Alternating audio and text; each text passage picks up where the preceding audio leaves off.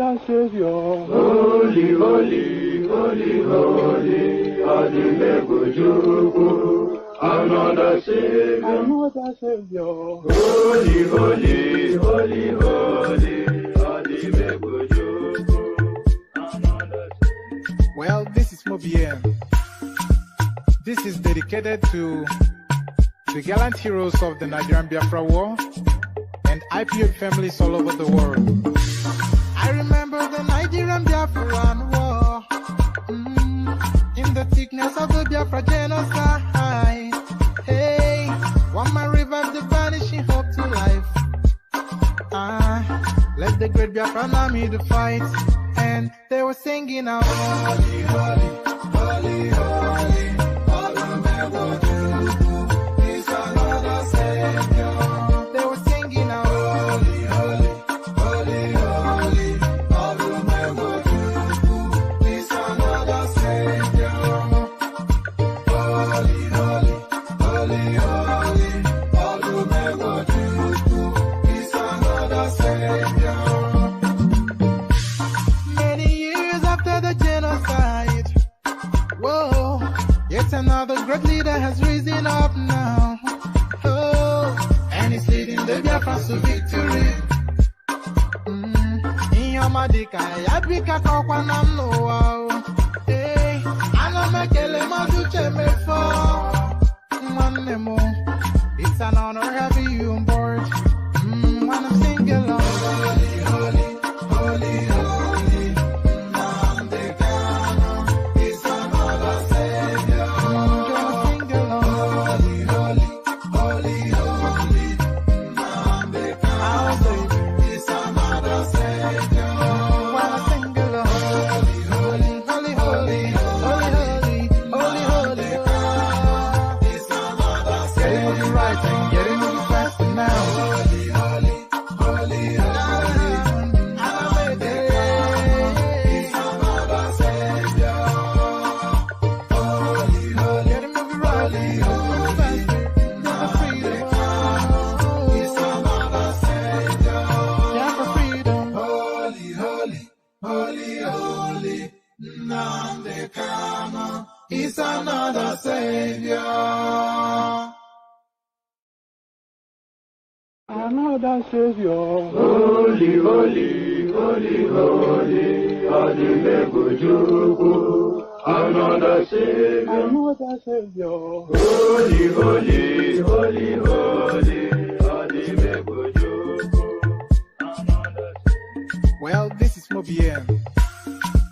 This is dedicated to the gallant heroes of the Nigerian Biafra War and IPO families all over the world.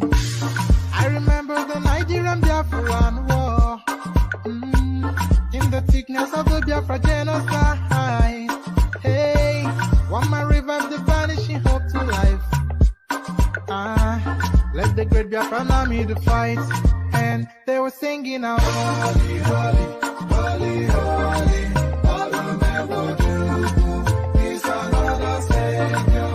They were singing out, holy, holy, holy, holy, is another Savior. Holy, holy, holy, holy, is another Savior.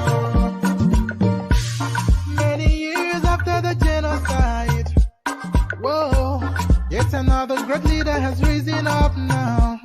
Oh, and he's leading the Biafrans to victory. In your madika, yabika kokwanam no. Hey, anamekele mazuche mefo. And there it is. So, hello, friends, and welcome back to another session of the One Man Went to Mow. I don't like the word show. I don't like it. So I prefer to use the word session, because I don't know what a show is. I'm not a trained journalist. I'm just an opinionated guy, live streaming, inviting other opinionated people to come and join him. So it seems as though you're somewhat being above yourself, saying you're running a show. So I've never really liked the word show. I prefer the word session. So welcome friends to another session of the One Man Went, or another session on the One Man Went to More platform. So welcome to another session on the One Man Went to More platform, one and all. Thank you for tuning in. I don't take it for granted that I will always have your presence. So of course, it's with gratitude that I entertain you every time I do. So it is with gratitude that I entertain you every time I do. So we're having a special session today. So you remember we innovated, and I'm sure you'll see it repeated often now all over the YouTube space, but we innovated during the live debate between Kwakwanso, Peter Obi, Kola Biola, etc. So we innovated a watch along where we watched in a delayed live somewhat. I won't say it's a live stream because it was somewhat delayed, as this one is as well. But we watched a delayed playback of that session, and then we interacted with it in delayed real time. So we did that, and it was quite successful. The audience seems to like that. So we're doing something similar again, and we'll be doing it for really the duration of the week. We're doing now a reaction sort of session to the Sowore interaction with Kadiria Ahmed. So Sowore and his running mate, they had an interaction with Kadiria Ahmed today, and we'll be doing a reaction to that in the course of this session. So I won't be reading you anything. The bulk of it will be me streaming that session and then watching it, and then hopefully there's a panel, and then we react to it in real time. Well, not in real time, but in delayed time. So you know what I mean, because we did it similarly with the Peter Obi Kwakwanso interaction with the Rice TV. So there it is. That is what this session is going to be about. It's going to be a reaction session to the Sowore interaction with Kadiria Ahmed. So that is what it's going to be. So lean back, kick back, take it easy, relax into it. Surrender yourself to the space. Just give it up completely. And let us take you on that journey, which is going to be wild and exciting. So relax and surrender to the wild and exciting journey that we are about to embark upon. So relax and surrender to the wild journey that we are about to embark upon. So it's going to be a roller coaster ride. It always is. Let me play you one more intro music because that's tradition. But before I go to that, the usual protocol, before you relax and kick back, make sure you've clicked on the like button. We need you to be doing that routinely just as soon as you're coming in. So click on the like button. And if you're not already subscribed, please make sure you're subscribed as well. And then if you want to come join me live on screen to react to Sowore's interaction with Kadiria Ahmed, click on this hyperlink that says StreamYard. It brings you into a studio space. As soon as I finish reading out the body of the talking points, then we can... I'm not. I'm so used to saying that. So if you click on the studio space, then I will let you onto the screen immediately because it's a watch along. So it is a watch along. So that's essentially what is going to happen. So let's do that. So click on the like button, as I said. Click on subscribe if you haven't done that already, and then click on the hyperlink that says StreamYard if you want to come and join me in the studio on the screens. And then, of course, you all know already that we are pushing people in the direction of the buy the coffee function.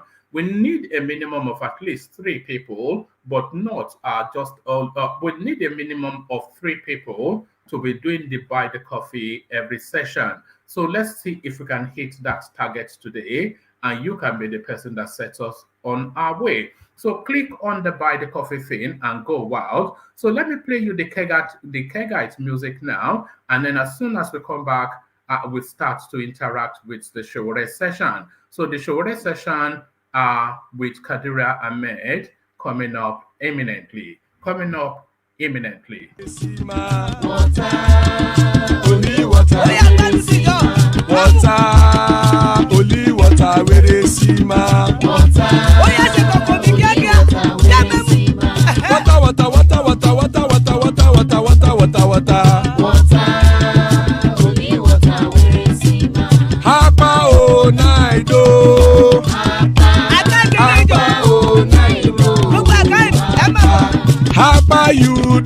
come o.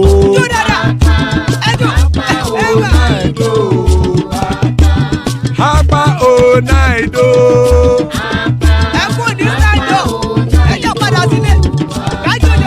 Oro kẹ̀kẹ́ ẹlẹ́mùrè o. Ilé sọ́díyà kẹ̀kẹ́ ẹlẹ́mùrè o. Bọ́bí Master kẹ̀kẹ́ ẹlẹ́mùrè o. Chifu Wáìlà tí kẹ̀kẹ́ ẹlẹ́mùrè o. Eruku lẹ̀lẹ̀ ẹlẹ́mùdé. Eruku lẹ̀lẹ̀ ẹgbẹ́ ẹlẹ́mùdódò jàre o.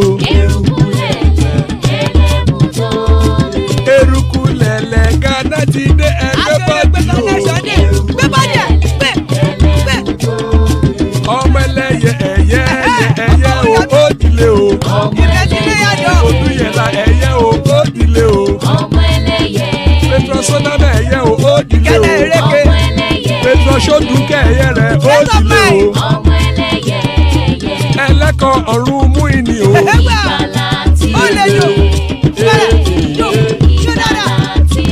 Àkùkọ ọ̀run mẹ́kọ̀.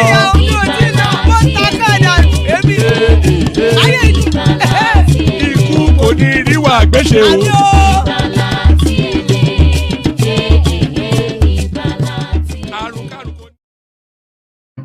And there it is right there. May death have nothing to do with us.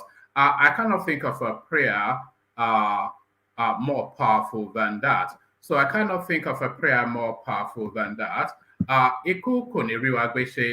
So let me let Brownberry on the screen. So Brownberry, good to have you. Are you there, Brownberry? Yeah, I'm here, one man. Good afternoon. All right, brilliant. A bit of a different sort of session this time around. We're going to be watching the Sowore interaction with Kadiria Ahmed, and then we see what sort of a performance he puts up. So, are you ready? I did watch. I watched all of. I've already watched it earlier. I followed it live. All right, but yes, watch it with us, but as though you haven't seen it, and so you can give us reaction. So here it is. And like Brownberry said, some of you may have watched it already, but let's react to it together. So. February 1972 is a human activist and pro-democracy campaigner who founded the online news agency Sahara Reporters. In August 2018, he founded the Africa Action Congress Party and ran as his presidential candidate, losing in the 2019 Nigeria general election. As a student activist, Mr. Sowore took part in multiple demonstrations that led to his arrest and detention on many occasions. He was also involved in the demand for a democratic government to take over from military rule on June 12, 1993. This resulted in arrests, detentions, and life-threatening treatment by government officials. His running mate is a lawyer and business.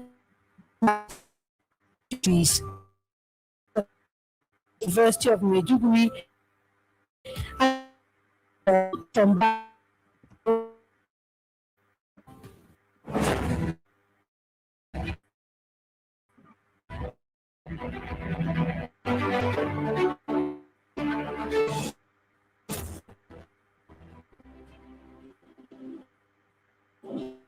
Ms. Sowore and Magashi, and thank you for saying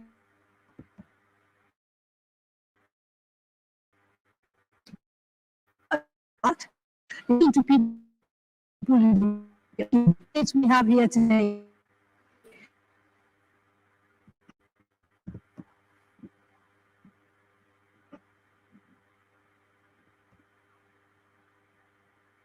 The questions. Have we lost it? Via email and platform. Try and get answers, many of them as possible, from our two candidates. Finally, we also try and take live questions on this platform. Those who ask on point, as we'll be mindful of time and ensure that we get as many people as possible to be part of the conversation. Now, without any more time, I'd like to dive straight in. This is your second attempt to the Nigerian that they should make you president. But in the that you are bringing to the electorate, given that 4 years has elapsed since you last contested? Yes, I want to say good evening to Nigerians and everyone watching all over the world. I was a candidate for the African Action Congress in the 2019 election. And in those days, there were other younger candidates who contested with me on the opposite side of the contest. And our ancestors contested in that election. I'm not sure what happened there. The sound is really bad. The sound is really bad. Deal with. Oh, when you watched it, it was really bad. No, right now. No, when I watched, it was okay. I mean, you're saying that the sound right now is not coming up properly. All right. I didn't quite like how he opened. They already are contested with our ancestors and what, is that sort of language, that people recall from with Sowore. I've not seen it yet, but you don't really. It's a high profile opportunity for you to sell yourself.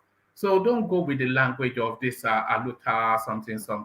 So not a good start by my reckoning, but we'll see. With the election irregularities and bring to the attention of Nigerians the need to focus towards a total liberation for the people of the country, because elections had failed them.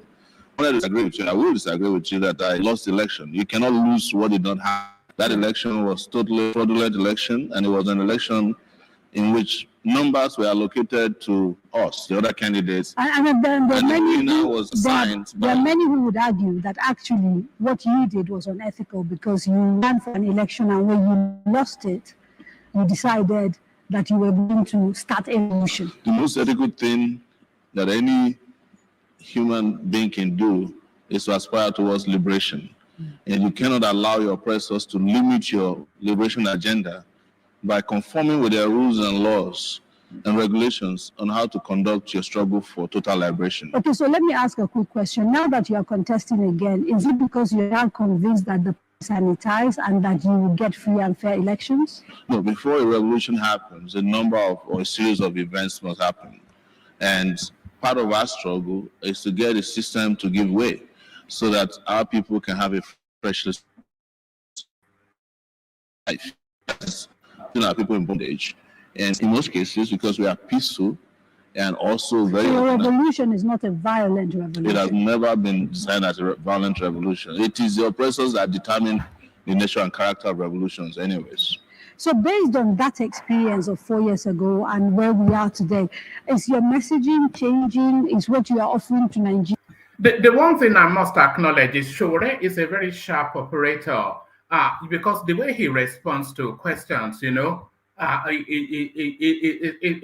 indicates a very quick mind. He has a very quick mind. That's the one thing you cannot, it's undeniable. He has a quick mind, Nigerians different. How are you going to try and ensure that you have a different outcome this time around?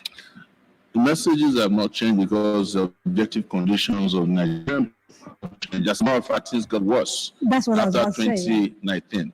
The only difference in our message is the urgency of now, and that people should understand that this next election is a make or my election. And I know people hear that all the time, but I always said, and I'll repeat here, that Nigeria is living on borrowed times. And these elections, if they do not encompass the wishes, aspirations, and the desires of Nigerian people to see a different path in terms of governance, that revolution we are running away from is upon you. Okay, and now I will get an opportunity to dive into what it is specifically you're offering Nigerians. We'll look at your manifesto. Are you going to ask again after you knew that? But I wanted an opportunity for you to perhaps get to know your running mate, because you've changed your running mate from the last person. I changed from a doctor to a lawyer. Right. Why? Because there'll be a lot of prosecutions.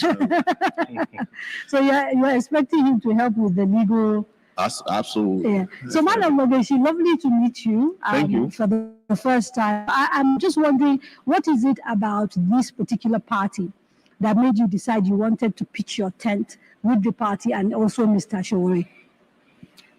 Yeah, I've been a lawyer for the past 17, 18 years, and all through I've been human rights activist, to the extent that I hold human rights cases for Mr. Femi Falana, the renowned human rights lawyer, most decorated human rights lawyer in Africa. So I'm struggling to hear you, and I'm wondering whether that is the case with people in the room, and I just wanted to sort of call the attention of the technical people. I'm because there's no point having a conversation if people can't. We would accuse you of bias. I know. Exactly.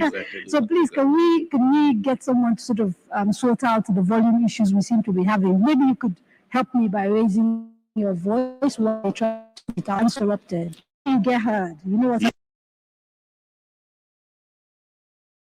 So, sorry, what are we making of this Kadiria Ahmed as a hostess? What are we making of her as a hostess? I've never really bought into her as a hostess. She always seems to have like an agenda. That really showed in the 2019 election, the way she gave a soft sell interview to Malam Buhari, and then she was asking Atiku Abubakar how much he was paying in tax and pressuring him for figures. How would a multi-billionaire know how much he's paying in tax? He's not an accountant. So she always has a hidden agenda, this Kadiria Ahmed woman. So that's always been the backdrop anytime I watch her interview anyone. Yeah, that's the most. Yes. I'm saying since I became a lawyer, I've been running human rights campaigns, actually. I'm an activist. I got to the extent that I hold cases for Mr. Femi Falana, the most decorated human rights lawyer in Africa, in the northern part of Nigeria, particularly Katsina, Kano, and other that axis.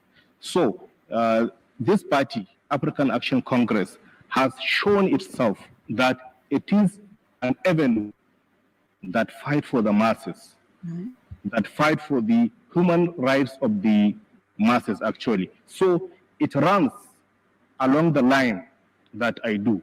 Therefore, convictions. Yes, I'm convinced that joining the party and joining the help and raise the standard of the activism I do. So I'm still in the legal activism, human rights activism, and a politician now. Okay. And the way to this has before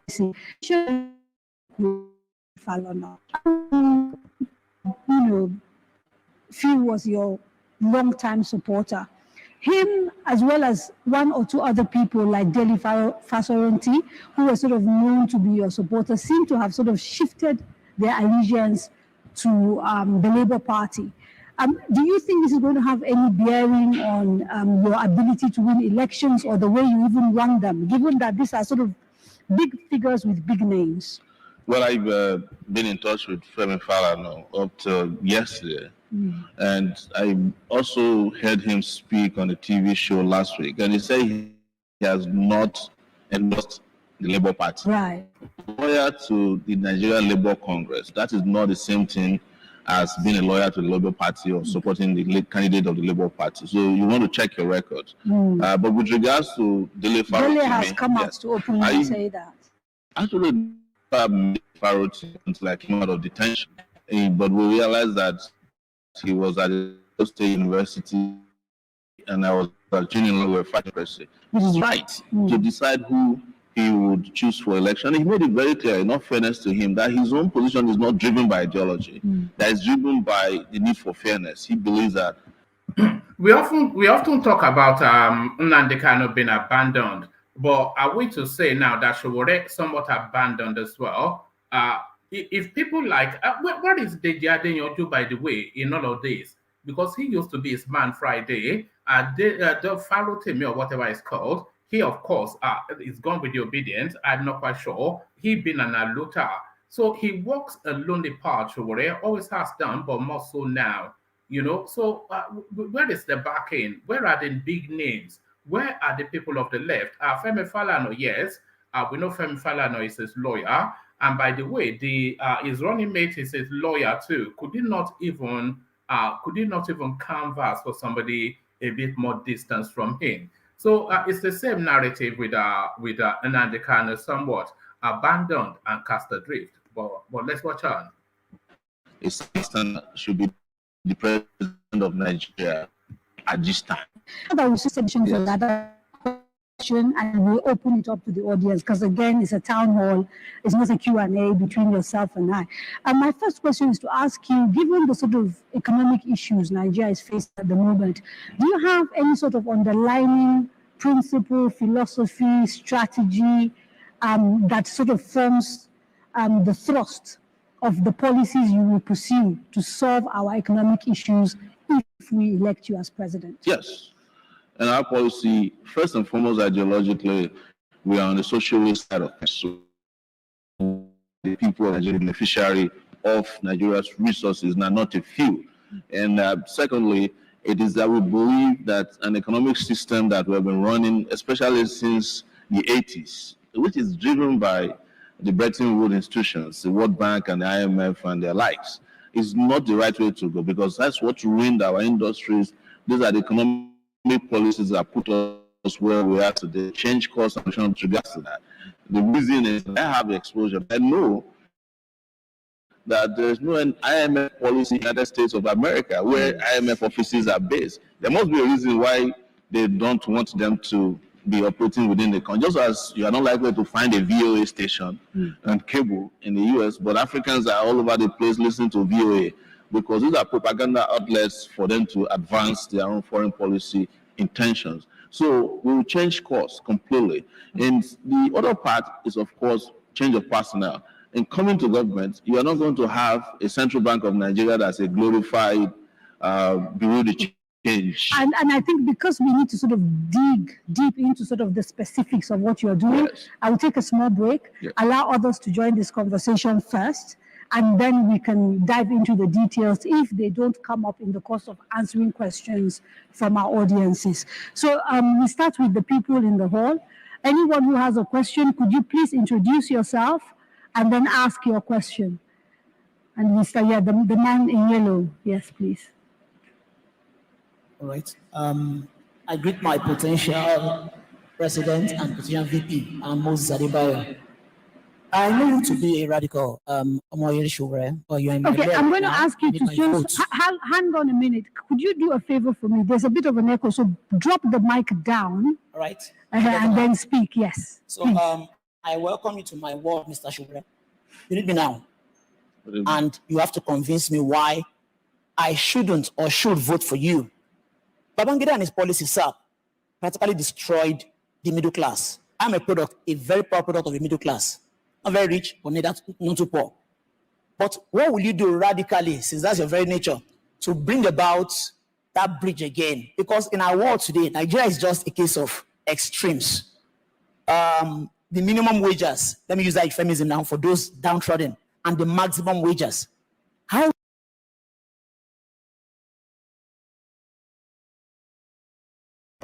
I'm not quite sure why the voice keeps dipping out, but there we are. Let's see.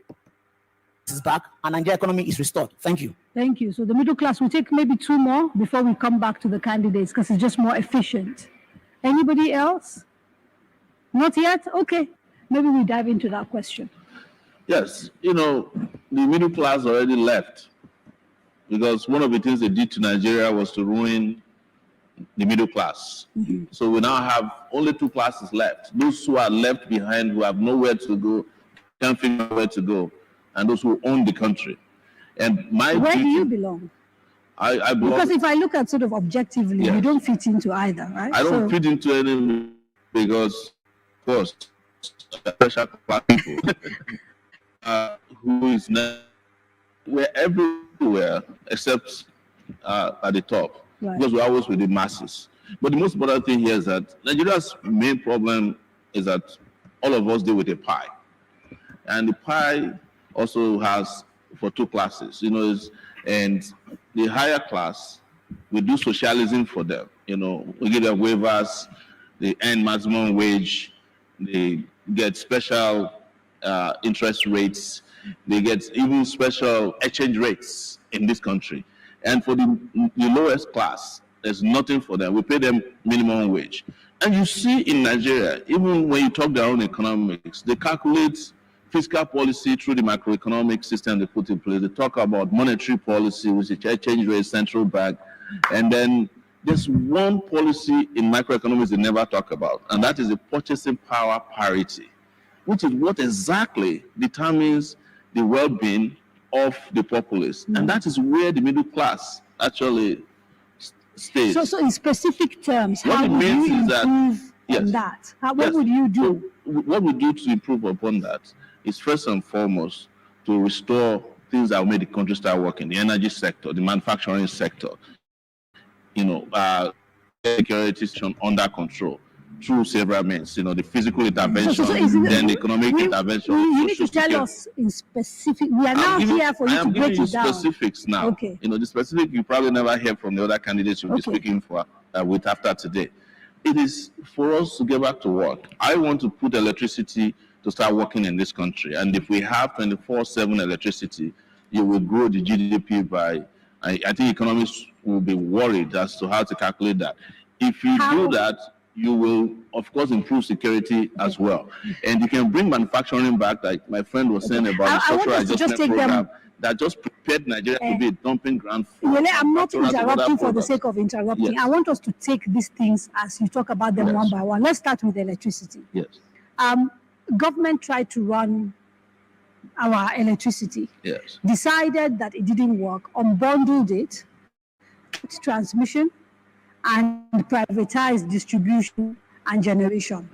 People argue corruption within the system, the way the privatization was done. There's a whole lot of reasons why people think that didn't work. Yes. What will you do differently that would give Nigeria power? If the government hadn't privatized electricity, it would be difficult to make the argument that we need to renationalize our electrical grids. They are so important you can't give it to people who are buccaneers. What has happened to all our electricity? So you will nationalize absolutely. We're distribution. We are the ones generation. We are the ones still funding the privatized. You were talking about generation. Generation is also largely privatized. Yes, but the only thing that isn't privatized is transmission. Exactly. So what do you think happens? You sell to them. Government builds generating power stations. You sell to them at giveaway prices.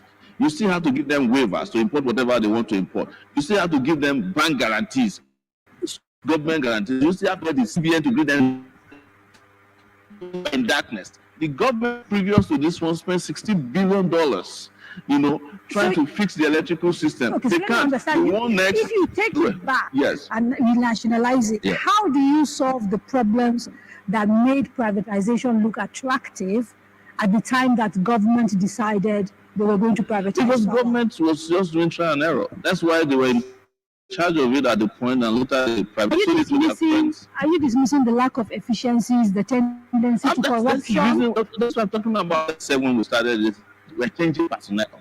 I'm going to be president of the Federal Republic of Nigeria, not the people who don't know what they are doing. And I'm going to be the chief hiring officers for the best human resources you can find on it, who are Nigerians. We will come back and make it happen here for us. So we have the people already who can make this country work. We keep making it sound like we don't have Nigerians who can make things work. But when you sell electricity generating plants to Nigerian big men with their big political connections, then they go and import Indians. What I'm hearing is Philippines. And you say, what is there? What is there that we cannot do? Why do we have a country at 60? Okay. What I'm hearing is a program of mass sackings. If you ever nobody is sacking anybody. It was privatization that led to unemployment. Okay. Companies owned by the Nigerian government working and not privatized. People would be employed today. Government would have employed. Okay. But people who giving grants, waivers. How is it that they have not been able to provide people getting employed? Or instead, they bring others to come and run businesses that Yeah. Go to the Niger Delta, bring a Filipino to come and be doing underwater welding. Niger Delta who sleep inside water. Before we go to break, before we go for a break, I just wanted to share a little fact with you, and then we'll go on a break and we'll continue when we come back. In the peak megawatts, September. But it had never happened before. No,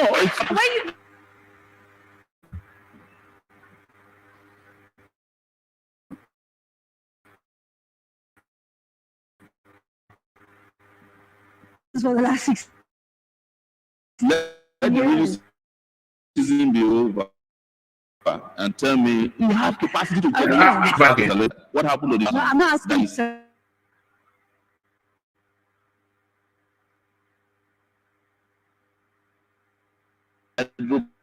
Power generation largely because we haven't been able to get gas to fire all the gas fired. Okay, I'm going to have to ask you to allow us to take a quick break.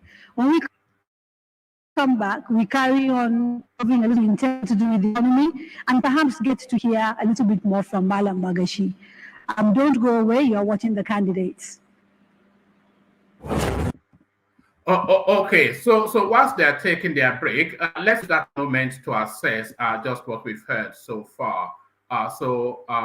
Let's take the moment to assess what we have heard so far. So let's go with you first. DOG, do you want to kick it off, D? Yeah. Thank you, one man. Yeah. This guy, to me, honestly, is a very maybe you have watched it all the way. Sorry, can you hear me? Yeah. Maybe you have watched it to the end, but don't take it all the way to the end, though, just because I want to experience it together like we haven't seen it before. But just that opening salvo, and the guy in the yellow T-shirt, he asked the most important question that there is in this electoral cycle. How do you bring back the middle class? Because a country without a middle class is not a country. But what did you make of that opening salvo for Sowore? Yeah, Sowore, to me, honestly, he sounds like he knows the solution. He sounds every time like he knows what the problem is. And every time he make it point, you can always see sense and a sense of direction, that he has the direction, like he knows what he wants to do. And sometimes I think he's always trying to hold back a bit, not trying to give all the information on the solutions out too, which anybody will want to do. Like most of these other candidates use it as excuse. Oh, we don't want to put our solutions out there for other people to copy it and all that. But this guy is so sound, and I'm so impressed with him. And to be honest, that's why it's painful. And when I complain about how he has been playing his politics in the past, people feel I hate him. I don't hate him. I really love him. But I would have wished he had done better for himself to this point to build that momentum. If you look at all his solution, his response to the questions, you can tell the difference. If you weigh him and Obi, you can just tell the difference. Like, okay, if you're looking for a youthful president, this is the person. If you're looking at the solution that he's proposing, this is the person. It sounds, everything just points to him. But it's a shame the way the politics of Nigeria is. Obviously, we know how it's going to turn out anyway. But I'm really impressed with him. All right. Yes. He's always an impressive performer, Sowore. Sorry, let me acknowledge Alexander Gomez's super chat. Alexander Gomez super chat to say, Sowore speaks more fluently than Obi. Good, clear articulation. So thank you for the super chat. But it's not really an effort to speak. Don't make me slag Peter Obi off, but it's not an effort to speak better than Peter Obi. Any person does. Back to that space. Do you think he addressed sufficiently that question around how to recreate the middle class that was destroyed by Babangida? Do you think he tackled that question, or do you think he was fumbling somewhat? I think it tackled the question, but you can just see that this person have a sense of direction and know what they are doing. Sometimes these questions come to you in situations like this. You can't give the actual answer everybody wants to hear, if you get what I'm saying. So, but all his point and his how he wants to go about it, you can see sense in it, and you can see is like the actual direction. If everything is working, obviously there will be middle class, there will be job creation, there will be power. Most companies will come back. A lot of companies have left Nigeria because of just power alone, because of security. So all those things, if they all come together, that's what builds a society. That's when a normal electrician will get jobs, people will be have things to do, incomes. Then you can think of increasing allowances of the salary and all that, because there is not improvement in the system. But if there is no improvement in the system, how can you even bring middle class back? So I see sense in what he's saying. He might not say everything we want to hear, but you can see that he knows what he's talking about. All right, brilliant. Can Let's I hear put- from Brownberry. can I- Yeah, When it I comes wanted to to come to you about God. okay, thank you so much. When it comes to middle class, I have always said this, but unfortunately, I've never heard from any of these 18 presidential candidates that have spoken about Ajaokuta Steel, what they're going to do about it, how they're going to bring it. Because one thing about middle class is all about manufacturing. That's where you get your middle class from. They go to work. They make sure that everything is from all manner of manufacturing, building materials. That's where you get that. It comes from steels, vehicles. In fact, when it comes to manufacturing, I would say 85% of the things that we manufacture all over the world comes from steels. Okay, and we have that steels. We have it in abundance. Because do you think we can competitively manufacture though in Nigeria? Oh yes. You know, manufacture has gone to robotics and all that. That means we'll be competing with China. Do we have the knowledge base? Do you have the knowledge base? Do not underrate Nigerians. No, I'm not underrating Nigerians. You know, even if they have the capacity, then the cost of production also, the cost of production ultimately translates to the price of the item. Yes. Do we have all of that to be competitive as a manufacturing country? We do, but we need leadership we need leadership both in the private sector, but it still comes down to it boils down to to leadership of the government to create an enabling environment. Nigeria, even as difficult as it is right now, Nigerians are still manufacturing things there in Nigeria. Okay, because I don't think Brother Organizer are welding two things together. I don't think that's what they mean. That's not what they mean. No, they are manufacturing different. They are manufacturing things. They are still struggling to do a lot of things. But still, steel is too expensive. That's one of the reasons why whatever you manufacture in Nigeria is very expensive. Because if you have to import steel from China where we have it abundant, but unfortunately we are not able to, I mean, none of them is talking about it, because you say, when you talk about this, you say, we'll build more refineries. You're gonna be how many people refineries are going to employ? But if you put money in that Ajaokuta estate, it's a chain of a chain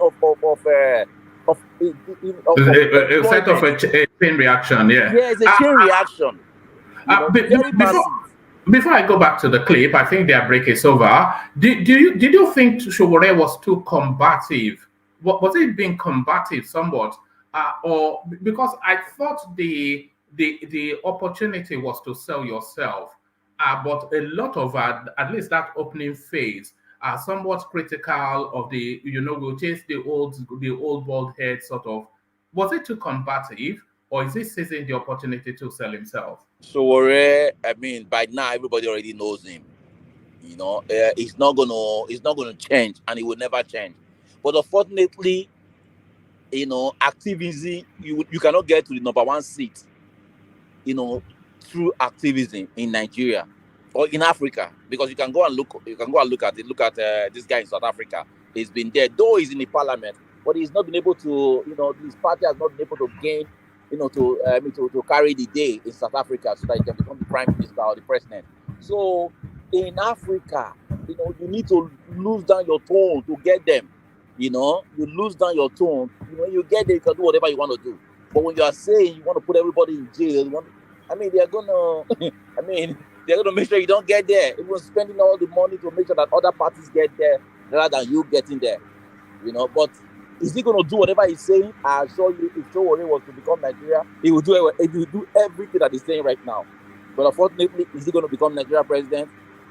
I'm not a soothsayer. You mean he will go in with the intention of doing what he wants to say? I think ultimately this system will frustrate him. Because I see Sowore as very much just an academic exercise.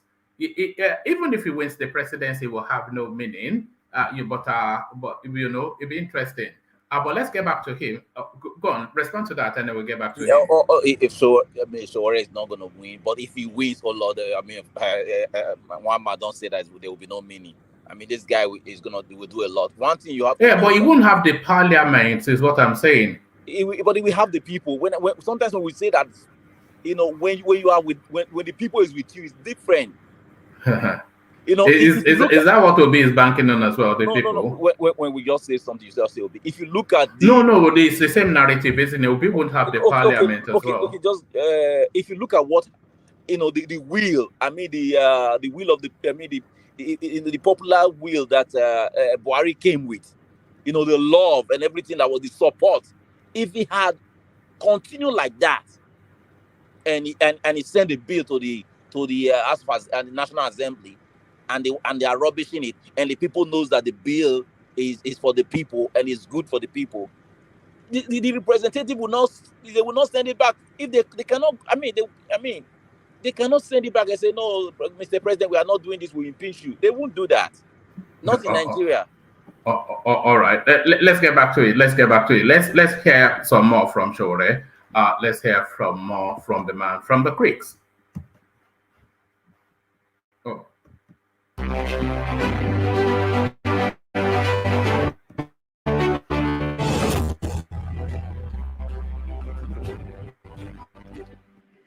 Welcome back. You are watching The Candidates, a Daria Media Town Hall series brought to you with the support of the MacArthur Foundation and in partnership with the Nigeria Television Authority, Cabal Entertainment, YouTube. Apologies.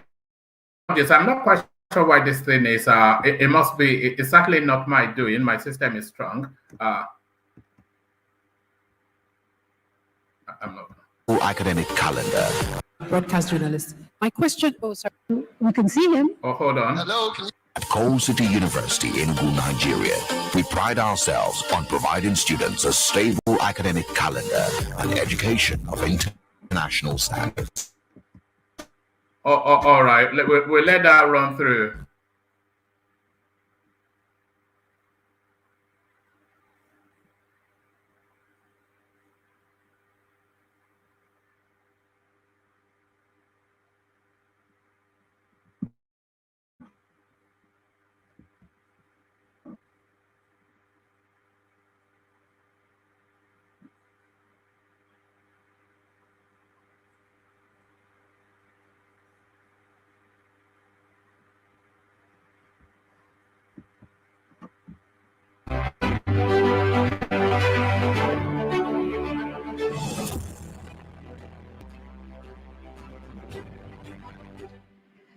Welcome back. You are watching Candidates, a Media Town Hall series brought to you with the support of the MacArthur Foundation and in partnership with the Nigeria Television Authority, Cabal Entertainment, YouTube.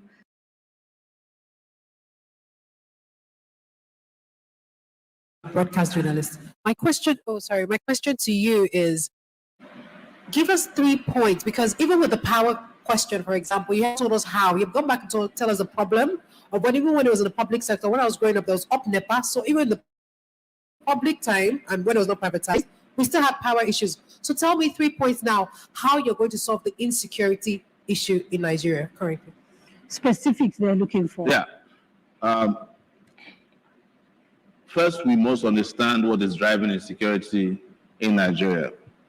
Is because people have not had opportunity over these years. We haven't invested in our people. And we now have people who are completely cut out of the benefits of existence and citizenship in this country. And so to solve the security problem, first, people must think beyond just the idea of shooting at people who are terrorists or bandits. Understand that Nigeria's security problem have, various dimensions. If the map of Nigeria, the northwest has banditry, you go down, there's militancy, you go to the east, there's insurgency, and then there's general crime. But the biggest facing area, our government was fuel poverty and engaging in corruption, because that's how we got here in the first place. But for me to solve it first and foremost, and I'm sorry to say this on national TV, if it requires bringing in mercenaries into Nigeria just to end the kind of violence and insecurity we have now, so that people can even have a chance to sleep and rest at night, I'll do it. That's number one. Okay, the second is to start rebuilding our military and security agencies. I'm sitting with 3 days ago, I was sitting with all the major security agencies in this country at the police headquarters in Abuja. And I tell you, one of the most pathetic things I heard from the table, and I'm not going to mention the name of the officer, they were whining, declaring that there will be attacks in Abuja, and it has to do with US politics. And I'm looking at the man and say, why didn't you take action?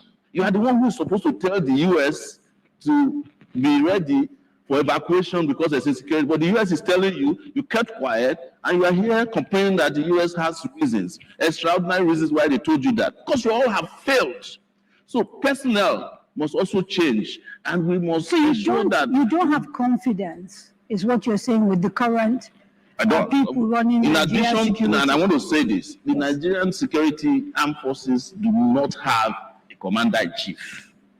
That's number one position within our country for the security agencies. So she asked for 3 things. We don't have anyone. Mercenaries, you said. Yeah.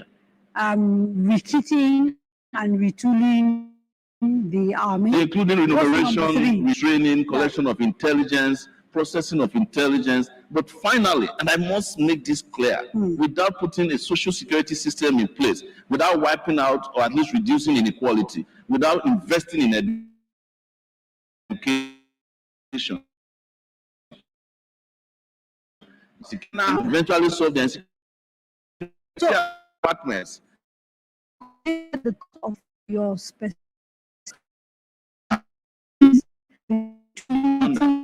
I have done that. And how you would pay for it. I have done that, and conclusion less to do what I need to do than what costing us now for doing nothing. For doing nothing. Or doing the wrong thing.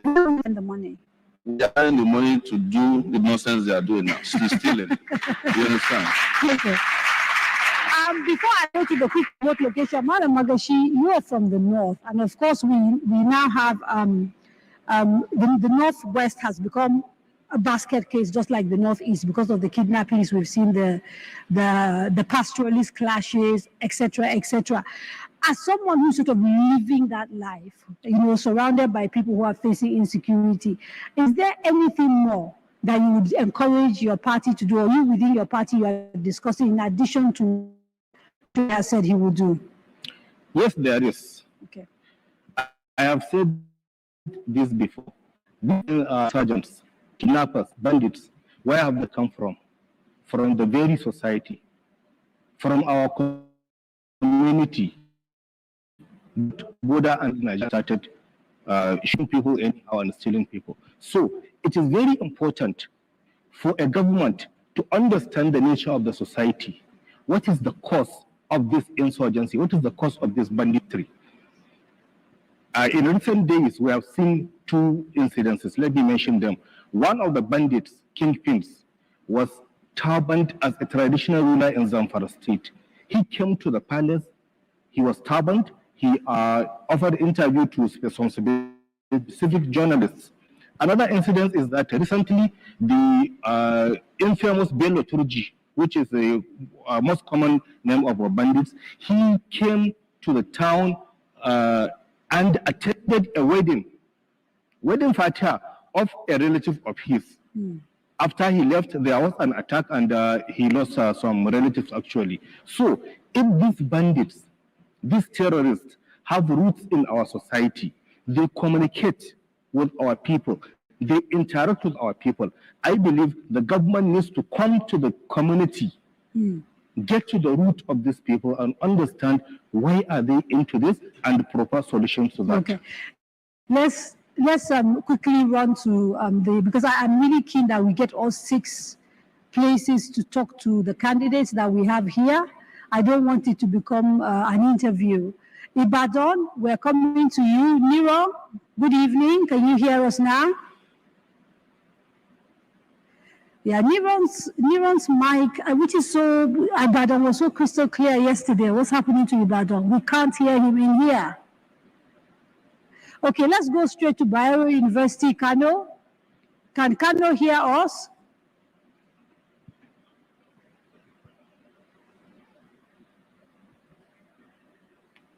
Today we seem to have big technical problems. I apologize for that. Okay, audience questions for Mr. Sowore?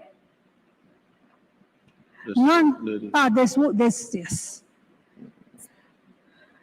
Good evening, Mr. Sowore and Dr. Magashi. Thank you. My names are one for Christiana and communities here in the come the president of Nigeria, come 2023. What are your programs, in terms of social protection for people with disabilities in this country, and your agendas for the issue of PWDs in your governance? Thank you, sir. Thank you very much. I want to thank you for coming here today. And one thing I've hated so much about Nigeria is that people with disability, people we call special population, have always been used as a signboard for occasional intervention. But look at what you guys give to this country in terms of pride in the Olympics. You are the ones who have likely won the most gold in this country. But after we collect the gold from you and we do the paparazzi as usual, we abandon you. Let's start thinking about policy. I've never seen a government boss in this country that has a ramp for this, people with disability to get into the bus or get off. Not even a federal government building has a ramp that I know of for you. So part of our social security policy is to ensure that all of you are known and well documented and are given the support you need to survive in our society. What I mean is that not only do you have cash transfers on a regular basis, in fact, on a 2-weekly basis is what I would recommend, but you need to have opportunities to go to schools wherever you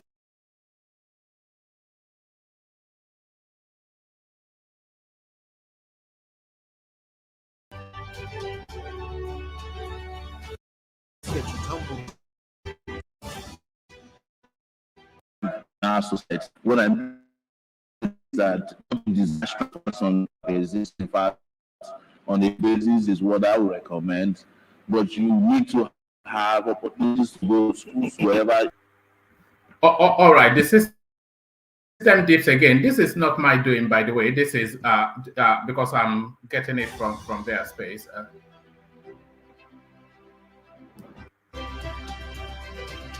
Pardon me.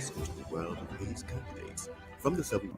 All right. It looks as though they've panned into a break again. So they've panned into a break again, and that's then an opportunity to continue the conversation. So they panned into a break again. That section. What are we making of it? What are we making of it? Who wants to give us a feel of what they made of that section?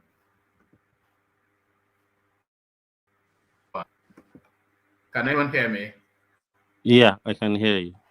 I can hear you too. All right. So I was just inviting thoughts on that section.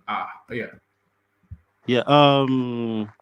He has answered well, and in terms of security, obviously we all know our NPF needs reform. It's obvious. No doubt about that. There is no way you want to continue like that. You have to reform and do what you have to do. And I like the fact that he's one of the candidates that has actually put his feet to the ground to accept that if he needs to bring in machinery to help out with part of the security issues, he's going to do it. Which I won't dispute that if that is what it has to get to at some point, we should go in that route. Reforming is a way to go to.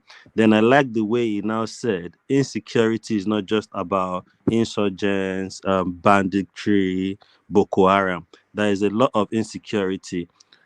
Okada people are a lot of people are using Okada to commit crime. There's a lot of crime going on. So I like the way he touched all those areas. And I like his idea when it comes to that disability, because at the end of the day, when we look at the Nigerian space when it comes to disability, there is nowhere, even me, that I know of, that has any proper plan for disabled people. Because even there are some things we are filling a form, they will state in a same country, they will make provision for people that are disabled. And I like the way he has chipped into that. There is a way they would look for a way to support them financially, help them with education. But if you look at Nigerians, the most disabled people is either they are useless, is either they are on the street being a beggar. They limit themselves because of how the system is. It makes them limit themselves. Some of them, I've seen different video online, and I've seen people live and direct, people that are disabled and they are still skilled and they have things they are doing, but without support, how do they even go to places? No way they will achieve anything, because there is no support for them. There's a lot of, and if you look, he even point at the Olympics. That tells us this guy really means what he's saying. I was not expecting him to point at the Olympics, which was true. The most gold medals we got from the Olympics was from the Paralympics, So once again, I respect this guy. I think he's a sound-minded person and he means well for the country. How he could come in, even if he doesn't win the election, I will be open. Anybody that wins the presidency will look in a way to bring him in you see, to help. You see what I sorry, D, can you hear me? You see what I am Yeah, I can hear you. noticing, and this is some. Yes, is there a delay? Maybe it's my system. Maybe I just need to. No, it's not. I can hear you perfectly clear. I can hear you clearly. All right, brilliant. What I was going to say is what I have noticed with this Sowore interview, and also with all Nigerian politician interviews, with the exception of maybe Atiku and Tinubu in some instances.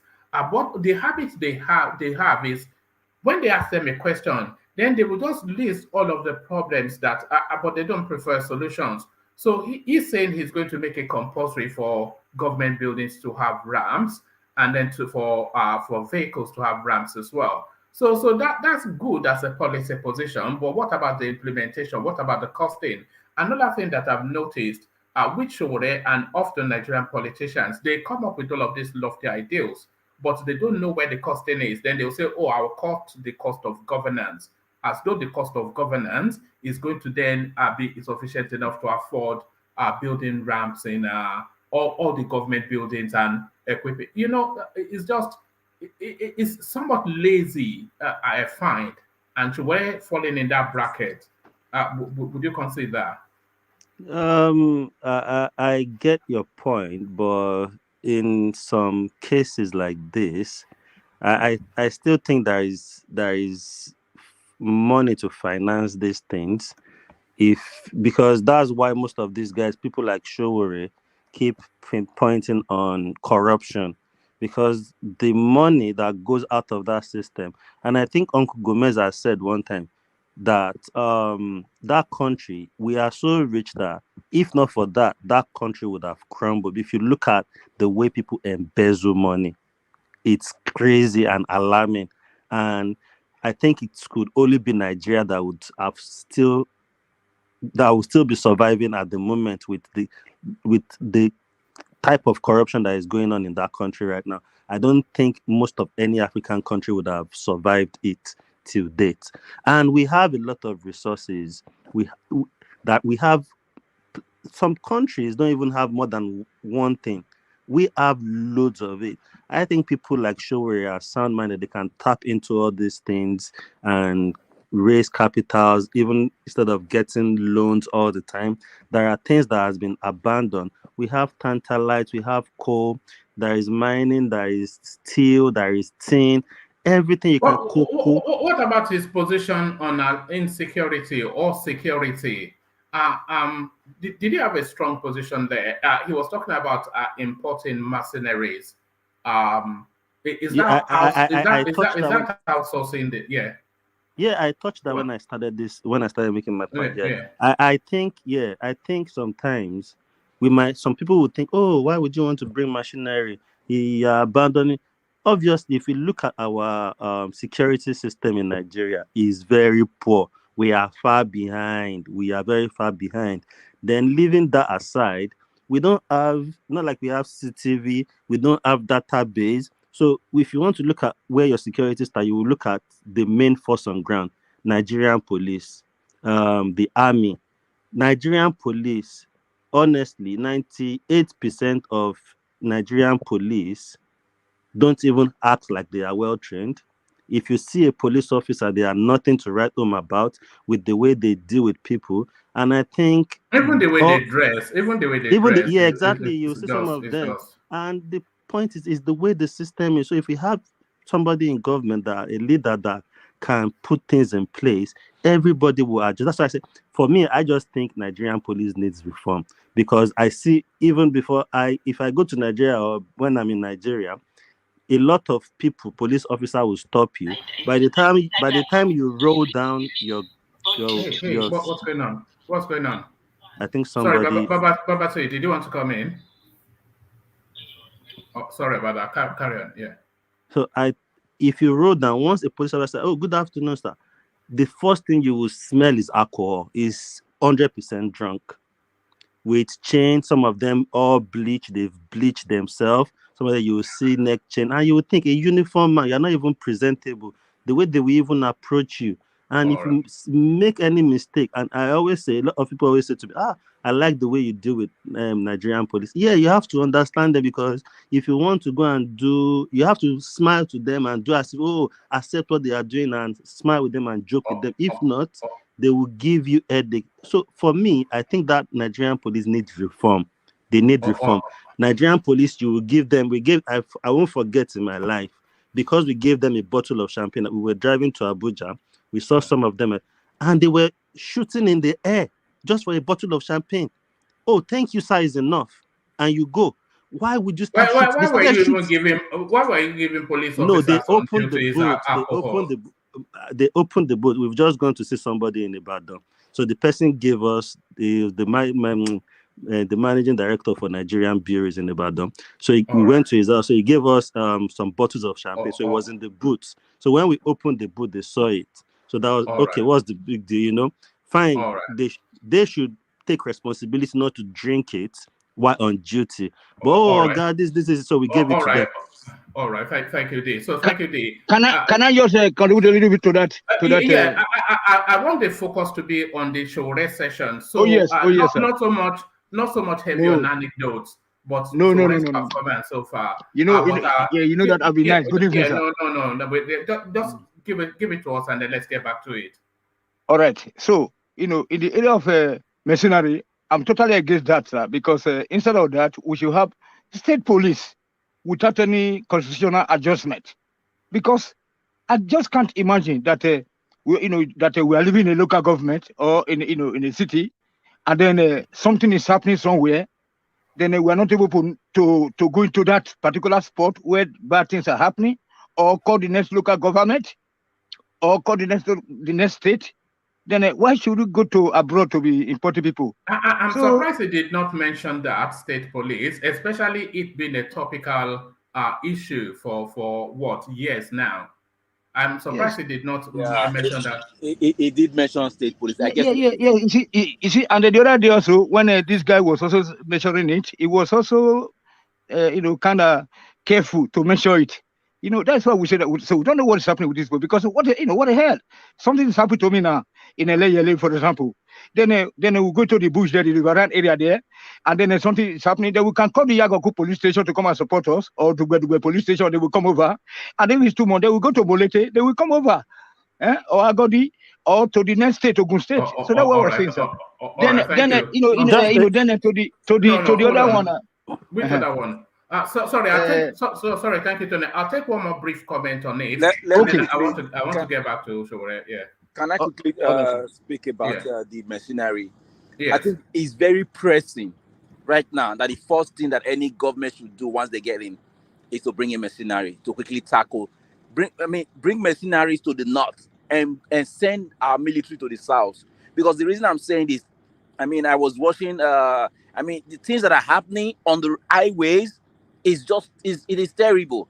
People are being just kidnapped every day, and people are in the bushes. So it's very pressing that right now the things that has to be done is to bring mercenary to the north and let the military and the vigilante concentrate in the highways and the forest of the south. To make sure that this is quickly done. Then before we can, because people have to be able to drive to their cities, to their villages. This is very, very, it's very, very urgent, and I concur with Sowore. All right. Thank you. Can I contribute on the mercenary? Yes, but briefly, because Okay, sure. All right, so I disagree with the last speaker. Talking about mercenary when you're running for president of Nigeria means you probably are not serious to run for president, because it's a very delicate issue for you to make a pronouncement on mercenaries. For me personally, I think our military is very capable. They have shown it in other countries where they have shown it when they go for UN missions, where they have a better leadership. The problem they have here is that they do not have the leadership they get when they go out there. So our military is very capable. All we have to do is to withdraw our military from the express routes. Military, no be road safety. Take them back to protect our territorial integrity. Take them to the borders. Take them to fight the terrorists. And then empower the police to take care of internal security. The military do not have any business with internal security. And that's the problem we're having here. We have overstressed the military. They are doing the police job, and the police are busy whiling away our time and our money. So take back the military to protect our territorial integrity. Then enforce and reform the police to manage our internal security. And then the military is going to perform if they have the right leadership, if they have a leadership that is agile, a leadership that supervises their funding, a leadership that is pragmatic, and a leadership that they can relate to, that can motivate them and boost their morale. That's what we need in security. We don't need mercenaries. So before you do that, mercenary as a temporary measure. Mercenary as a temporary measure to secure your land, to put security in place around the country, to defeat the terrorists. When they hire mercenary like that, they are hired for specific purpose, and they will go frontally against that problem, defeat it, and then hand over to the military. Usually, they act under the military authority of the country. They will just be given a specific objective to achieve, and once they achieve it, their contract ends, and they will leave. That is what mercenary is meant for. Jonathan used it. Yeah, in 2014, 2015. Yes. Yeah. Jonathan used it. Jonathan was defeating successfully as well. Successfully, yes. When Buhari came and canceled that contract, then the security worsened. The got on track and became more stronger, and they started attacking the country. I think that is very, for somebody like greetings to one man. Sorry about that, and the panel. I think it's wrong-headed for a candidate that has been fighting for the youths of Nigeria, and one of his first things he thinks about, his first instinct is that, which is the most important issue facing Nigeria right now, is to provide jobs for foreigners to come and kill the youths he's been fighting for. These same youths that go to other countries and do so well. What are you talking about? What are you talking about? See, What are you saying? he's saying that he's going to hire. What do you think? What do you think? What do you think is happening when he's hiring foreigners with the money? You think it's free money? It's our money that is going to pay foreigners to come and kill our people. No. See, what is this guy talking about? I don't know what he's talking about. When you look hold on, he's adding expertise as a temporary measure for a pushback. Trained expertise, by the way. It is globally done. It is globally done. It's not unique or peculiar. It's not. No, it's one man. I think actually, it's done where your military is foreign. It's in foreign, not in your own country. Yeah, I think yes, thank you very much, Tunaja. Thank you, Tunaja. You are right, because they are foreigners. Hold on, even America we should know our environment. Hold on, America uses mercenary to fight war in foreign lands. Yes, to fight war. Why didn't you don't bring it at home? Hold on, do you have war? Does America have war? No. Don't they, do you see any war ravaging America? They use it to fight their neighbor. When they had that drug issue in Mexico, don't they use mercenaries? You think it's all American? Is it not Black Rock or something? Black Rock. Yeah, Blackwater. Blackwater. Yeah. War is war. Whether overseas or we are fighting a war. What you are saying with all these things that you do say. We've been ravaged. If you invite people with the power to kill inside your country, if you invite people in with the power to kill inside your country, you can compromise your country even further. Are they not killing your people already? What are you talking? What are you protecting? When you have 200 million people, we are not using them to defend our country. Instead, you want to go and create jobs for foreigners to come and kill our people. Do you raise military personnel overnight? Is it? I mean, where have you seen military personnel? Actually, you can. Look at Burkina Faso. Call for the recruitment of 50,000 people. Man. My guy. You can say, come and sit down. You are the one inviting foreigners to come and kill our own people. What kind of you don't understand the security implications? Are you not inviting foreigners to come and steal your oil and everything? Let's stop all this. I want that stopped too. I want that stopped. People are dying. All right. Let's get back to Sowore. I don't know what the meaning of that was, what you just said, but we'll still get the chance. How can somebody claim to be fighting for the youth? The first people you want to give job is foreigners. Let's touch on back to Sowore, please. Yeah, let's get back to Sowore. We'll come back to discuss that some more because I have no concept of what you just said. Let's hear from the candidates.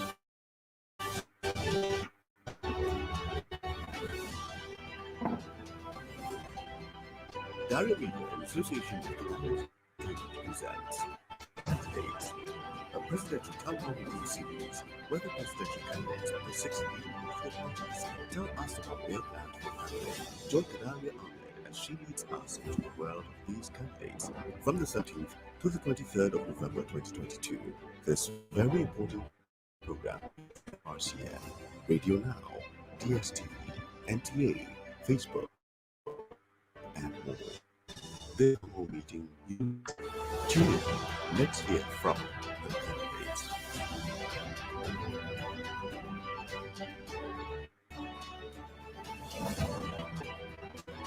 Kadiria, in association with the Interrogate presents The Candidates, a presidential town hall meeting series where the presidential candidates of the 6 leading political parties tell us about their plan for campaign. Join Kadiria Ahmed as she leads us into the world of these candidates from the 17th to the 23rd of November 2022.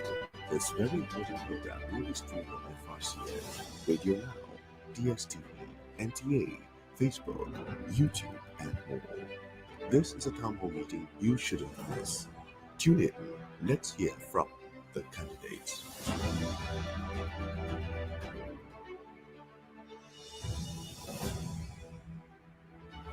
Kadiria association with Kadiria Student presents The Candidates, a presidential town hall meeting series where the presidential candidates of the 6 major parties tell us the advertising is more than the session itself. Unbelievable. That's where they get their sponsor. One man. Raising light. So the people who put it together were representatives of Nigeria. No, from what indications, they were not military people. They were military people. No, they were not. It was promulgated by a decree. Yes, but it wasn't put together by soldiers. It was put together by soldiers. Together, lawyers and people from across. Obasanjo was going to be sworn in 1999. We don't have a copy available because they were still looking for printers. Okay. Another thing, yes. No, let me finish. That constitution, let me tell you this, and I'm going to ask you to do your research. Yes. That 1990 constitution was so bad that a portion of it was found to mention America in it because it was copied from, part of it was copied from the US Constitution. That is not my understanding. I have never heard this. I don't know my understanding. There are a lot of things you don't know that I know. That's why I'm running for president. Okay, the things that are on the record officially about, but this is true. With all seriousness, the things that are on the record. Serious. So what I'm saying is that if you want all these great things for restructuring to be put in that constitution, Toby was the person charged. Is his committee that put together that constitution. My understanding of the way it works is that they went around the country, took a lot of input from multiple stakeholders. We're talking about 1999 constitution now. Yes, came back and recommended. 79 was put together. We are mixing up things. Toby. We are mixing up things. So you know what you are doing. So you know exactly what you are doing. Nikki Toby was the chairman of the Constituent Assembly put up by Obasanjo, if I'm right. That was supposed to make a constitution. And they came back and said. So that's what 1999. That was what was passed. Anyway, you should have fact checkers here. So you want a new constitution, a brand new constitution? Brand new, yes.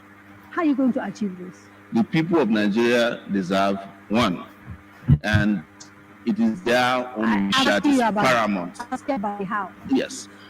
People want a lot of things. The issue is the how. All these other presidents of Nigeria have tried to create a constitution. The reason they didn't come into existence is because they did not satisfy their own personal interests. Obasanjo did it, but he wanted it for total. When it didn't happen, they threw it out of the window. Did it in 10 years tenure instead of the usual 4 years. When it didn't work, 2004. That's a claim. They threw it out of the window. If it is the consensus of the people want a new constitution. The people have representation in the National Assembly. Yes, they do. Where I'm going is that the National Assembly. Sorry, guys. Do you find this session too argumentative? You know, I blame the woman. I blame. Yes, she's always like that. She's too argumentative, and she's always like that. Yes, always argumentative. It doesn't make for very confrontational. She does not respect. She does not respect Omoyele pretty much. She does not respect him as a yes, we'll see how she handles the rest of them. But she was poor last time round, and she's equally as poor now. You know, I don't know why they let her do it, but we carry on. No, she only respected Buhari. Amending the constitution. If they was working, we wouldn't be talking about constitutional amendments. But you see, even lawyers say it. I think it's a Latin word that you can't build something on nothing. The guy who is in charge of the amendment of the Nigerian Constitution in the National Assembly is the one they caught in London trying to sell kidney. So I'm sorry, you know, I don't have millions to settle libel. And no, seriously. It's not like you have to be really careful about it. No, seriously. I don't have. The guy in charge of constitutional amendments in the National Assembly for the longest time. Senator Ekwuremadu. Okay, so if you are, and it's also a fact that he's jailed in London because he's not jailed. He's been tried. He's sitting. We need to be very careful. In London. He hasn't been found guilty. He's been charged. We can use jail and detention interchangeably. No. This is the law. No, but it's true. No. Charging somebody. That's why I'm telling you that you are wasting your time trying to amend the constitution using the Nigerian National Assembly. So let me focus on your vice president, who is also a lawyer, right? And I just want to try and find out that the reason I'm asking about how you intend to do this is that even if you do go ahead and win the elections like you're trying to do, you're contesting, it is possible. Given the, of why I'm telling you that you are wasting your time. It is very unlikely that you have a majority in the National Assembly. So unless you're saying to me you're going to be dictatorial, the question that is valid, how you're going to be members of the Assembly who have tried to do amendments because they couldn't get the unanimity they need in sort of state houses of assembly. So how are you going to apologies, I'm not sure what's going on with this thing. The quality is so poor, but it's not my doing though. If I refresh it, we may well lose the spot that we're in. So I'm just going to push it back a little bit. You may hear something you've heard already, but sometimes when you let it run through, then it runs a bit smoother. So let's do that. Well, yes, that's a claim. they should out of the way. If it is the consensus of the people want a new constitution. The people have representation in the National Assembly. Yes, they do. Where I'm going is that the National Assembly have been amending the constitution. If they was working, we wouldn't be talking about constitutional amendments. But you see, even lawyers say it. I think it's a Latin word that you can't build something on nothing. The guy who is in charge of the amendment of the Nigerian Constitution in the National Assembly is the one they caught in London trying to sell kidney. So because I'm sorry, I don't have millions to settle libel. And no, seriously. It's not like you have to be really careful about.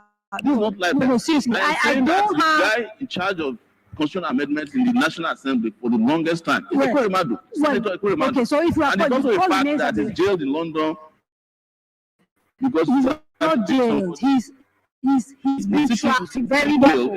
He hasn't been found guilty. Jail and detention interchangeably. No. This is the law. No, but it's true. But that is not going charging somebody. That's why I'm telling you that you are wasting your time trying to amend the constitution using the Nigerian National Assembly. So let me focus on your vice president, who is also a lawyer, right? And I want to try and find out how you intend to do this. That even you do go ahead and win the elections like you're trying to do, you're contesting, it is possible. Given the, footsteps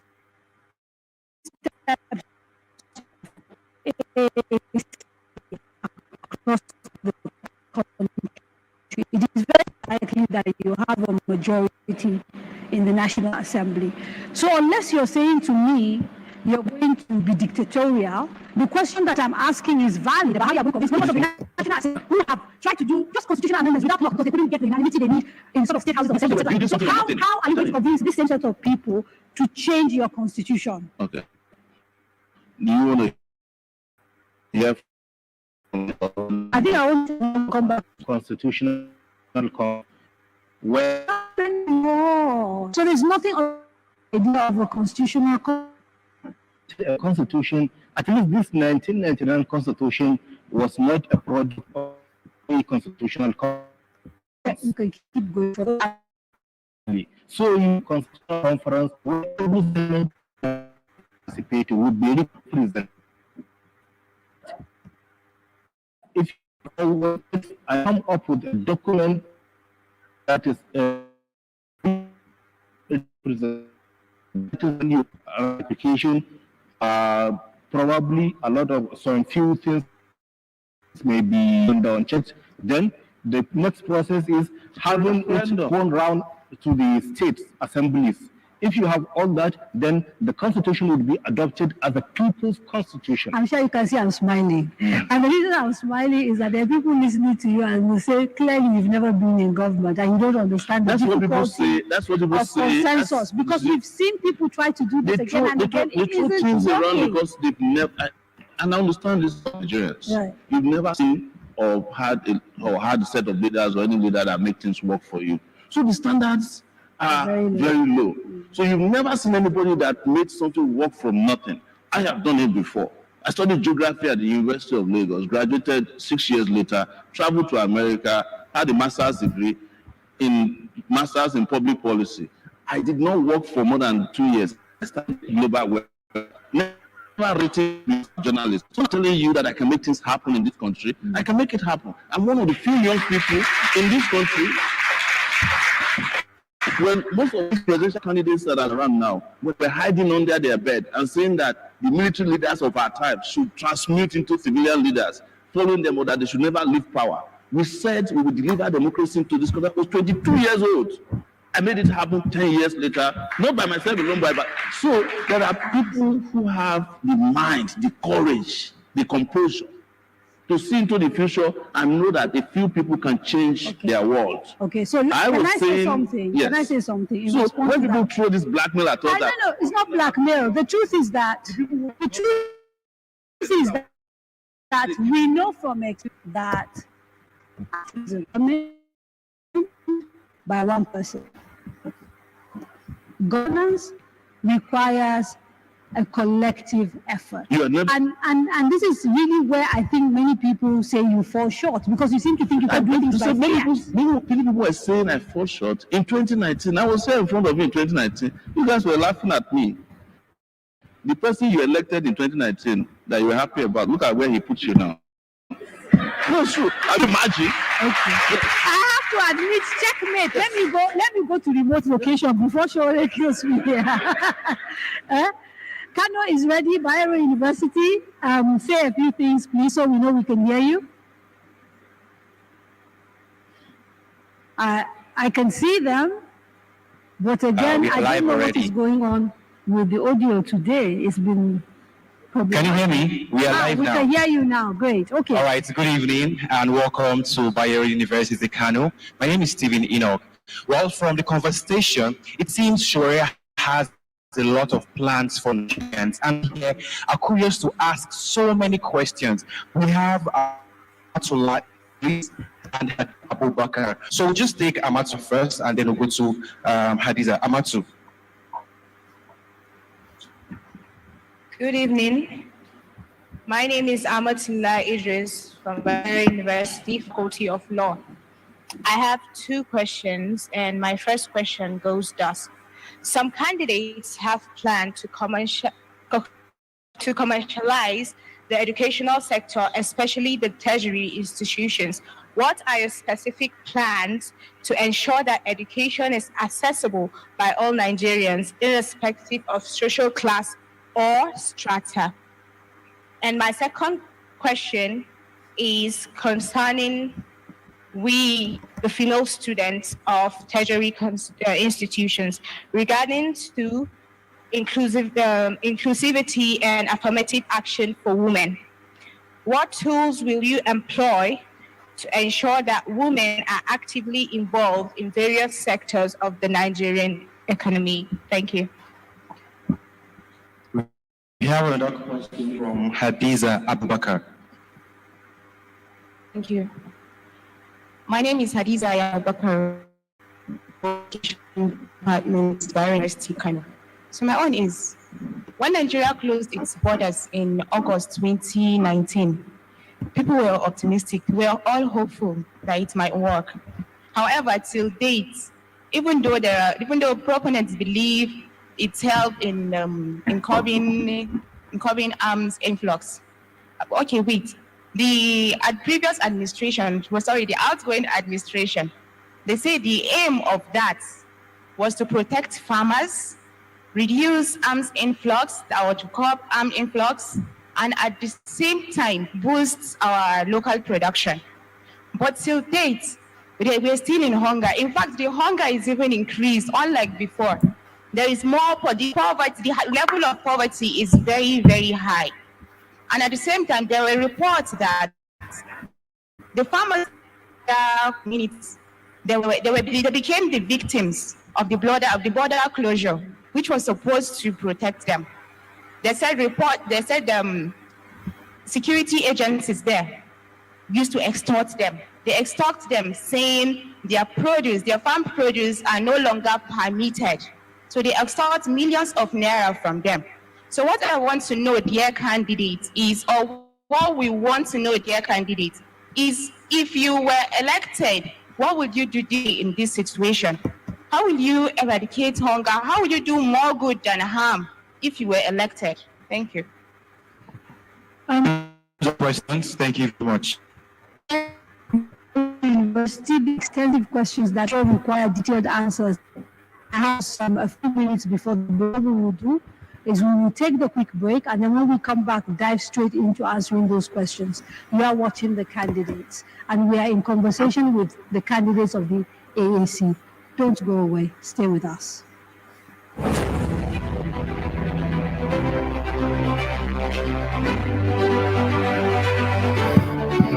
Okay. So whilst they do that, let me just yeah. So whilst they do that, so let's just reflect on what we've heard so far. So who wants to kick it off? What have you heard that impressed? Because I was taking somewhat a bit of notes as Sowore was speaking, and Kadiria, I don't know, she went straight to that question that we were debating just then. How can you debate? How can you govern rather without the assembly? So Sowore, of course, I'm not quite sure what he said, but whatever I did say, nothing to do with anything like a solution. You cannot govern without the assembly. And you cannot say some rudimentary people power is going to propel you. The assembly is based in Abuja. The people are based in the nation. And you cannot govern without the assembly. So that was why I said it would be meaningless even if he won the presidency. And of course, his candidature is just an academic exercise. Can I go? Yes. Okay. Yeah. Okay. Yeah, let's hear from you. Yeah, okay, Uptown. Okay. So this goes further to confirm what I said earlier about Sowore. I think I said it on this platform about my worries about him and his style, because there was a time when one man asked the question, why does it look like Showore's messages is not resonating with a lot of people? And it's simple. Apart from his character and whatever else you might thought about it, I think it's more about the realisticness of it.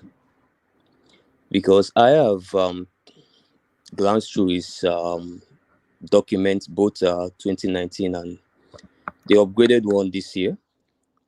And watched a lot of his interview. Very smart, you can tell that this guy has read a lot of books, made a lot of researches.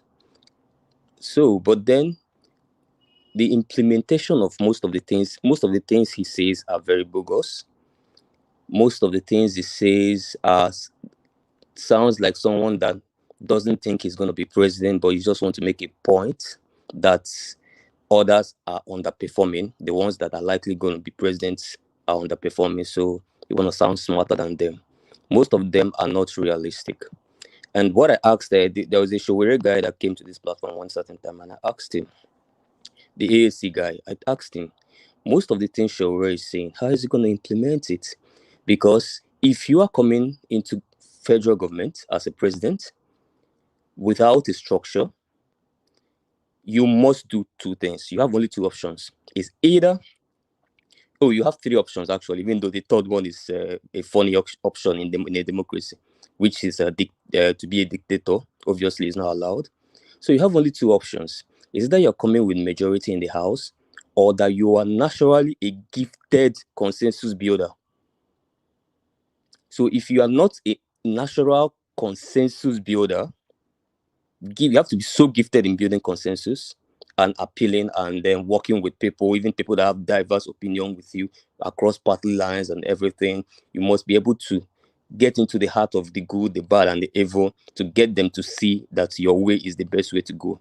If you don't have that capacity, then you have to come along with majority in the House. But if you don't have that capacity and you don't come out majority in the House, you are left with the third option, dictator. That's why when I said the last time in this program that the man is exhibiting way too much dictatorial tendencies.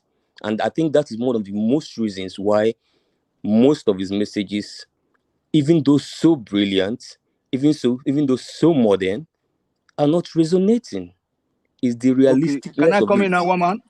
Please, sir. Yeah, you can. Come in. Apologies. I had to reboot my system because there seems to be a heavy lag in the streaming, but I don't think it's coming from me. But let's hear from you, Tony. But please keep it to the conversation. Yes, sir. Yes, sir. I'm totally. I'm keeping to it, sir. Thank you very much, sir. Right. You know that the quest for a certain president because of my generation should come into play here, my brother. Yes. Sowore is not part of the old system. So the status quo he want to break to pieces. You know what I'm saying? So that we can be able to experience a progress in that country. So that is why he's not, doing, according to the old system. You see that the way he talked about the constitution, so and the Daguma was also threatening. Daguma is just threatening him, even though that he told Daguma that he knows better than Daguma. That is why he's coming out to be our president. You know what I'm saying? So it is better not to govern at all than to govern wrongly by associating with those people that are causing us wahala in that country. That is what you have to understand. I understand the need that for an Igbo president, because they are not president for 100 years, even though that Atiku was already a president and he lost him. But let us face the fact. This guy, you can see the clapping. You can see the ovation being given to him by the youth. Those youth that you are purporting to be following the other side. But you can see that all we need is to question, my friend. Sorry. Yeah, ask me a question, because every day I like to talk to you, but don't forget that we are on live show. We don't have to prolong matters here. No. Let me just ask you a short question. So yes, how? And I'm going to ask almost what Kadiria asked. How is Sowore going to change the constitution? Is he going to go dictatorial? Because that's the only option. If you have another option that we cannot. Sorry. Uptown. He cannot even do it dictatorially. He cannot. He can't even do it. You cannot unilaterally change the constitution. So it's not real. The constitution has to be assented to by the assembly. I want to ask him a direct question. So maybe there's he never said he never said he will unilaterally change the constitution. He said he's going to put a position forward. He's going to mobilize Nigerian people, and he will put it forward before Nigerian people that this is how will this work for us between having one assembly or two, having Senate or this. And look, it's an idea. I mean, it's an idea that is good for us. We don't need too many people to represent for what? Nobody disagrees with that, but it's the workability. It's the workability of the proposal is the thing. So he can, as a president, go and have a constitution drafted, and he cannot unilaterally draft that. So he has to have the agreement of all of the composing units of Nigeria to have that. And then having done that before that constitution can take effect, it has to be assented to by the houses. It has to. But it doesn't have anybody in the houses, so it has to work with the house, with the assembly, in order for that constitution to come into effect. And for the assembly to work with him, they will want to have input into that constitution. It's just, it's very good. It's very easy to grandstand, but the practicalities of it. It is not grandstanding. What he said is that he is going to propose a new constitution, or constitute a what do you call this? A constituent assembly that will write a new constitution for Nigeria. You understand what I'm saying? What do you mean by constituent assembly? Men and women that will draft it. An assembly by Nigerians from all walk of life that will sit down represent Nigerian people to write a new constitution. This constitution is illegal. What will give that legal footing? This is not a constitution written by the people. This is a crooked constitution written by the military. You know, I can tell him maybe we can do it, but because I have the brains, but maybe he doesn't. Yeah, but I can tell him. You can't have a constitution that from the first page of it and the first statement on that constitution lie that we the people write it. Nigerian people did not write that constitution, for God's sake. Did you hear Kadiria Ahmed's submission that before that constitution was assented to, it was taken round the country? Where was it taken round to? Round the country. Where? In one man's village. Which country? Our home country. Nigeria, yes. Our home country. Yeah, but the constitution is never taken to anywhere for people to assent. You know, that was what Kadiria said. But the only way he can change that constitution is to find a legal vehicle to declare that the present one illegal. If we can legally declare the present one illegal, then it voids it. Then the country doesn't have a constitution. Then they have to write one. And that's how to do it. You know, I can think of that, but he cannot. You know. Can I ask a general quick question? One man. Yes. One man. How can if Sowore should void the current constitution, automatically his own presidency becomes illegal as well, because that is the constitution that brought him into power. So if then he will have to pay the constitution. No. It is not that constitution that brought him to power. It's the vote, the mandate by Nigerian people. No, I don't. Hold on. It is not the constitution that brought Sowore to power. It is Nigerian people. Nigerian people. Hold on. Look, the constitution is a fraudulent constitution. Right. And as such, it is non-binding in the first place. It shouldn't be binding on anybody. Right. It's an illegal document. It's an illegal document. So it's not binding by the people. It's all fraudulent and lies that you have from the page 1 of that constitution, and you have lie all over. It's a corrupt constitution. It's a constitution that protects thieves and looters. It's a constitution that we know all that. We know all that. What I'm saying is a constitution that have never represented the interest of the people. Right, we know all that too. But it's the constitution that subsists now.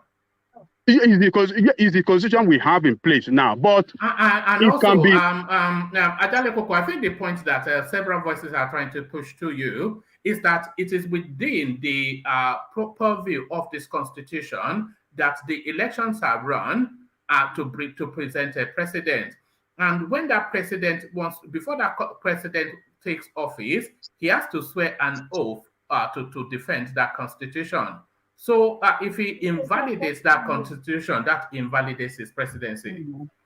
No, if you want to rewrite, look, another constitution will come in and write off the existing constitution. The existing one will continue to operate while we are writing another one. When a new one is written, no.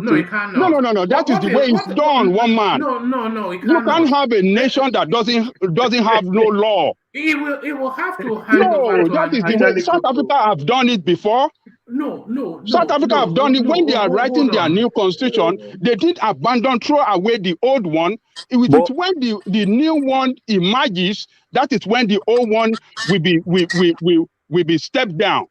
So I think the thing is not you can. That is the way it is done. Look, people have been saying this thing. Your house of assembly. No, when the new constitution comes, one at a time. Yeah. When the new constitution comes, then it will throw away the old one. That is the way it is done, because the new one will be people's written constitution Why the old one that is not written by the people will be jettisoned by the new constitution? Yes. The new constitution will come and overrun this old and corrupt constitution. That is the way it works. Even with that, Sowore or whoever invalidates the current constitution, they have to hand over to an interim government. No. Look, when Sowore is, constitute people around the country to write the new constitution, this present constitution will continue to operate. We still have this constitution in place to run the country. It is when the new one comes in. That was not what he said at first. If he had said it like this at first, it would have been different. That is the way it works. You will have a current constitution and a new one will come and overrun and take off that current constitution, and we have a new constitution that we now, take over and we adopt the new constitution. That is the way it is done. You can never live in a vacuum and say you don't have no constitution. It is not done. And Even what Angelico is saying does not work. Oh, okay. How does it work? Sorry. Hold on. Even in South Africa, they run the constitution. They write a new constitution.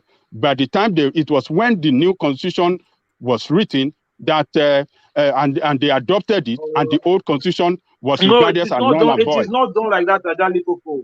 Oh, okay. All right. No. All right. I think what he said now is actually accurate. Angelico, can I quickly say something, please, if it's okay? Yeah, carry on. Okay. Thank you very much. See, yeah. What Sowore should have said. What Sowore. We're listening. Angelico, what Sowore should have said. Yes, what should they have said? So what Sowore should have said is this. He would have said that he will introduce a referendum into the constitution through the National Assembly.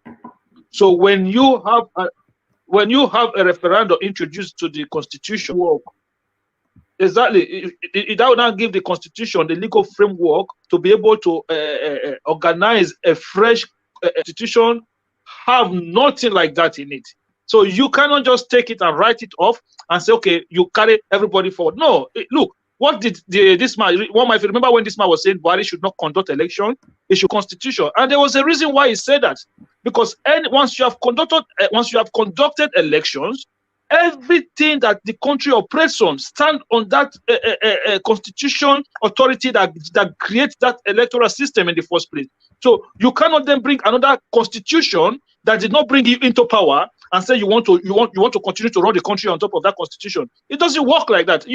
What Angelico just said, it's just like you are watching a cartoon, and then so where anything goes in the cartoon, it doesn't. The law doesn't work like that. One man. Thank you very much. The other thing, hold on, Angelico. The other thing is that if the constitution is reworked, all of the processes that brought you into government, they might not, almost certainly will not be the requirement of the new constitution.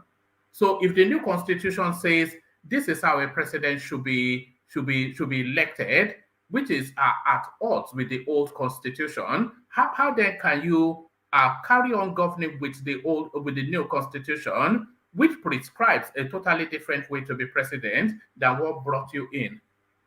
Yes, when we find ourselves in such situation, that is the sacrifice that he has to pay. Yeah, so he will have to.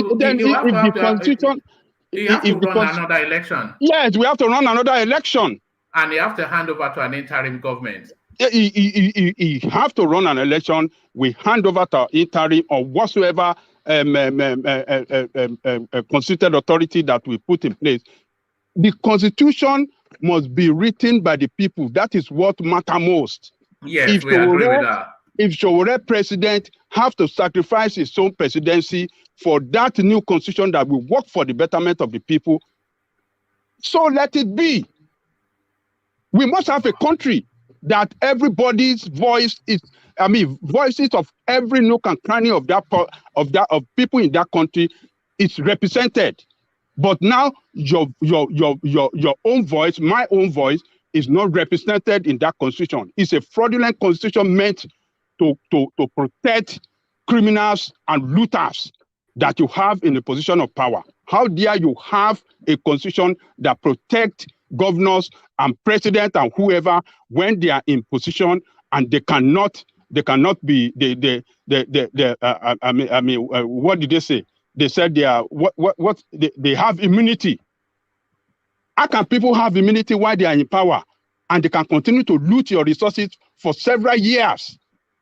And then they can use that position of authority to return themselves to power for another 4 years and continue to loot the country dry. I mean, that is not a constitution that we must abide with. We have to kill that constitution and write down a new constitution that will work for us and represent the interests and protect the interests of Nigerian people. And that is what Sowore says is going to do. And we have to agree with him. I agree with him. I agree with him too, but I'm not sure that he has thought it through, because that's why I said it's grandstanding, because I'm not sure that is something that he has given the fullness of thought, because it's a very popular thing to say. Everybody goes to, they have to change the constitution, they have to change the constitution, but there's a process. There is a process involved, and that process will require sacrifices, including very personal sacrifices. So yes, of course, and I don't. It's not going to happen anyway. They're not going to rewrite any constitution. All they will just do is make amendments to the subsisting one. But I don't think they will just jettison the totality of it and then rewrite a completely new constitution. I have no anticipation of that. But one man, let them go back to 1979 constitution, in which some of the founding fathers participated in. Then just adjusting the states now from maybe 19 states or from 12 states to 36 states. Because what Sowore is studying for is for what will make Nigeria to work. It's not by wanting to befriend of anybody, but it's having the interest of the downtrodden, at heart. So that's all we need, sir. So, otherwise we have to be looking for an alternative, Yes, but I think come in. But I think we all agree that I'm only waiting for it to get back to where we can pick it up. But I think we all agree that the constitution is a big problem, but how to navigate it, uptown. Okay, so yeah. One more, like you said, I think we all agree that the constitution is a problem. Everybody agrees that. So I think in the last 30 minutes, we have ended up saying a lot of things and saying nothing. Why because at the end, we can't hear you. Yeah. Can you hear me? You Yes. said you have said nothing so far. Yeah. And the reason is, what from are you the talking interview, about? You said we ended up. You can say your own. What do you mean by we ended up saying nothing? No. Say your own that I don't you mean said in a nothing. derogatory way. No, Jolly Coco, let me make the point. Sorry. I said why I feel we. I said we. I didn't say you. I didn't exclude myself. And the reason I feel we ended up saying nothing is because from the interview, the issue is not whether if we need a new constitution is good for us or not. I think everybody agrees. I don't even think Kadiria in that interview doesn't think we need a new constitution.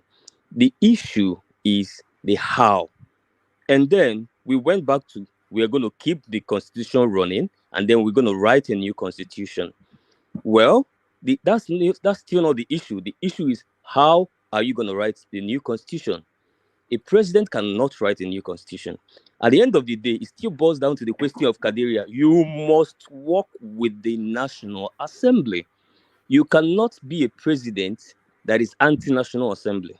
You cannot be a president that is going to dismiss your own National Assembly that has the same constitutional powers as the constitution that brought you in as president. So my brother, the National Assembly gets so much money. They get so much money. They will not participate in the adjustment. Hold on. Let him land. No, Let me land. Tony. My goodness. Please. Well, sorry, Uptown. Gentlemen, Okay. let's have you can disagree when somebody finishes their summary, their narrative, but let's be succinct as well. So no long essays, but let somebody push through, and then so back to you, Playtown. Okay, so to have a better knowledge. Can I continue? Please go ahead. We're listening. Okay. Yeah. To have a better knowledge of what we are discussing, maybe we might want to pick up the Nigeria Constitution and read it. There are so many things you cannot do the way Sowore is projecting it. And that's why I agree with one man that it sounds like grandstanding, because Sowore is too intelligent not to know that. So you must work with the National Assembly. What I expected to hear from Sowore is whether you agree with the people in the National Assembly right now or you don't. What you're going to say is that, okay, you know what? When I come in as president, whether they're in my party or not, I'm going to work with them. I'm gonna build some certain kind of constitution, consensus. I'm gonna make proposals that make sense to any reasonable person. So maybe after a couple of times, if you have exhausted all that, and it is obvious to the nation that, see, this National Assembly is not cooperating, rather, probably that's when you probably start calling on people, hey, you see what's going on, whatever, which I think is going to be chaotic anyway. But you must, first of all, accept that there is the National Assembly. You cannot be riding to presidency, whereas you have accused every member of the National Assembly. And you've also accused the constitution that is going to bring you into the presidency. It's fine if you don't agree, but don't call it an illegal constitution, because I don't know what they're going to use to swear you in on the inauguration day. It's just the language that's why I say it's grandstanding. It does not make any reasonable sense. That's why I say this guy probably knows he's never going to be president, so he just want a grandstand. Because if he's going to be straightforward, then he should be straightforward. He's not a dumb. So I don't think he's a dumb. Assuming he's a dumb now, say, okay, maybe he doesn't know. Sowore knows. He just want a grandstand. All right, thank you. Can I answer him now? Can I answer him now, please, sir? No. Okay, just condense it as let's hear from you. Okay, sir. Thank you very much, sir. So meanwhile, we haven't got time for all those long processes, my brother Tess. So he's trying to crack that yoke, that problem we have in that country. That is why, and after all, many countries are running without constitution. This guy can just come in and then get some autocrats, and then run the system. You know what I'm saying? Based on what? Based on what? Based on at the state level, for example, now state police, then a state economic. Hold on. You are saying he should run the country without a constitution. So based on what will he be running the country? Yeah, based on some special arrangement, because what does that? All right. Okay. Thank you, Tony. Let's get back to the. Thank you. Welcome back. You are watching The Candidates, brought to you with the support of the MacArthur Foundation, airing on Nigerian Television Authority and other partner channels like News Central, Zikoko, YouTube, Radio Nigeria, and a few questions from Bayero University. And before I hand to you, we also have one online question. So I just do so that you add everything all at the same time. This one comes from Daltun Bade, and he says climate change is one of the major issues Nigeria is facing. Recently, we've seen how flooding, and this is as a direct result, some of it, of climate change. How will you address this? So if we start with Bayero and then end with that. All right. With regard to Bayero, I wanted to address the issue of border closure. I was in detention during the border closure hoopla, and I must tell you that the closure of the Nigerian border is the most hilarious thing I've ever seen. You cannot close what you don't have. Nigeria doesn't have border. I don't know why anybody will make such a policy. It's just like building a house, you put a massive gate in front of it, but the gate don't have walls. I know this because I used to pass through the border. Is it that they have borders or the borders are just porous? They are porous. even where there are official locations in the border, they are porous, of course, because of corruption. But most of Nigeria, boundaries are just outrightly porous. And I'm not going to say that I will build walls, no. But because part of the problem we have in Nigeria is that as long as our neighbors are poor, no matter how tall our walls are, we cannot drive them out. We should care about our West African brothers because I'm a Pan-Africanist. I'm not going to be close to the border. But the reason the border was closed, as I laid out, it was bigoted in and also most discriminatory against certain businessmen. But why they closed the border, by the way? I was getting intelligence within DSS that some businessmen were offered opportunity to still be moving their goods and services across the border. But the poor people were being criminalized for going to buy rice. As she said, after all said and done, which policy did it protect? If you say you want to produce more rice than the price of rice go down, you understand? The production of rice will go down. So why did you close the border in the first place? Waste of time. Then somebody also asked about education. Yes. And education for me is big deal because I wouldn't be sitting in front of you today were it not for a small, regional educational policy known as free education, propagated by the UPN and the Unity Party of Chief Obafemi Awolowo. When they brought to school to our village in 1980, it offered me the opportunity to start my education in a way that wouldn't have been possible because they used to take only 6 people out of our village to go to secondary school. The day that school was brought to our village, we built it ourselves, and over 150 kids came out of the bush to go to school that day. That's how some of us had. So you will provide free education? Free education. I will fund it. My own is access and quality for education because the education we don't invest in today is part of why we are dealing with insecurity and crime at the level. I'm not saying that. Will you rethink the current education system? Of course. Or you are just going to take what we have and make it Everything has to change. The curriculum has to change. I studied geography and planning. Before I knew about the river in my village, I already known about the 5 lakes in the US. The curriculum is useless. It doesn't focus on getting people educated. It focuses on getting you literate so that you can work for somebody. Right. Yes, I want to put education in education and not just literacy. We need to be literate and educated a lot. And part of the reason why some of the questions we're asking is our level of education. As you know that people who are determined, people who are desirous of freedom and change can change their country. Every country in the world has changed. I started with some few people who said, we're going to make it happen. You know that in 1787, you know it from history, that the US has some great men, they call them, some of them slave owners, Jews, that wrote the US Constitution. All of us know their names.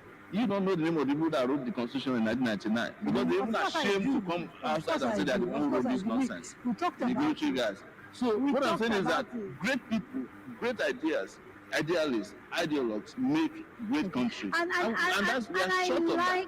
We are short of that. The last question you asked, no. So we need to get through the question because we still have representation. Yes. We have been treating women in this country as signage. Political parties in particular. Every time there's a rally, women arrive there first with the clothes. They are the ones who will shout and clap.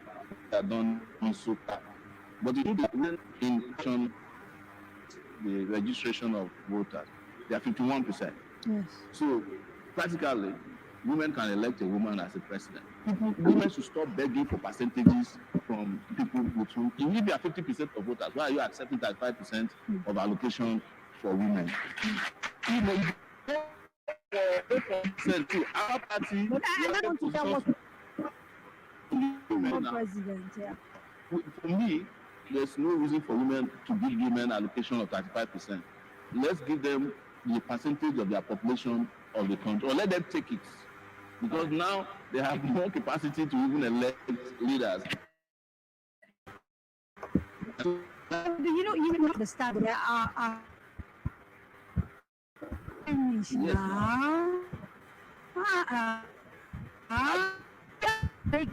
there are things that make it difficult for women to take it, like you say. And in countries where these things have been taken seriously, representation has actually helped. So if you look at a place like one, making a conscious decision to put policy in place, to put laws in place, has increased. Yes. So when you say they should just take it, I'm saying that sometimes that's not a practical way to deal with this issue. It is practical that if elections are legitimate, that is, if they are free, fair, and credible, that women in this country can elect a woman president. They are 51% of the population. They just need a few men. Their husbands, boyfriends, they vote for a guy, he wins the election. So if you have that kind of power, why would you be begging for? Well, we are at an age where, because of education, cultural situations, laws, everything. So what will you do if you become president of Nigerian women? That I will not in any way. Let's start from your cabinet. What percentage? Cabinet is going to be 51% representation. Okay. The number of women voters.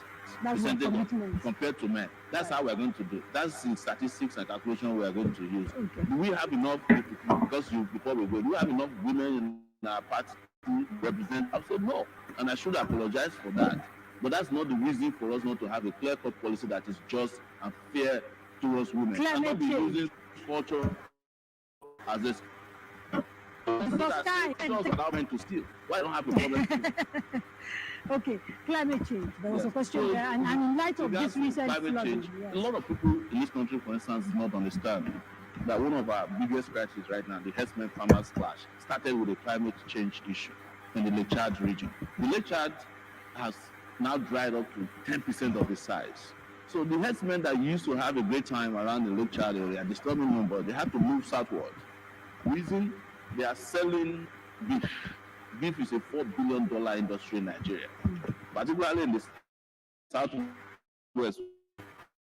The Yoruba people don't eat when you bring to slaughter it. The nose, the ass, the legs, everywhere.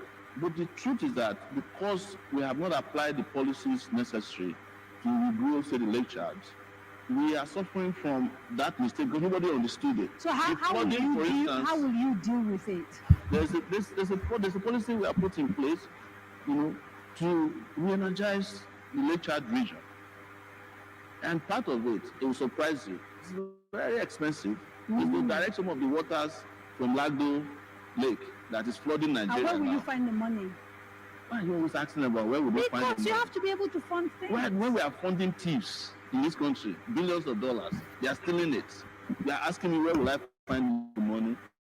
The problem with Nigeria is not that we don't have money. It is that it's being shared by a few. If the little money we have is being used appropriately, your accountant general will not walk away with 150 billion, and that is not like that. I agree. I'm not disagreeing with that, yes. But if you do become president, I will become president. You will inherit almost from day one some of the issues left behind by these people that you're trying to replace, including empty coffers, at least in the first few days. How are you going to, what are the sort of things that you're going to do to find the sort of immediate money that you need? If you go into government today and they say to you, look, we have only 1 month worth of reserves to import food, and we do a lot of importation of everything we literally consume. We're not selling enough petrol because we're using the rest of it to service debt. These are international obligations that you can't wiggle out of, How will you deal with that? You see, when I come into saying this authoritatively, I've done my research about money.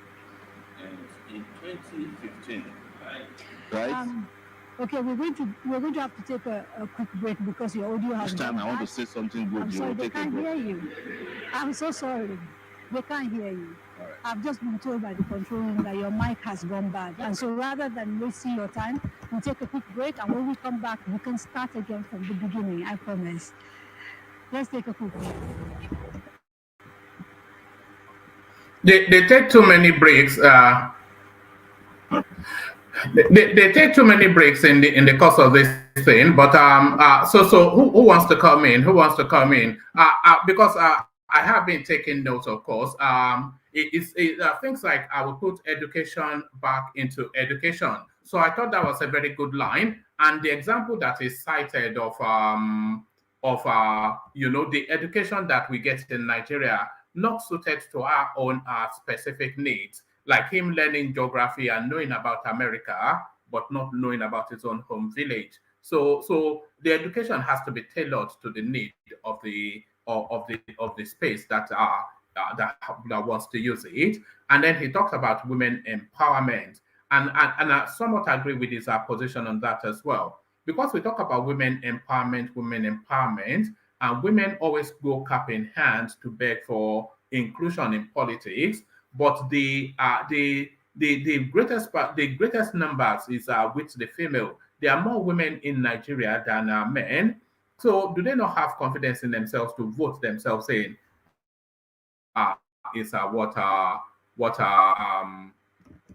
Do they not have the confidence to vote themselves in is what Sowore was saying. So he said that, and I somewhat agree with that, although that's somewhat a rudimentary way to look at it.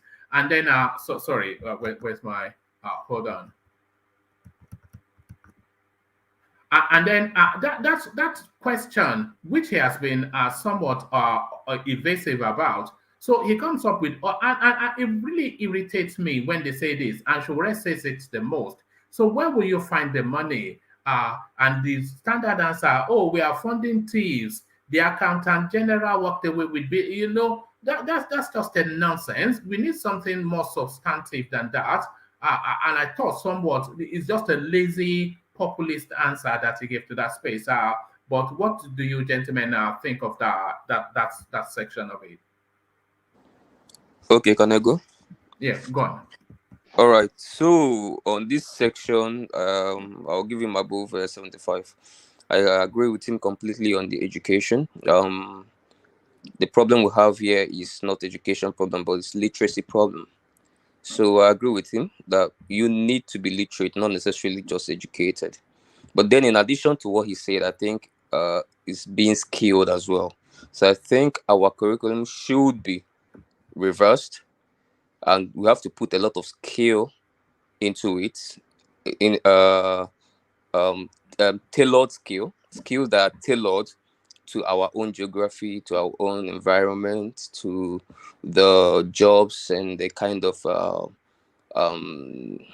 jobs and vocations that are available to us here. Because we're a big country of 200 million people, we definitely can serve ourselves. So yeah, I think that's a good policy on education. I like that. And on the women, yeah, in as much as I agree with him on the 51%, I don't know. Again, the National Assembly, I don't know. Are they going to vote for 51% women inclusion? So I think No. It's saying the gender split in Nigeria is 51% female. So why are they going cap in hand all the time, begging for slots in politics when they can just take it? They have the numbers. Yeah, that's what I'm saying. Yeah. In as much as I agree with him, I said that first. In as much as I agree with him, but there's a caveat to that. So well, if you want to give 50% or 51% according to the representation of the voters, that is okay. But I think the most important thing we should be heading to post 2023 is to create a level playing field for all. And then we should be looking at capacity. So if there are more capacity in the women folk, why can't they even get to 70% in the cabinet? So yeah, level playing field, everybody submit your CV, everybody come with what you got to offer. And then we pick based on capacity. I think that should be on the long run. That should be where we should be heading to. But maybe on the short run, if you can pull off 50, 51, well, that's really very impressive. Women, yeah, they can be very devoted when you give them a job. So I somewhat agree with him a little bit on that. And the funding space, it gave a Peter Obi sort of answer. The answer is in my head. One man, what you know is that anybody, Peter Obi and Sowore, they are revolutionary people, yeah? So anybody coming from that angle understands, and I say this all the time, that this country is so rich. That is why this country, a professor I was speaking with sometime a couple of months ago, he said that the kind of corruption that is going on in Nigeria in the past 40 years, that if it happens in America in 6 months, America will shut down. Because America do not even have what we have. They don't have the amount of oil we have. They don't have the amount of minerals we have. They don't have a lot of things that we have. If that corruption that is going on in this country in the past 40 years, if it happens in America for 6 months unchecked, the country is going to crash. So this country has a lot of money. So anybody that is coming with the policy of, yeah, I'm going to close the taps, I'm going to stop the oil theft, I'm going to stop the corruption, billions leave our coffers every single 24 hours in this country. And I've spoken with a lot of people that knows about this. You get what I'm saying? So we can recover trillions in just 6 months just by closing the taps that's running into people's private pockets. So that is on the short. That is like low-hanging fruit here. Nobody's saying that is your general. That's your source of revenue. No, it can't be. But they have to be a low-hanging fruit, just the way removal of subsidy is a low-hanging fruit. So subsidy removal is a low-hanging fruit if you can pull it off. Cutting the cost of governance, and when we're talking about cost of governance, it's not that, hey, don't drive 5 cars, drive 2. No. It's a holistic thing. There's a lot. The agencies, the ministries, there is a lot of wastage in our system. It is not acceptable anywhere in the world.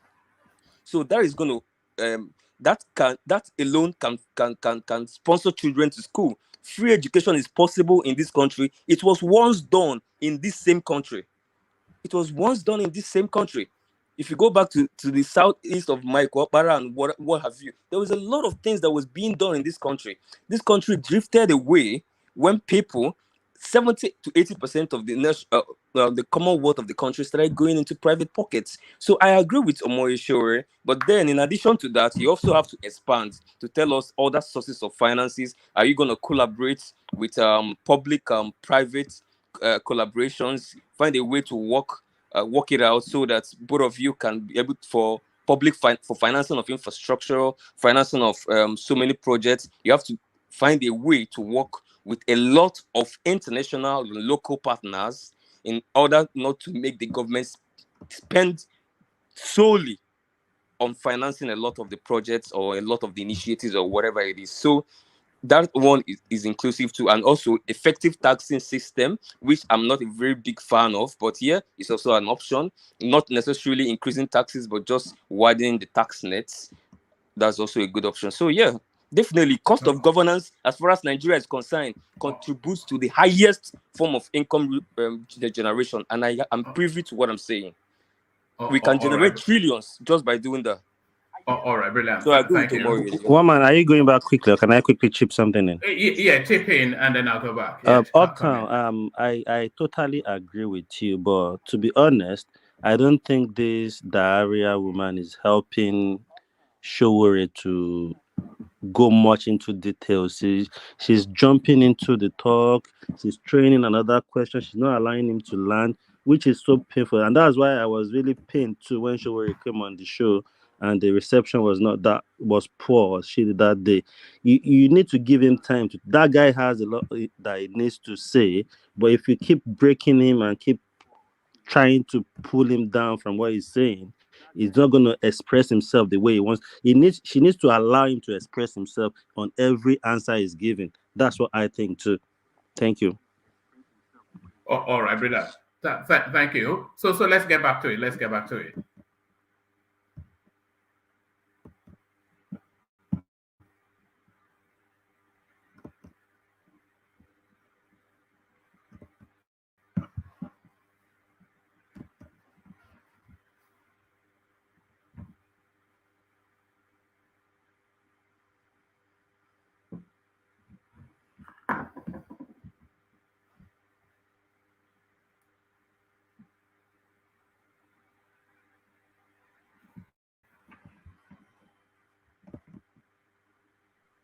No tone, woman. No tone.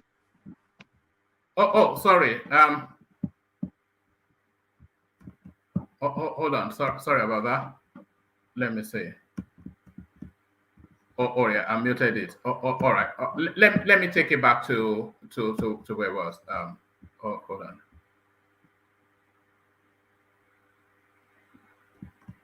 Okay.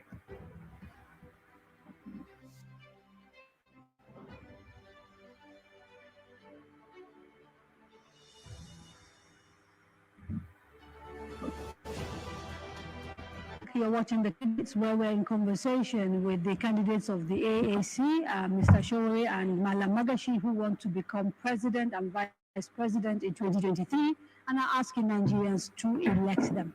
I want to recap the question we were dealing with so that, for the sake of those who are just joining us, we were having a conversation and I was trying to get a sense from you of where you would find the resources to do all the things you want to say. And you said Nigeria is a rich country. And the point I was trying to make is that if you were to go into government today, there are few things that will happen. You will inherit, for example, a budget that has already been signed. You'll be inheriting all the deficits.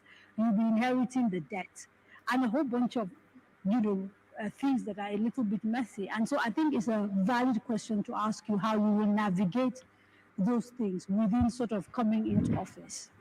And I'm saying that Treasury, I was one of the persons that was almost single-handedly responsible for helping government to defeat the loot of the money that were meant for purchasing cars that to provide. Honestly, government did recover some of that money that they intended. I've done my own research because I will have a transition team that will go to work as soon as the election, I'm declared winner of the election. And I have found over $6.4 billion owed by oil companies to the Nigerian government. When I talked about it, they said they have paid it down to 2.3 billion now, but that's still solid. The Revenue Mobilization Agency of Government, RMAFC, said there are government agencies, this is not unknown people now, who are refused to return revenues worth 11 trillion naira. Help me add that to 2.1 billion at the exchange rate of today. You see, my budget is already being balanced. But you can't do all of that until they swear you in May. No, the transition team can reach out to them and say, look, Mr. Sowore is coming in, please they don't have to listen. Well, if they don't listen... Because you are not president. No, yet. they will listen because they know that I've legitimately been elected as president. I'll tell you, when Buhari came in 2015, for the first time publicly, when he thought he had anything to offer, What do you mean, Dave? Didn't you campaign for him? No, I'm talking. I didn't run in 2015, but I'm saying the NLNG dropped $4.5 billion Nigeria's dividend publicly for the first time to the Nigerian Treasury, and I heard that's how the government started. Since then, they have not dropped any money that we know of publicly. When Sowore comes, I'm sure they'll get that message very clearly. So you see that I'm balancing budget. We are not talking about borrowing because Nigeria's problem with debt is not the biggest problem. Our debt to GDP ratio is one of the lowest. Our problem is revenue to GDP, and we have already discovered where these revenues are leaking and how we can quickly put a lot of money together. Would you, when you talk like that, with regards to the budget, we'll review it. If it needs that, we send a new supplementary budget to the National Assembly, we will do that. Okay. I want us to dive a little bit, but I think I understand University of Maiduguri might be ready. I'll come back to this budget conversation once we hear from University of Maiduguri. University of Maiduguri, you are ready or not? Yes, we are ready. Okay. Hello. Yeah, this is Musa Osman from University of Maiduguri campus here, and the students are keenly following all the discussions that have been taking place between you and Sowore and his running mate. I have two students who have some questions to ask. I'll start with Yusuf Tara, who has the first question. Yusuf. Good evening. I want to use this opportunity to welcome the AAC presidential aspirant to this interactive session. My name is Said Yusuf Tara, and my question goes like this. Mr. Sowore, I am your follower on all your social media handles. I follow you on WhatsApp, Instagram, and what have you. In all your life, you have been an activist fully participated in NSAS protest, a promoter of revolution, and also in some occasions you support the agitation of people. So my question is that how will you ensure a secure Nigeria without creating social unrest and without violating human rights? Thank you very much. Thank you very much. So the second question is from Sado. Sado, please come forward. Good evening. My name is Sado Banya from University of Maiduguri. The presidential aspirant has addressed the issue of tertiary education. I would like to know what plans he has for the millions of out-of-school children in Nigeria, practical solutions that will bring the menace to an end, and also about insecurity. Several administrations have come and gone with policies and programs, but it's sad that insecurity is on the rise. So I would like to know what new strategies will you implement to curb insecurity? Thank you. And thank you very much, University of Maiduguri. There are a few questions people have sent via email and Twitter, so I will add them to these questions and then we'll take it from there. Ozu Emena says, do you believe the unity of Nigeria is negotiable? Valid question, given that from Maiduguri we've heard questions around Biafra. The same person also says the Nigerian Bureau of Statistics says about 133 million Nigerians are poor. How do you intend to lift more Nigerians out of poverty? Yes. So the first question is the same as the first one you read out, which is the unity of Nigeria. And I think this is where people misconstrue the word unity, as some kind of unbreakable bond for Nigeria. I need to give a little bit of historical background to Nigeria, that Nigeria was not even put together by Nigerians. It was put together as a business by Lord Lugard. In fact, when Lugard was creating Nigeria, he had already created Port Harcourt. And the reason they created Port Harcourt was that they discovered coal in Enugu. So they needed to export the coal. And then Port Harcourt was created in 1912. Nigeria was created finally as one entity in 1914. So I am telling you that a country together as business did not become a nation. What are you killing yourself for? I believe that Nigeria can be united with justice. The Northerners are the most worried about the issue of unity. But if you look at the Northerners, they were actually the first to be reluctant for Nigerian independence because they felt like they were not ready. I think you will find that actually that's an assumption. It hasn't been tested. No, I'm saying it not to. No, I'm just saying it's an assumption. What I'm saying is that they put a lot of thoughts into a united Nigeria. That's why they delayed us for years. We would have had us not be about it.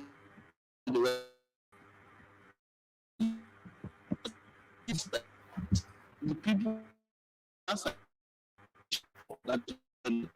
so everybody that came to join Nigeria was forced into that unity. For us to now make the unity happen, we must create a perfect union. That's why I talk about the Constitution, because that's what happened to Americans after the Brits. They defeated the Brits. They wanted a perfect union because at that time there were blacks, women who were being oppressed. So the right to self-determination for you is I completely believe in the right. In fact, if we put it in our Constitution, the right to self-determination, Nigerian leaders will be more serious about governing Nigeria. So we should have some sort of mechanism that allows for a referendum. The reason I'm calling for is a fundamental right recognized by United Nations. The reason I'm calling for a new constitution so that Nigerians can put in that constitution. And I know that the people in Maiduguri, Nigeria decide to challenge the unity of Nigeria through a referendum, not that we just want violence. Okay, so I mean, I know that University of Maiduguri questions are waiting, but we've got Ijoma in Enugu, and I just want us to go to her, and then you can combine all the questions together. Can you hear us? Sorry, Ifoma. Hi. Hi. Good evening from Coal City. I'm Ifoma Ajumobi, live at Coal City University in Enugu. And the engagements have been quite insightful. Thank you for the platform once again. The students have questions, plenty of questions for the candidates. And we have Grace, Chisom, and Jonathan on standby with their questions. Jonathan, let's hear Jonathan's question. My name is Jonathan Ani from Department of Microbiology. Sir, what do you intend to do about subsidy? We'll hear from Summa right now. Summa. My name is Summa Obuke from the Department of International Relations. Mr. Sowore, you to anybody most public that have decided to set you abroad to the plight of an average Nigerian student caused by incessant strikes. Sir, as a former student union leader, how do you plan to put an end to these industrial actions, to these incessant industrial actions in public universities? Please have a question.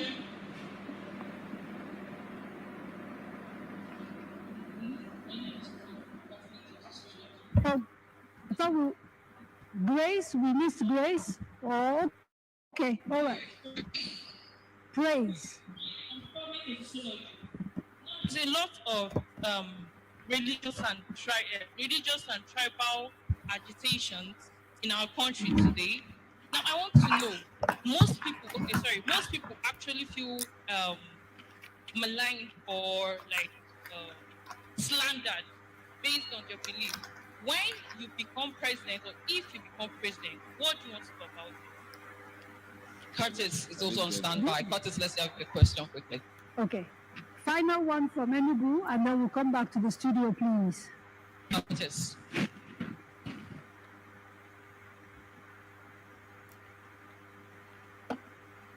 Hello, my name is Joshua Curtis, DK Jr. So my question is to you, sir. What happened? I think it froze somehow. We know of the SARS era things that they do. What will you do differently that the current government hasn't done? And then also, how do you include young minds like my humble self into the governance and also make us able to make decisions for others who are young like us? Thank you. Thank you very much. That's a whole bunch of questions. And I didn't hear someone, but I heard that of it. Okay, so we'll start with the ones you heard, and then I will. Start out of the lady who was talking about what we'll do to end the incessant strike. And in fact, the children at the expense of children of the poor abroad. See, this is something I know very well because I track this, and you're a journalist. We used to do this together. Track how much money is spent in sending children of the rich at the expense of the poor to school. We discovered that an average son of a politically connected or politically exposed person going to a school in the UK is spending over maybe £200,000 a year, the big schools. And if you break that down to Naira, it could almost be a building, a structure that has over 6 classrooms that is of the highest standard. They are stealing it from you. That is why I said, as part of our policy, whereas we have no right to stop anybody from sending their children to school abroad, but they also have no right to steal our money to send their children to school abroad. And as a result, those monies that are retained, we will use it to give study grants to students that are going to school in Nigeria. In Denmark, Norway, students are paid to stay in school to the point that sometimes when they are supposed to spend 4 years in school, they spend 6. Because what's the population of Denmark? No. Let's stop talking about the population. The population of Nigeria is big. The problem is the population of the thieves, which is not big, but they are taking the biggest of our resources. So we want to stop that. Let everybody who can afford to send their children to school, send their children to school. It's your problem. But don't government fund to school and then prevent students who are supposed to have access to their own national resources. Please take note Make them stay at home. My follow-up question. And the reason I will ask it now is I wanted to answer I don't want you. Yes, I know. I don't want to interrupt. Let him join our party. This is a youth party. No more access. Questions I need to deal with. Options talking about. Okay, so somebody asked what your, whether you remove subsidy. Oh, subsidy. Yeah. That's make it easier. That particular name has been the subsidy is of the oligarchs, the people who are importing petrol alone. When you take crude out there, it has a capacity to get a lot of products, including your hair shampoo. We take our own crude out, we go with a whole crude. When we are coming back with just gallons of petrol, kerosene, jet A1, and that's all. And we see petrol at most. Our solution is to repair our refineries. And before you shout, oh, Sowore has come again, you are helping one man in Lagos to But finish this government has already said that subsidy is going out in June, so presumably you don't disagree. I'm not taking, what I'm saying is that whatever the poor people of this country can enjoy from government, the only thing they enjoy, we'll keep it. But we will not allow the oligarchs to add their own bill on top of it. Let me tell you, kerosene is not subsidized. Yes. How is it that it's not giving us any palliative? Diesel is not subsidized. Why is it that we are not getting anything in return for unsubsidized diesel? So they just criminalize and demonize subsidy as if you can't support your citizens. So you must, I'm not. Let me just put this in. I'm not a U.S. citizen, guys. Hear this out. While COVID was going on, the U.S. government sent 3 checks. I was in detention. They were sending me money. I'm not even their citizen. Is that not subsidizing your citizenry? Our own leaders, they were hiding palliatives. No, it's true. From the people, until the people went and liberated the palliatives in Jos. So we cannot keep saying that government does not subsidize. Government subsidizes everywhere. In fact, the most subsidized people in Nigeria are the elites, oligarchs. The problem is, I'm not too sure that anybody here doesn't know what the problems are. I'm giving you, I'm saying I'm not. So talking about what has happened. Subsidy, but don't call it subsidy so that they make it look bad. Okay, so we must support our citizens who are vulnerable. There are 130 million Nigerians who have been thrown into the poverty market. How do you just treat them as if they are nobody? Is your practical plan? Because I have to assume I'm talking about repairing refineries. You have 4 refineries. How are you in Nigeria? You will carry on subsidy until refineries have been sorted. And when you fix refineries, you will have more than enough. How do you ensure that the subsidy, like you said, is not stolen and you only pay for the subsidy that goes directly to the people? I'm asking for practical plans. Was I not the one who outed all the subsidy thieves on Harry Potters in 2004? Did you forget? I know them individually. By the time I come to government, they know that they're out of business. Why? I'm saying this. They know me. I know what each one of them is stealing. I know people who were importing water into Nigeria under Jonathan, who called it petrol. Did it not happen? That they were arrested, but they were never prosecuted till today. Let me bring in Malam, because another issue that Nigeria seems to have is the cost of governance. Yes. You know, a lot of money and resources going to maintain essentially a tiny minority of people. I mean, the people would argue a government is essential, civil servants are essential, but perhaps we're not efficient in the way of government, etc. What are your thoughts regarding? All right, guys. Let's pause it there for a moment. There's been a long stretch of it, so let's just sample what we're thinking of it. So, what are we making of it so far? What are we making of it so far? Olanko to say you. Anyone there? Yeah. Can I come in, sir? Then can I come in, Tony? All right. Okay, go on, Tony. Yes, sir. You know, this guy just speaking from my, from the bottom of my heart, man. You know that, like a DOG earlier pointed out, this man, they let this man explain. They let her the answer before they block and you would interject him. So Sowore is just so exactly, he said that they know him. And that's what we are telling Tess that this guy shouldn't just come in playing a hide and seek game. He should tell the people, the Nigeria people, what he want to do for them to better their life. That's what we are saying. That the guy should keep saying it, like subsidy. He said it's a thing of the past, that is a fraud, that he said that go to, build refinery. And it wouldn't take us 3 to 6 months to build refineries, because in this day of technology, everything is possible. Everybody say that when this one coming, when will be coming, when Tinubu coming, you need 4 years or 5 or 10 years. We don't have that time to waste. So Sowore said he's going to tackle the issue, and then they already know him. And he said that earlier on, he also made mention of trying to educate people. It doesn't mean that they have to be having degrees, but at least to be aware of what is happening around them. And then he started Obafemi Awolowo's example. When we talk of manifestos, tell the people what you want to do. That is how it's been done in the Western countries. Once the government comes in, you know exactly what you are going to get. So when a UPN say that, okay, the 5 cardinal programs, something like that free education, free health, etc., that's what he said. And then cutting down the government spending. You see that those legislators, look at how much they get, all the constituency project. Why can't we just allocate those money to ministries of works, of education, to be taking charge of awarding contracts for the building or infrastructure?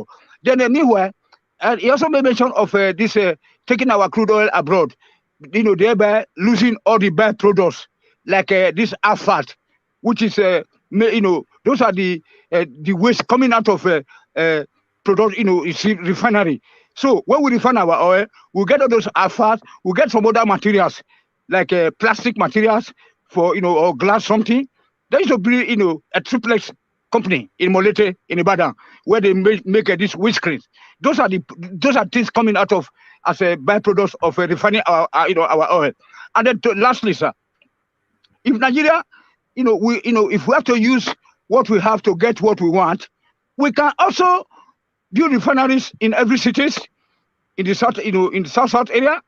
Then we can be, then we can borrow money or link most West African countries with rail lines so that they can be able to transport all those refined products to the African countries, and that one is enough to get enough funding. Not be sure when they go to China, they go to England, for anything. We can refine products, engine oil, diesel, and then what they call is PMC, this petrol.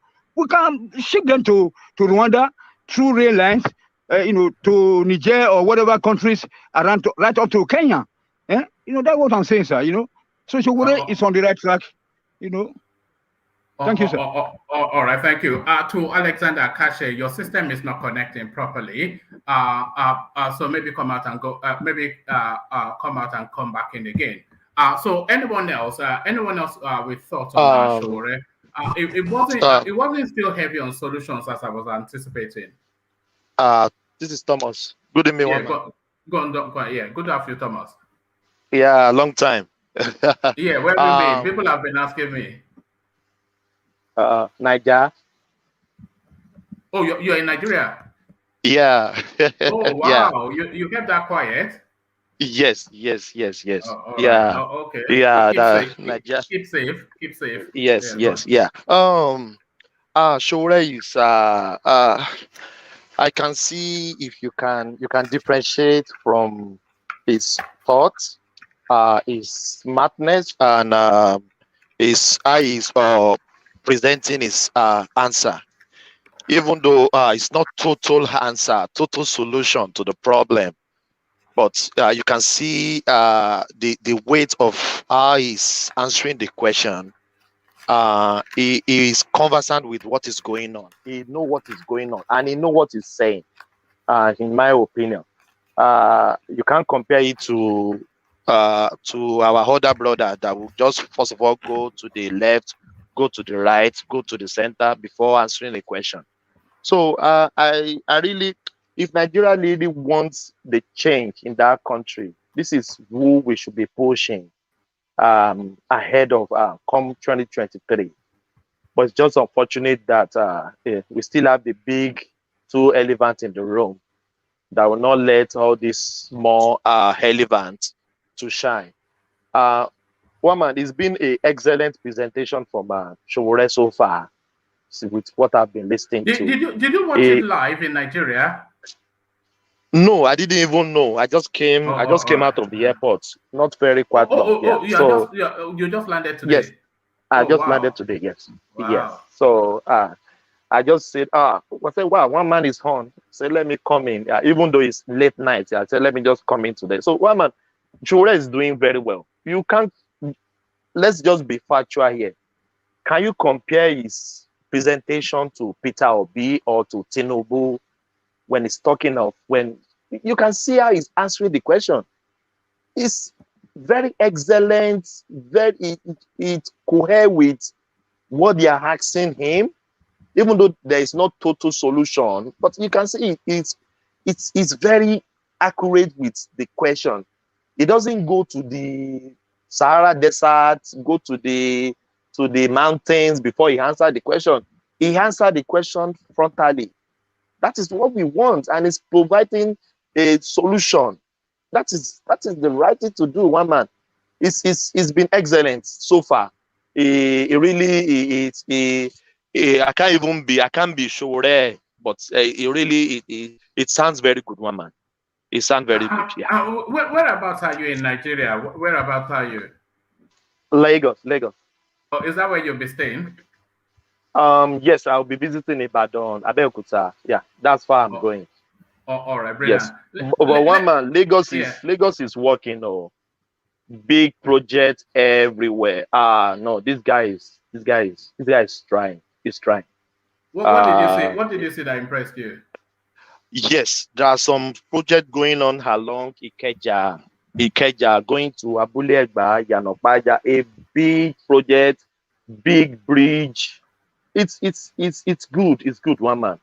But only my problem is the airport. Oh my goodness. Nigeria needs to smelling, using fan is, oh my God. Nigeria, why can't we build a good airport, one man? It's very one man. I was in Qatar before I joined from Qatar to Nigeria. Nice airport, very good, clean. Our airport is just like, oh my goodness, one man.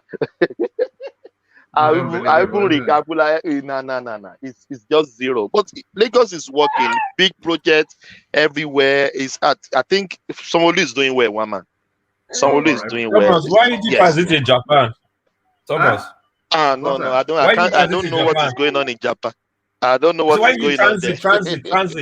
Transit. But you flew from Australia. Qatar.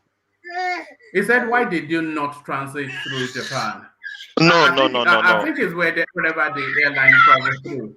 The airline is going, yeah. All right, let's actually acknowledge Alexander Akashe, who joins us. He makes a rare cameo appearance. Not often do we see you on the screen. Oh, really? Wow. Yeah. Alexander, good to see you. Yeah, I just decided to show my face, I don't want people to think I'm like some kind of a bot that's just typing. Look at that. Too handsome. All the girls are in trouble. One man. Glowing. My brother is glowing. Now so you black. Actually, I'm light skinned, but I don't know if you don't know. But it doesn't matter. It doesn't matter. I'm a black man. I'm proud to be one. Yes. There you go. But what are you making of the Sowore performance so far? Yeah. I just wanted to, most people are always hiding their face, and I wanted to be this guy who's always on the comment section, who's the first time I come in, I show my face, Every time I wanted to create something that people tend to show their face, because a lot of people in the platform tend to hide, and I don't believe in hiding. So let's just show our face. Let me show my face. Yes, people should start switching on their Remove cameras. your hoodie first. Remove your hoodie. Remove your No, it's a bad hair day. I'm too rough. So I shouldn't. No, it's all right. But no, people should be having their cameras on. I'm not quite sure what you're hiding from. Sometimes you look at the screen, and I am the only face that I can see. So I invite that people who are able to switch on their cameras. I'm going to be pushing that as we go on for people to have their cameras because on. If you have a conviction, you should be able to say it in your face. I believe that. Yes. It doesn't matter if people disagree or they agree with what you say.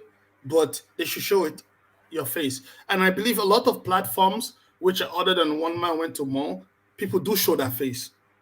You know. Yes, yes. A lot of the people that come here, you see them on other platforms, their cameras on, but then they turn up here and they hide away. I'm not quite sure. So why not? Why isn't the guy if the guy who's always on the comment section is able to come to One Man Went to Mall and is showing his face? Why not the regular contributors show their face? You know? Akashi, do you know what I think? Do you know what I think?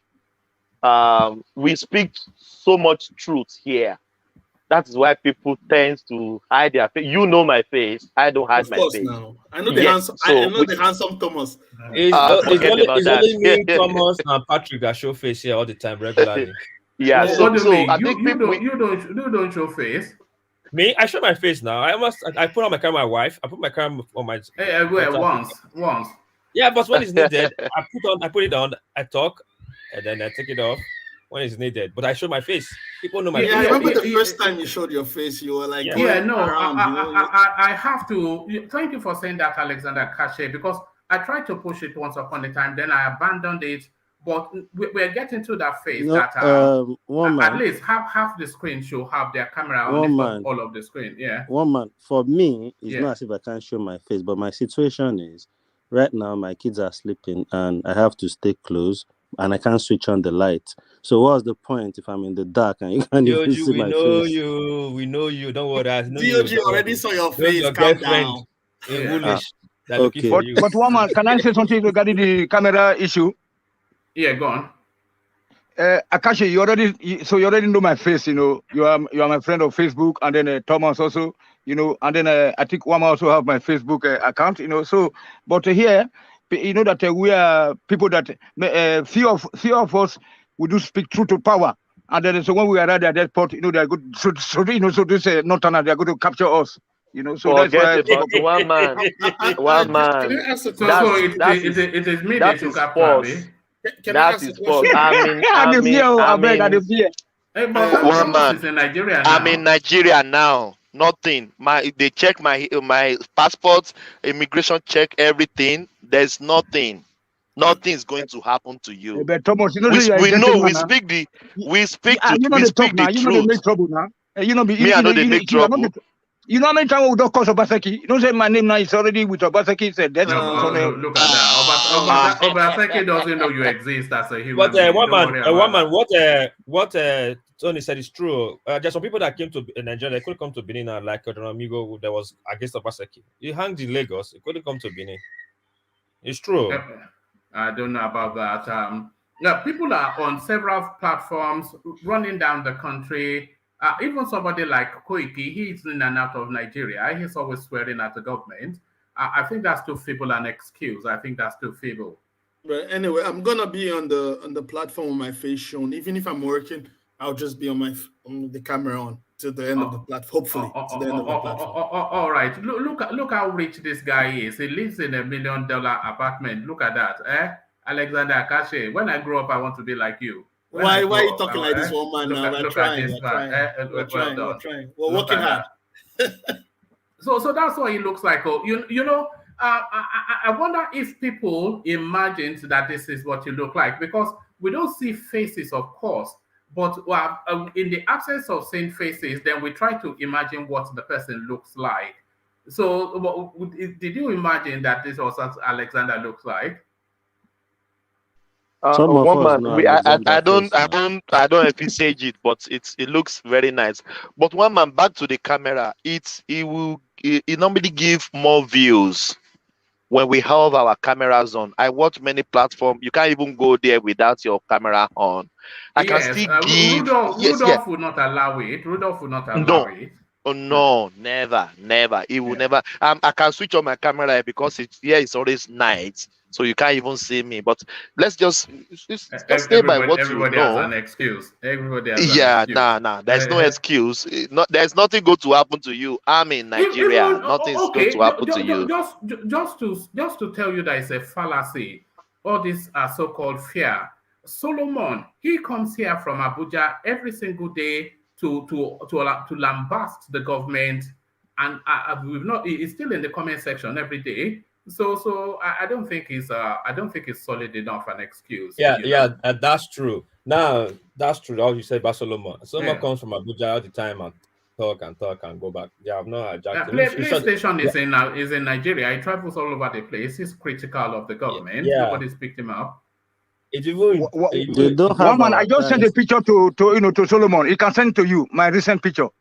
Okay, What do I need your We already picture saw your for? face now. We already saw you smoking cigarettes. What do I need We your already picture know for? you. Mr. Yeah. Tonene. Because we'll jam for Ibadan now. Look at that. What Look at that. is? Look how handsome his son is. Look at that. What It's growing fast, you know. For me, I'm always on the road, driving through North America. But now that you've said it, next time when I'm at home. All right. I'm not going to compel it now, but I am going to start to push it.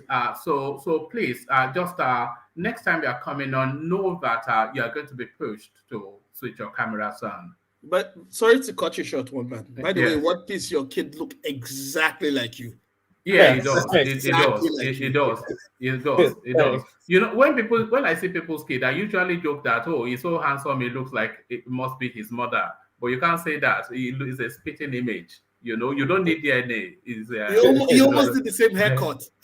Yes. Look at that. Well done. All right. Do you want to give us a quick feel of what you make of the what you've made of the Sowore interview, Alexander? I sorry to cut you short, woman, because I didn't listen to anything that's happening. I just came in right now because even I'm talking right now, I'm still working. So I just came in and I just decided to today just surprise everybody by showing my face and just this kind of surprise. Last time I came online, I didn't say anything, but today I just decided to show my face. So if I am in the not even saying anything, I'm just moving around, just know that I'm doing some programming stuff. All right. Well done. So all the millions must be made. So thank you, Alexander. Thank you very much. So anybody else with commentaries on Sowore so far? Yeah, one man. Let me say a little bit. I was not listening to Sowore that much, but is this not the new style of presidential debate in Nigeria now? No, it's not a new style. They did it in the last round. The same person did it in the last round. Yes, that's why I said it's a new style. It started last time since 2019 when they did it for Buhari and Sibaja and Atiku and Peter Obi. So is that the new face now? The new trend from now? I think I don't know, boys. I think they adopted it because the legacy party candidates don't want to interface with people that will shame them in public. So the only way you can get them to show up is if you give only them the stage. So that is why. All right. But one man, if they were only one candidate, then asking question from the host, it doesn't look it doesn't look interactive and debatable, because if there were two opposition on the chair, they would tackle each other. It will be more interested than one candidate sitting down then answering questions. I'm not sure that I agree, because if you had two candidates, it would be too adversarial and it would be more of a fight than a. But if you have one candidate with a competent interviewer, then you are able to know more what the person has to offer. But if you had two of them, it's just be like some wild argument, wouldn't it? No, one man. Yes, I think right. Yeah. having the candidates together, yes, is best. That's the practice around the world. The only problem is the problem we have in Nigeria, whereby some legacy party candidates are not bright enough to face the brighter ones. They say they're not going to come until you promise them that they're not going to interface with anybody. And if you see, that's what Arise TV did. Arise TV insisted that, see, we cannot do this thing 1-1. You guys have to gather together and see the result now. All of them excuse themselves. So that's the problem we have in Nigeria. All right. All right. I'm sorry, can I interject a bit? Yeah, come I have in. a quick question. I have a question for Uptown. Uptown, if Obi did not come as a presidential candidate, and you had Atiku, Kwankwanso, and Tinubu, who would you have picked to be your president? Very, very, very, very simple. If I had Atiku, Kwankwaso, and Tinubu, and they had Kwankwaso, probably. If I'm supposed to choose, just these are the three options I have. They are credible options. Definitely going for Kwankwaso. Why would you choose Kwankwaso? I'm choosing Kwankwaso because Kwankwaso is not on their league. Why do you say so? For me, in the South, in terms of politics, you get what I'm saying? Obi represents a break from the norm. And that is the same What thing. is the norm? I'm coming. What is the norm? That is the same thing Kwankwaso represents in the North. And I am not quoting myself. I have always thought of it. But even the Kanu PDP aspirant that had an interview last week with Channel, an exclusive interview, he said my mind. So I was like, oh, this is not only me thinking. He said that in their side, in the North, that he was talking about why he feels that the best chances Obi and Kwankwaso had was them working together. So he said that they are two like-minded people.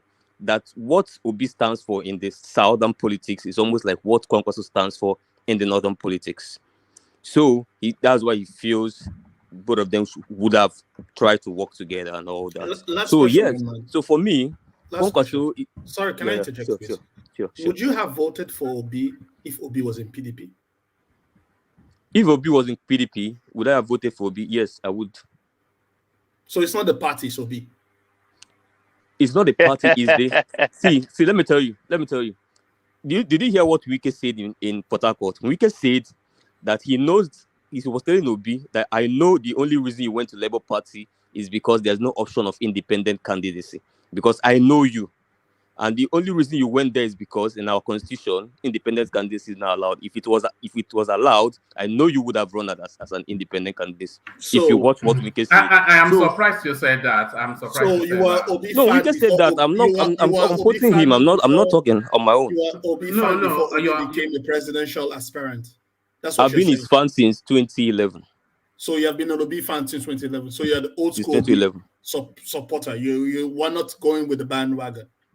No, I'm an Obi supporter, not the bandwagon. Thank you for the answer.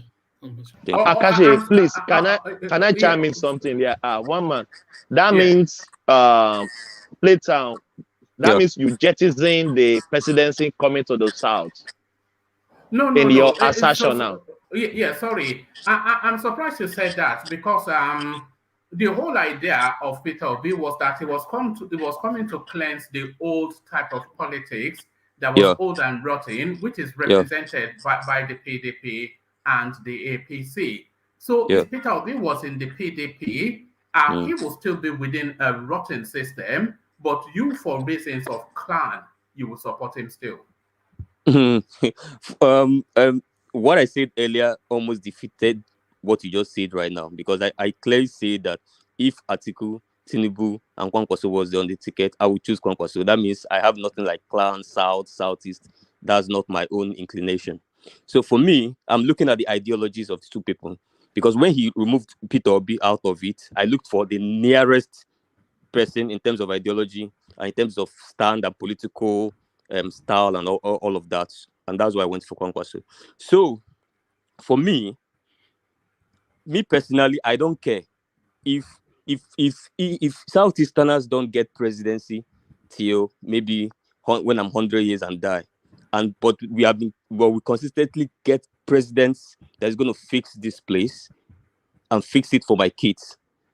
I'm speaking for myself, or I might not be speaking for obedience. Everybody has the one thing with Obi is that if you talk to 50 Obi supporters, you might get 10 different reasons why they support him. Some people might support on equity and justice. Some people might support we need a relatable president. Some people might support on age.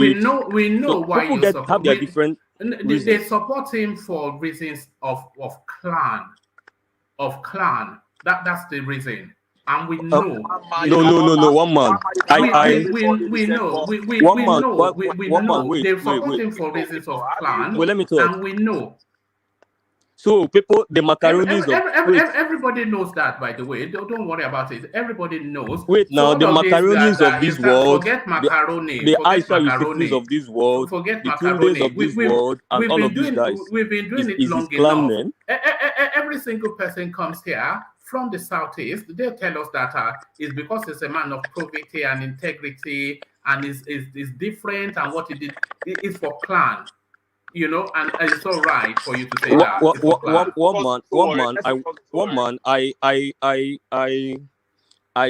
I submitted myself to work in without payment. That is as my way of contributing to the campaign on their data. But he wasn't gonna pay you data to begin committee. with.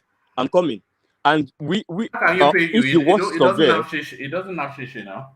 If you watch the survey, for example, if you go to Edo State today, or go to Port Harcourt, or go to anywhere, even Lagos, go to the street. I work with up to 70 to 80 people that go to the street every day in different towns and cities of Nigeria and talk to people. This is the way we keep our database. If you talk to that, one thing people don't know about this election is that if you talk to 100 people that support Obi on the streets, 80, their first reason is age, and nobody's talking about it in public. I'm telling you now, out of real sampling. I'm not telling you. If talk to 100 of Obi supporters, they will support Sowore. If it was support Sowore. No, you have to see before you choose a candidate. You have to relate with the person first. I'm telling you, if you talk to 100 people on the streets of Lagos that support Obi, I'm not talking about the ones that don't support him, and then you go ahead to ask them the next question. So why do you choose Obi? It is very surprising to me. Most of them don't even talk about integrity first or all these other things we consider first. The first thing, almost 90 out of 100, we always say, first of all, is the youngest out of them. We want a younger person. And all. I don't know whether it's the Buhari factor that is causing it. Maybe people are attributing the problem of the country to Buhari's age and whatever it is. But I'm telling you what is on ground on the streets. 90 out of every 100 Obi supporter, not the ones on Twitter, not the two, and like normal people on the streets, they always, no, we want a younger person this time. We don't want all these old men. This is the phrase they usually use. We don't want those old Sowore older than Obi? No, Sowore is significantly younger, significantly. Thank you. So, I just told you something. I said if you talk to Obi supporters, people that have chosen Obi, and then you go ahead to ask them reason. I didn't say if you talk to Sowore. I said if you gather 100 Obi supporters, and I wouldn't know why if age was a thing for them. Can you hold on, please? What Tony just said, he was saying to you that Sowore is significantly almost a decade younger than Peter Obi. So if you talk to Peter Obi supporters and they say that the reason they chose him is for age, when there is somebody significantly younger rather, and more viable than him, that they've chosen to ignore. See, you don't understand what I'm saying. I'm not speaking for myself. I'm telling you what's on ground. No, I'm not saying you're speaking for yourself. I'm telling you that I wouldn't know why. That argument is fallacious. All time. Yeah. I mean, this is you are in one man went to move, so you should argue more. Let's move on. We are talking about Sowore. No, I'm not arguing. I'm just laying my facts on the ground. Now we can have a view. It's a view now. One man, whenever we talk about Peter Obi, you just I don't know. I don't know what. No, I'm saying that what he's saying is not tenable. It's not tenable that for reasons of age. They tickled you. Maybe one man, me in particular, I don't care about age. Yeah, but I'm telling you, as a data analyst on the street of Nigeria, 90 out of 100 Obi supporters always mention age first. This is what is on ground. I don't care about age. I'm just telling you what if you don't ordinary mind, Nigerians. Uptime, if you don't mind, 10 seconds. This surveillance that you're talking about, those people you are talking about, which demography did they come from? Okay. Now we can go ahead and have a very robust conversation on this, but then let me just answer your question straight up. Most of Obi supporters let me talk about the ones we have had in Southwest, especially because that's where it's so significant. What I want to talk about now. Most of people that support Obi are usually 30 years and below. Anybody that looks 35, 40, they usually You go are for not Tinubu. answering the question. Oh, You are no, not let's answering the just You get said question. back age to demography, right? Showore. We've had this conversation too often. I thought you said age About demography. Did I hear you yeah. right? I said demography. Do you say Where did they age come or from? No, I'm talking of where did they They come said from? Are they from demography. the Nobody's west, answering you. from the east, from the okay? Where west, do they or come from from in the terms of north? tribe? Yes, That what you're talking tribe. That's about. what I'm saying. Yeah. When we go to the streets, we ask people. You see people from different tribes. You see Edo. You see Calabar. You see Igbos. You see Yorubas. For me, when I'm looking at most of those samples, I'm more even concerned about, because that's why you ask people their name before you ask them questions, because we are more concerned about the spread. So I'm more concerned about the opinions of the Yorubas. Now, within the Southwesterners, most of anybody that's supposed to be is usually from 30 below. Anybody above that age range is always going for Tinubu. But most of people below 30, they are all Obi. I can tell you that for free. I don't know whether it's different in ideology or whatever it is. For some reason, those ones they are all for Obi. The all right, older thank you. guys, the 40 guys, 50s, and All all right. of that. Yeah. Sure. All right, thank you. Well, Let's man, get before you back go, to uptown, Yeah. Sure. don't get it wrong. The Tunde of this world are not supporting Obi. Tunde is just posting Obi to get traffic on his post. you know. What do you call support? What do you call support? Okay. If you want to argue that, It's cloud change. It's just using the cloud for you're just using commercial the cloud. I gain. know which Tunde is supporting, but let's leave that. Let's move on. Supporting all in right. terms of what? If you're not using your platform to support No. someone, saying what support are you giving the person? All right, thank you, Uptown. Let's watch. Let's watch just the tail end of this Sowore piece, which I know a lot of you would have watched anyway, and then we can get into the conversation. But let's watch the tail end of it. Good evening. My name is Odion Sani. I'm an electrical engineering student at the University of Ibadan. First of all,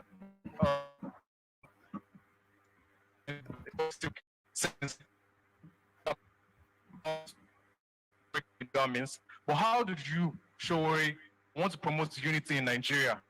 That's the first question. Second question is, in recent times, we've seen a lot of thousands of Nigerian healthcare workers travel out of the country for greener pastures, and reports even show that the ratio of doctors to patients in Nigeria is 1 to 9,000. So how do you plan to combat this problem? So do you want to carry out, and how do you want to go about that? Thank you. Thank you very much. Okay, and the second question is coming from Olajuwon. Olajuwon. That will be the third question. First and foremost, I would like to state that talk is cheap. Most of the answers questions have not been quite specific. So I implore you to be very specific in my questions to you now. For instance, you were asked how you were going to stop stealing of subsidy, but you didn't quite give an answer. You just said they will know they're out of business once you are in. How exactly do you plan to get them out of business, knowing fully where their corruption fights back? And again, I will move quickly to education. I'd like to know how exactly you're going to prevent the recurrence of ASU strike in very specific time. And if you become the president of Nigeria, Mr. Sowore, what will be your stance on no work, no pay, as the federal government of Nigeria is stating now? Because it is very clearly stated in the Constitution, in the Trade Please Put Act, that government might decide not to pay workers who do not work. And again, very quickly, Mr. Sowore, on climate change, President Muhammadu Buhari has said that he's calling for more urgent investments for facilities in Africa. What exactly is your stance on climate change? And last but not the least, That's a lot of questions. last but not the least, what exactly is the economic policy? What is your monetary policy? What exactly is your fiscal policies? Please, our Okay. Neva, I'm afraid. Thank you very much for that. With less than 15 minutes to go, I'll be really short with your answers, and I can prompt you up by one again if you want. Maybe we can prompt me, yeah. Yes. How would you promote unity? You've said you believe in the right to self-determination, but if you are president, how will you promote unity? Well, if you give justice to all the sectors, nobody will want out of Nigeria. You see, people talk a lot about Biafra. They also forget that the Yorubas also have their own agitators. There are people in the Middle East, Middle belt who also want out of Nigeria. Yeah. But what people have never talked about is that a lot of Nigerians have actually mentally seceded from Nigeria. How do you Japan? It's because they are This straight into the next question. So, what's your next question there? So with doctoring and all of that, what's your plan So for what solving health? we need to do is to invest in healthcare, and I have said it. We need to have a healthcare system that accommodates all, and it is not socialism. It's the right thing to do. It's compulsory. It's investment. You have to invest a sizable amount of your budget or revenue in ensuring that hospitals and drugs and insurance. Ours is the insurance policy, okay. But it's not the one that's going to be exploited or stolen by through fake HMOs.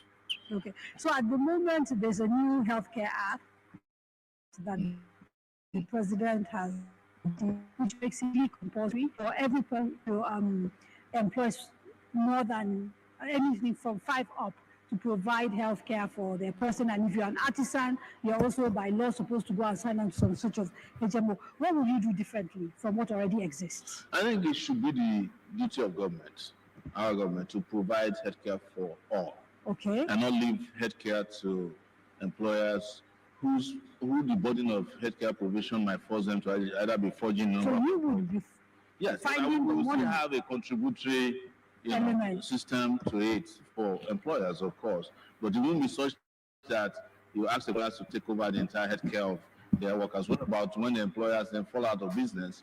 Who takes care of the employees? The person from Ibadan that said talk is cheap is not satisfied about the specificity of your answers. He said, for example, how are you going to stop them from stealing? Especially since we know corruption fights back traditionally. He's also asked you to discuss the ASU issues and whether you respect this idea of people don't get paid unless they I don't actually respect the work people. and all of that. When the strike is just, yes, you have to pay the strikers. It's not, they didn't want to do this. It was government that forced them to. If you want to start stopping the pay of people who are not working, I think the president will be number one because he barely work. It's true. Yeah. So, and the truth is that these are things that escalate the problems. You can't keep escalating the problem by engaging in things that make our higher institutions are too important to be played with technical parts of laws. Let's put the money they ask for. They are specific about how much they want. Let's find the money and give it to them. And make sure. But their demands go beyond money. There are 7 demands that ASU is making of the and the demands have been the government. same since the 90s. The University of Lagos when Jega was president of ASU. You wouldn't rethink education at all, like some people are saying, create a situation where universities become independent, they are able to get endowments, and education is too private important. because this place where education works. Yeah. Education is not as cheap as it is in Nigeria. Education, so people actually, if you look at how much we pay to train doctors, it's not also as expensive as they think. In the 90s, the IMF and the World Bank came to this country and said, "Don't invest in education. It's too expensive. It's waste. Let people pay for the education." But the same people came back and recruited 1,000 doctors from the education they didn't want us to invest in 1990. This is hypocrisy. Victor you cannot compare is on education to standby in anything. Bielsa, and I don't really want to waste their time because they're the last school we're going to. But you still haven't talked about, the thieves, yes, who are stealing the subsidy, yes, but talk is cheap. How do you intend to fight I don't them? belong to the category of students. They should go and do research about me at the University of Lagos. I'm not the talk is cheap person. Okay, let's go to Victor, who is who's in Bielsa and just remote site because they've been very patient. They've been listening. Thank you, Kadiria. Very good conversation there at the studio, and you'll start a lot of comments here at Bielsa Center. We have 2 questions that will be asked for Honorable Elliot Sowore to ask the first question that we move to Honorable Omoyele. Yeah, good evening. I am Honorable Chief of Hospitals. Kindly answer this question.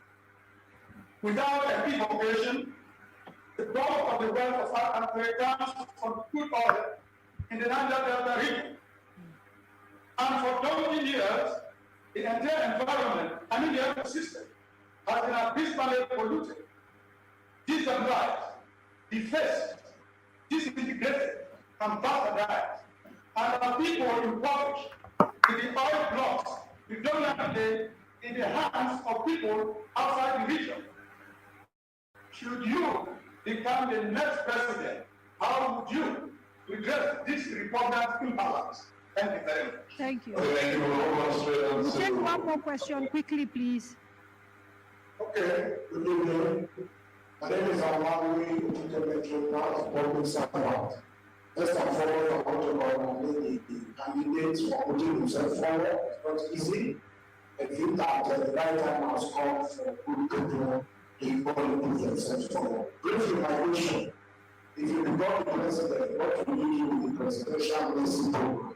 But recently, the news is everywhere that this government have decided to write down the presidential blessing program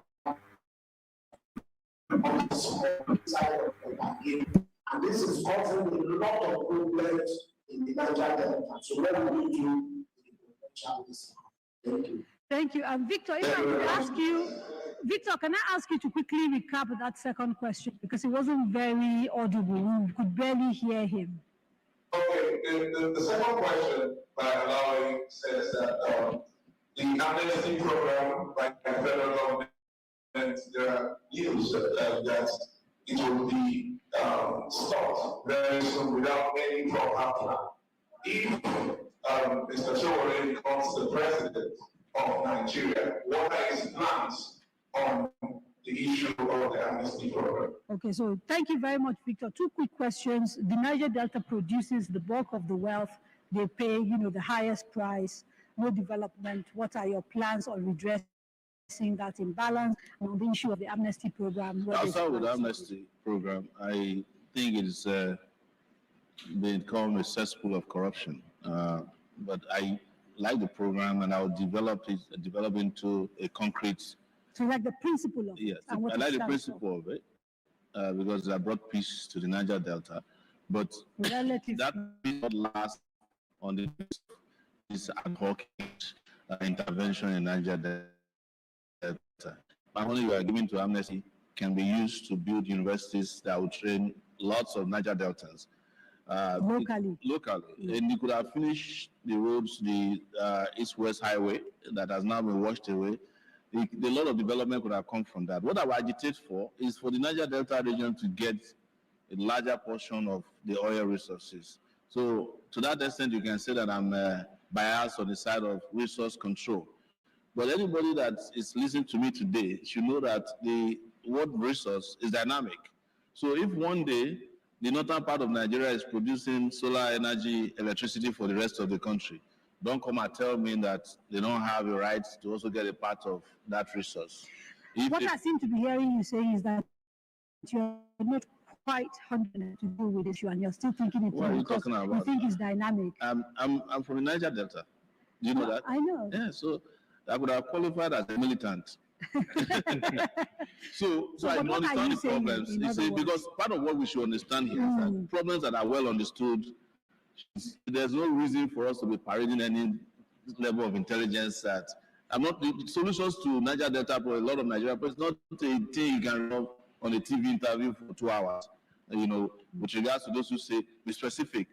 If you want to see specific, ask for manifesto. We have manifesto online, by the way, or Sowore 2020. And by the way, some of your manifesto issues seem to be at odds with your personal issues. So page 32 of your manifesto, for example, they talk extensively about carrying people along in order to get things done. But when we listen to you sometimes, we almost feel like you are marching at it alone because you think you alone can do it. The fact that I'm passionate about how fast Nigeria should have developed. Doesn't mean that I don't want to help people along. I believe in people. I've been on the side of the masses.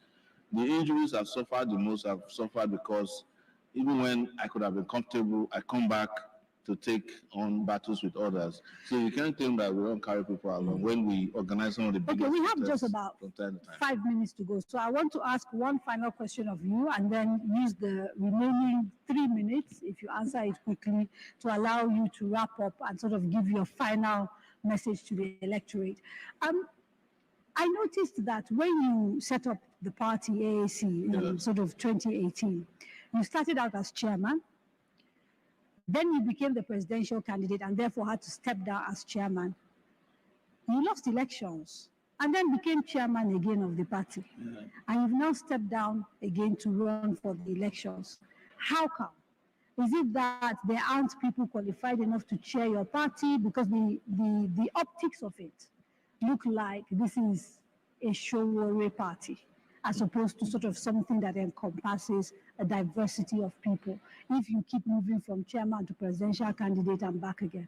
I'm glad you asked, and I want to answer you directly. We set up a party in 2018, and we sort of decided in agreement with INEC that we'll have interim leaders as convention. And it will happen after the 2019 election because we didn't have much time. Before, when the election was over, the party was hijacked. Yes, you didn't get a chance to enter into all that trouble. So we couldn't go to convention. Right. And I was arrested when we were protesting against and going to court about it. And there was no opportunity to do any election until we won in Court of Appeal on June 2nd. So when we won, elections were 6 days away. We had to run around the country to set up. That's why I stepped down again. As soon as this election is over, we will go to a proper convention, and I promise I'm not going to contest as party chairman again. Okay. Literally in 30 seconds, Malam Magashi, a final opportunity to speak to Nigerians, the electorate, and tell them why the duo of you and Mr. Sowore represent the best option for Nigeria.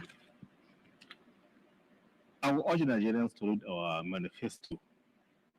There is something very important we have not talked, but we don't have a time. Something that is sticking on the knob of the northern part of Nigeria, that is the Almajiri system. We have a very vast, versatile, and workable framework for the Almajiri system to work. I assure the northerners that if we get into power, there would not be Almajiri that would be begging. We would separate that aspect of Almajiri that is studying religious knowledge and the begging. Yeah, Mr. Sowore, 30 seconds, your final words to the electorate. You know, the Almajiri is somebody who seeks knowledge, not somebody who begs. Yes. So he's very clear on that. But Nigerians have seen the difference. I'm glad that I ran in 2019, and I wish you elected me and did not select somebody who didn't win the election to lead you. This time around, we're looking forward to credible, fair, and fair elections, and we hope, having heard from us, those of you who are undecided, that you know who the right person is to lead this country to liberty. We want to put liberty on the ballot. Mr. Omoyele Sowore and Malam Interrogate, thank you so much for joining us. And that's it for the candidates for today. Tomorrow, we sit down.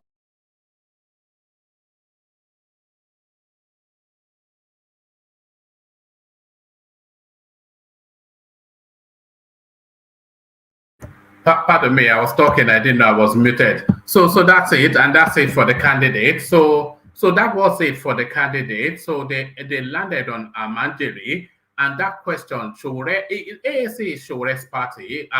In conversations on this platform, we have mentioned before that outside of Sowore, you cannot recognize a single person. You cannot name a single member of the AAC outside of Omoyele Sowore.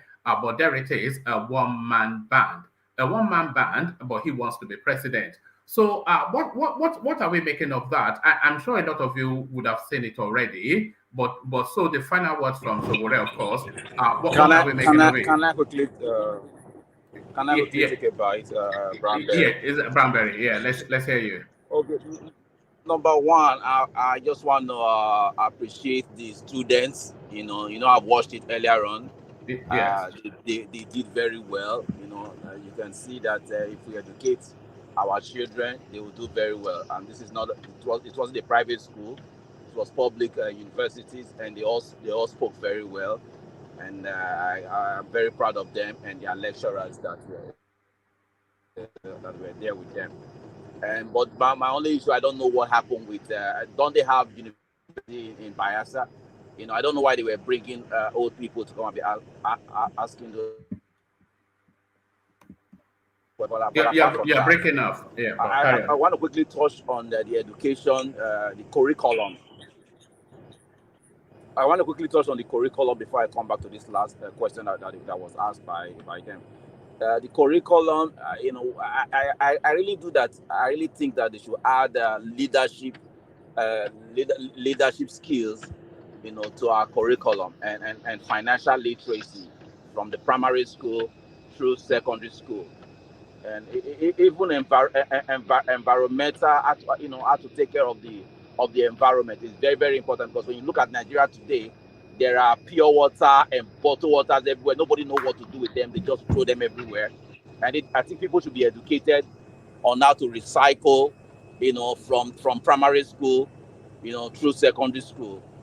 It's not everything that people can do from home, but that should be added to the curriculum. And when it comes to the amnesty, I really concur with Sowore, because I don't see any reason why they were bringing people to America, to United States, packing all these touts and bringing them all over, putting them all over the world without education. Why didn't they use that money, to educate the people right there locally, to build roads, to build good schools?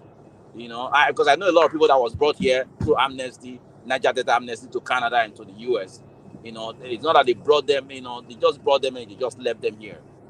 So I don't. It's just a way to loot money, because I don't see any reason why you cannot educate your people right there at home. To make them a better people, a better citizen. To do better. Because when you take those people abroad, you are also grooming the next militants. It doesn't really make sense. But and the Marjorie one that they talked about is a very good one as well, because those children has to be taken off the street, because they are a threat to national security.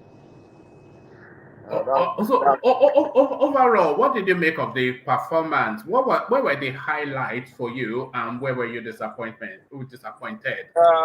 My disappointment was, as much as I love Kadiria, she's a very lovely woman, but she didn't give him time to really express his plans. And secondly, whenever he talks about the North, she's kind of pushing back. And whenever he talks about some politicians, she say, "Oh, I don't want anybody to come and sue me for libel." So he didn't have the time to really express himself properly, because he was just getting pushed back, and she just keep interjecting. But overall, I think he came, like, as usual, and he gave. People might say, there was no solution. How many of them have been able to give real solutions? So I think he presented himself well, and he was able to present everything that was asked. He was able to speak to them, accordingly. If you were to score him out of 10, how would you score him? I would score him 7, which is not bad. Yeah. All right. Brilliant. So thank you. So thank you. I'll take somebody else, but before I go to anyone else, Joel of Nashville, he says, missing you guys will get in when I rectify my network. Keep the fire burning. So that's Joel of Nashville. And so some of you that have been wondering about some of the personalities on the platform. So you're asking about Solly earlier on.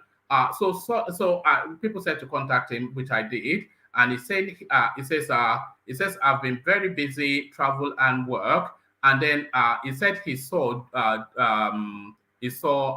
Joel of Nashville in Holland. So Joel of Nashville are certainly in Holland now, smoking a go with Solly. So there it is. This is what we facilitate for. People that would never know that they exist as human beings, they met on this platform and they've traveled halfway around the world to go and smoke weed together. So I'm not quite sure if that is a plus or a minus, but that's that. To look at that, unbelievable. Joel of Nashville and Solly, they are smoking Igbo somewhere in Amsterdam now. Just off the back of Amsterdam blend. Amsterdam blend, Colorado. Look at that. So that's brilliant. So who's up next? Who wants to go next? So your assessment of Sowore's performance, the highlight and the low light, and then the score. Can I go? Okay. Can I go first? Let me go first. Let's hear from you. The performance was excellent. I will give him 8 out of 10. But the lady pissed me off because she's a poor interviewer. I don't know why they let her. Last year she was poor as well. I mean, last cycle. No. She pissed me off. She doesn't even let him land at all. No. It's you have to listen. One man, if you notice me when you are talking, I keep quiet. I let you finish, then I will come in. If you don't listen, I hate people that doesn't listen. She doesn't even let him finish, and she keep on interjecting him. No, it's very poor to me. I wish she can improve on herself much better in the nearest future. But I will give Sowore 8 out of 10. He impressed me. One. All right. Well, so what's happening to the coffee, by the way? Today, by now, I should have been announcing that XYZ bought so many coffees. So your host is thirsty. So do the necessary if you can. So thank you. Yes. My own assessment.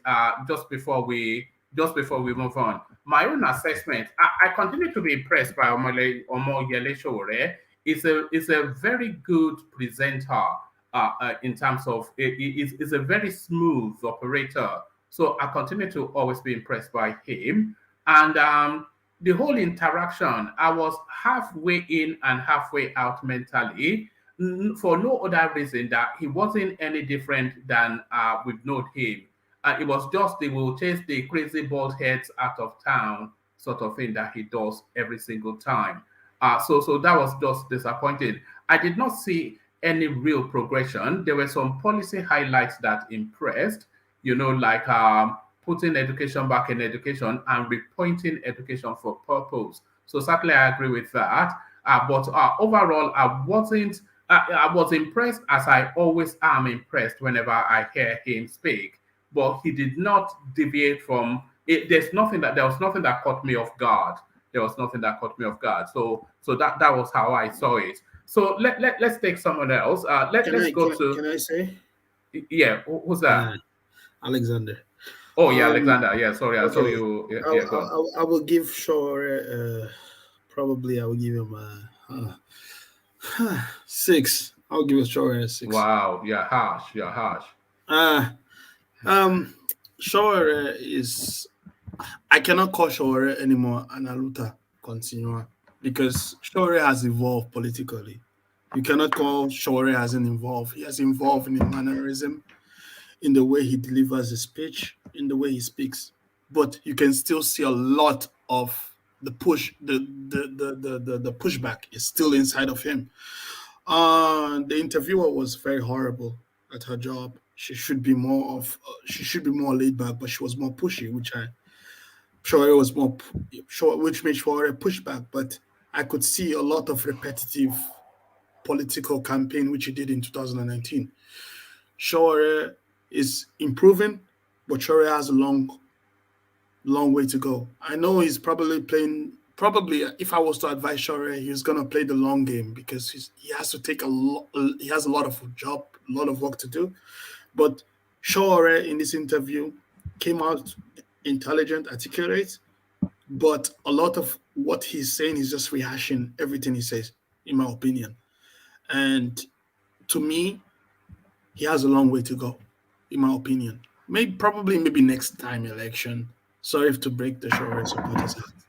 but to me, it was just repetitive. I will give him a 6 out of 10. Do you see him as just an ideologue that just wants to intellectualize politics and knowing full well that he has no real electoral value? So he wants to present an intellectual argument into the political space as a political actor on the clear understanding that of course he's never going to take governance. And that is why he got Sowore is just a typical guy who likes to be the smartest guy in the room, basically. Do you think he's an authoritarian? Do you think he's somewhat of a dictatorial sort of a person? Obviously, he is a dictatorial person. He doesn't even control it. Even if when he tries to be as simple as possible, he's just Sowore. He's just somebody who, if I was to advise Sowore, is just to be an activist, because as much as he tries to be a politician, it's not in him to be a politician. He's not ready to play the manipulative, the backdoor games. And every politician is capable of doing both, but he's not able to. Even Peter, that's why I think Peter Obi is a bit sellable, because Peter Obi is able to give a facade that people want to see, But Sowore is not able to. You cannot be a full frontal person, as a politician.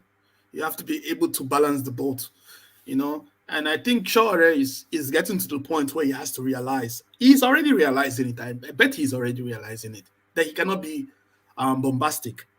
Let me speak from Alexander Gomez's words. Okay. Bombastic as he always used to be. You cannot keep it up, because people don't want to be. Nigerian people don't care about how truthful you are. They want to hear what they want to hear. So I think Sowore is going to get to that point where he has to come to the realization that even if you keep hitting your head at the wall, it's not gonna make pardon my word. It's not gonna make a big hole, So he has to get to that point where he has to realize that you don't have to be combative all the time. He's just a combative person by nature. Do you think people see him as a politician or an activist? Because I'm not convinced that people do see him as a politician, especially. They just see him as I don't see him as a politician. I see him as an activist, and I'm not sure that not everybody sees him that way. I want to ask a question, one man, to you. Do you think Sowore was popular in 2019 election because of the fact that he was an activist fighting against Buhari? I think that was a selling point, and I think the novelty then as well. Yes. Yes. I think so. Yeah. I really believe he was that activist that people were looking for, who can show Buhari that he's not scared of. It wasn't because of his policies. It wasn't because of his ideology. It was just, there's this guy who is young, who came from America, who left everything, who can tell Buhari to his face, and who can speak in front of everything. I think the Aluta was the alluring, that's what allured people to him in 2019. And I think that thing is gone. Peter Obi took everything from him. And I think he's trying to do that in 2023 election, but it's not going to work, because most people are impressed by Obi. They already believe in Obi. And I don't think Sowore is going to get it anymore. I know he's fighting hard to take away the supporters from Obi to come back to him, but I don't think it's possible. You said something interesting about Obi being able to wear that facade. And then when you said that, I had thought of Obi's interaction with Yemsin Wike just recently. And he was saying to Yemsin Wike that you give us the center, we'll give you the state. So that is the language of politics right there. So support me for my presidential candidate, and I'll sway by people to vote for your candidate to be governor. So a lot of people will say that is treacherous towards the Labour Party candidate in Rivers State. But Obi, being a pragmatic politician, he knows that the Labour candidate in Rivers State is going nowhere. But he knows that Wike is a quantity. But Sowore will never be able to negotiate that.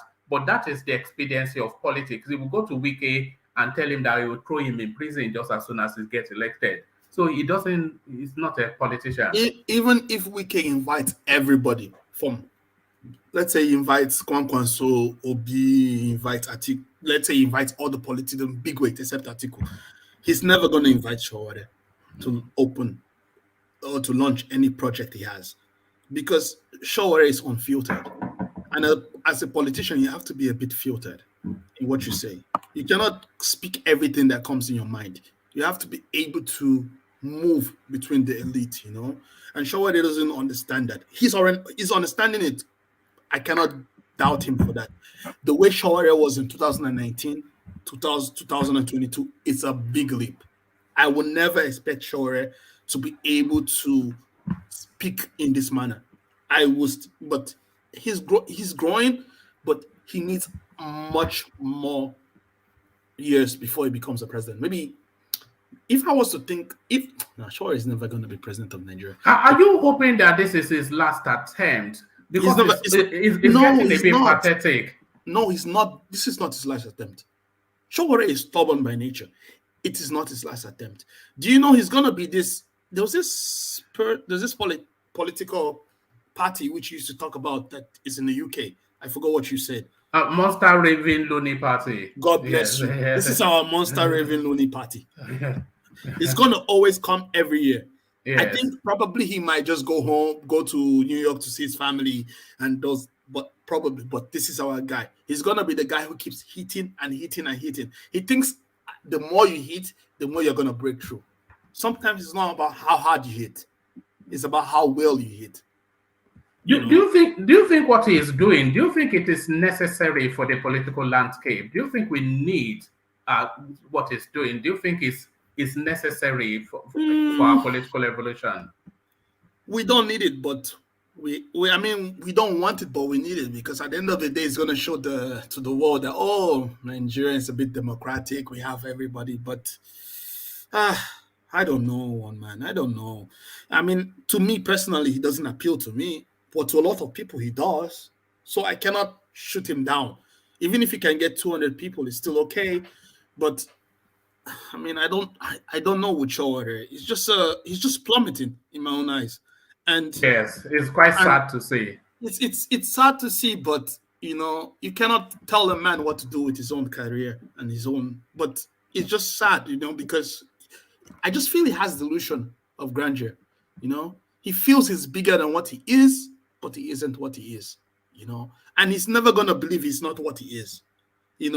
Especially the fact that I think the biggest thing that Sowore makes him believe what he is, it was the biggest go-to of Sowore is, I was a student union leader when Biola was fighting for everything. That's his go-to statement.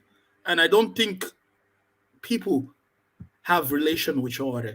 When I went back to Nigeria, I spoke to a lot of people, and nobody, I'm saying nobody, who I know who was in my age grade or below, believe in Sowore. Nobody. Absolutely nobody. If Ajale Koko was here, he's going to interject, but nobody. Absolutely nobody.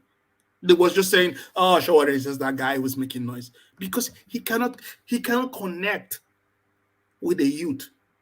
People like Sowore, if you want to be Sowore, if I was to give Sowore advice, right? Sowore is the kind of person who should play the long game.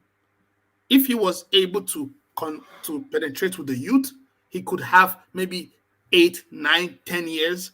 The youths are going to get older and they're going to be for Sowore. But he cannot even connect with the youth. So how can someone who cannot connect with the youth, even if he's bombastic and all that, he cannot connect with them? You need a bridge to connect with the youth, because the people who vote for presidents keep getting older and older and older. And younger people keep getting to that stage where they can become the next voters. But he cannot connect with the youth. Alexander, it's one of the biggest mysteries in Nigerian politics that Sowore is not connected with the youth. Because if you are looking for anybody that will be a youth candidate, it is Sowore, the age, the politics, everything. But there's something, yes. He cannot connect with the youth. Something about Sowore that just push people away. I don't even understand it. It's not, what he's saying is 100% correct, because most people the people who are Sowore supporters, they argue with what is he saying, but he's not connecting. He's saying the truth. Things should change. Things should get better. People should be more against corruption and all these things, but he cannot connect with the youth. They just don't. I don't know. I don't know what's with Sowore that doesn't click. Do you know the funny thing, one man? Yeah. I believe if somebody else did the same Sowore strategy that was more charismatic, people will connect with him more. Well, well, Peter Obi has proven that. Yes. Fantastic. Yes, exactly. Peter Obi did the same thing. Peter Obi did exactly the same thing with humility and understanding. And you see people like is that what is missing in Sowore? Is it the humility that is missing in him, Sowore? I don't know if it's humility. It's just something Can about I him that chip doesn't in, connect. Alexander, if you don't mind? Yeah, please do. I agree with you, and this is the same thing I've always been saying from even since last year. But Ajani Koko will totally disagree with you. I think the problem with Sowore and where he misses it is when he switched to that revolution now and all that. Because it's simple. In a neighborhood, you rented a shop, you started selling maybe a particular dish, and everybody comes there. Then all of a sudden, you close down that shop, then you move to the third street to be selling what people don't want. Then somebody else come and open the shop and started selling what you are selling. Obviously, people will start going there. Then if you come back, it's hard for them to come back to you if they're already enjoying what the person is selling to them already. That was the problem, and it's hard, and that's the way Nigeria is. That momentum he had built on that time, if he had not put himself in trouble, his movement was restricted. So that actually really decapitate all his plans, because if he had focused more on connecting with people the more, and to me, I just think Sowore is this person that is not looking to bring people into him. If I'm going to advise him as I am, I would tell him to look for a way to lobby. Are you there? Okay, can I push my question? Can I come in now, sir? Sorry. Let me finish my statement. Yes. Sorry, we lost you, DOG. So let's round off your thoughts and give him a scorecard. Oh yeah, okay. You dipped out and then we couldn't hear you anymore. But carry on, Alexander. Oh, can you hear me now? Yes, we can now. Okay. So if he can lobby and get a political appointment, then see how people do in politics. I think it needs that learning curve. It needs to get into it, to learn, to see how it's being done. Then from there, he can propel to going for this position that he wants to be. No, we've lost you again. Sorry, back to Alexander. Sorry, D, you are dipping heavily. Let Alexander continue with his thought. Alexander, back to you. Sorry, D. Let me just finish this and then you can get back to what you were saying. Sorry for that. So Sowore has a long way to go in politics. If I was Sowore myself, or if I was somebody who's close to Sowore, I would advise Sowore to do a rebranding. Basically, he has to rebrand himself, right? I mean, he could still be the same bombastic character, which makes him Sowore, but he should try as much as possible to be more humble, right? Because I think sometimes the pride in him of being a fighter of the military regime and all this kind of stuff, it takes the best of him sometimes. That's what I think. I'm not 100% sure. Alexander, let me join you in that space. I agree with what you're saying. I feel that there's a sense of entitlement with Sowore, because he feels that he was one of the foremost people that fought for this democracy, and then he feels that the people that are taking advantage of it, they don't have his qualities. So there's a sense of entitlement that I fought for this thing, therefore I'm entitled to it. Mm-hmm. It's like, oh, these guys who are the politician who didn't do nothing, I was the one walking around fighting for the democracy. Why are people getting the opportunity to steal the money? I get it. It comes from, I cannot deny the fact that even Sowore attitude comes from a good place.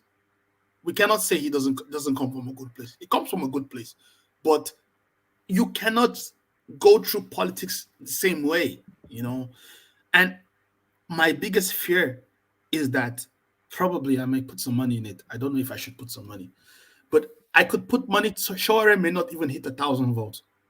this election. No, yeah, that's not nice. Like, I'm sure he will. 1,000 No, votes. I don't think he will. No. I mean, do you consider family and friends vote?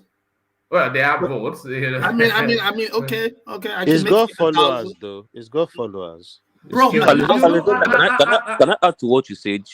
What you just said right now? Yeah.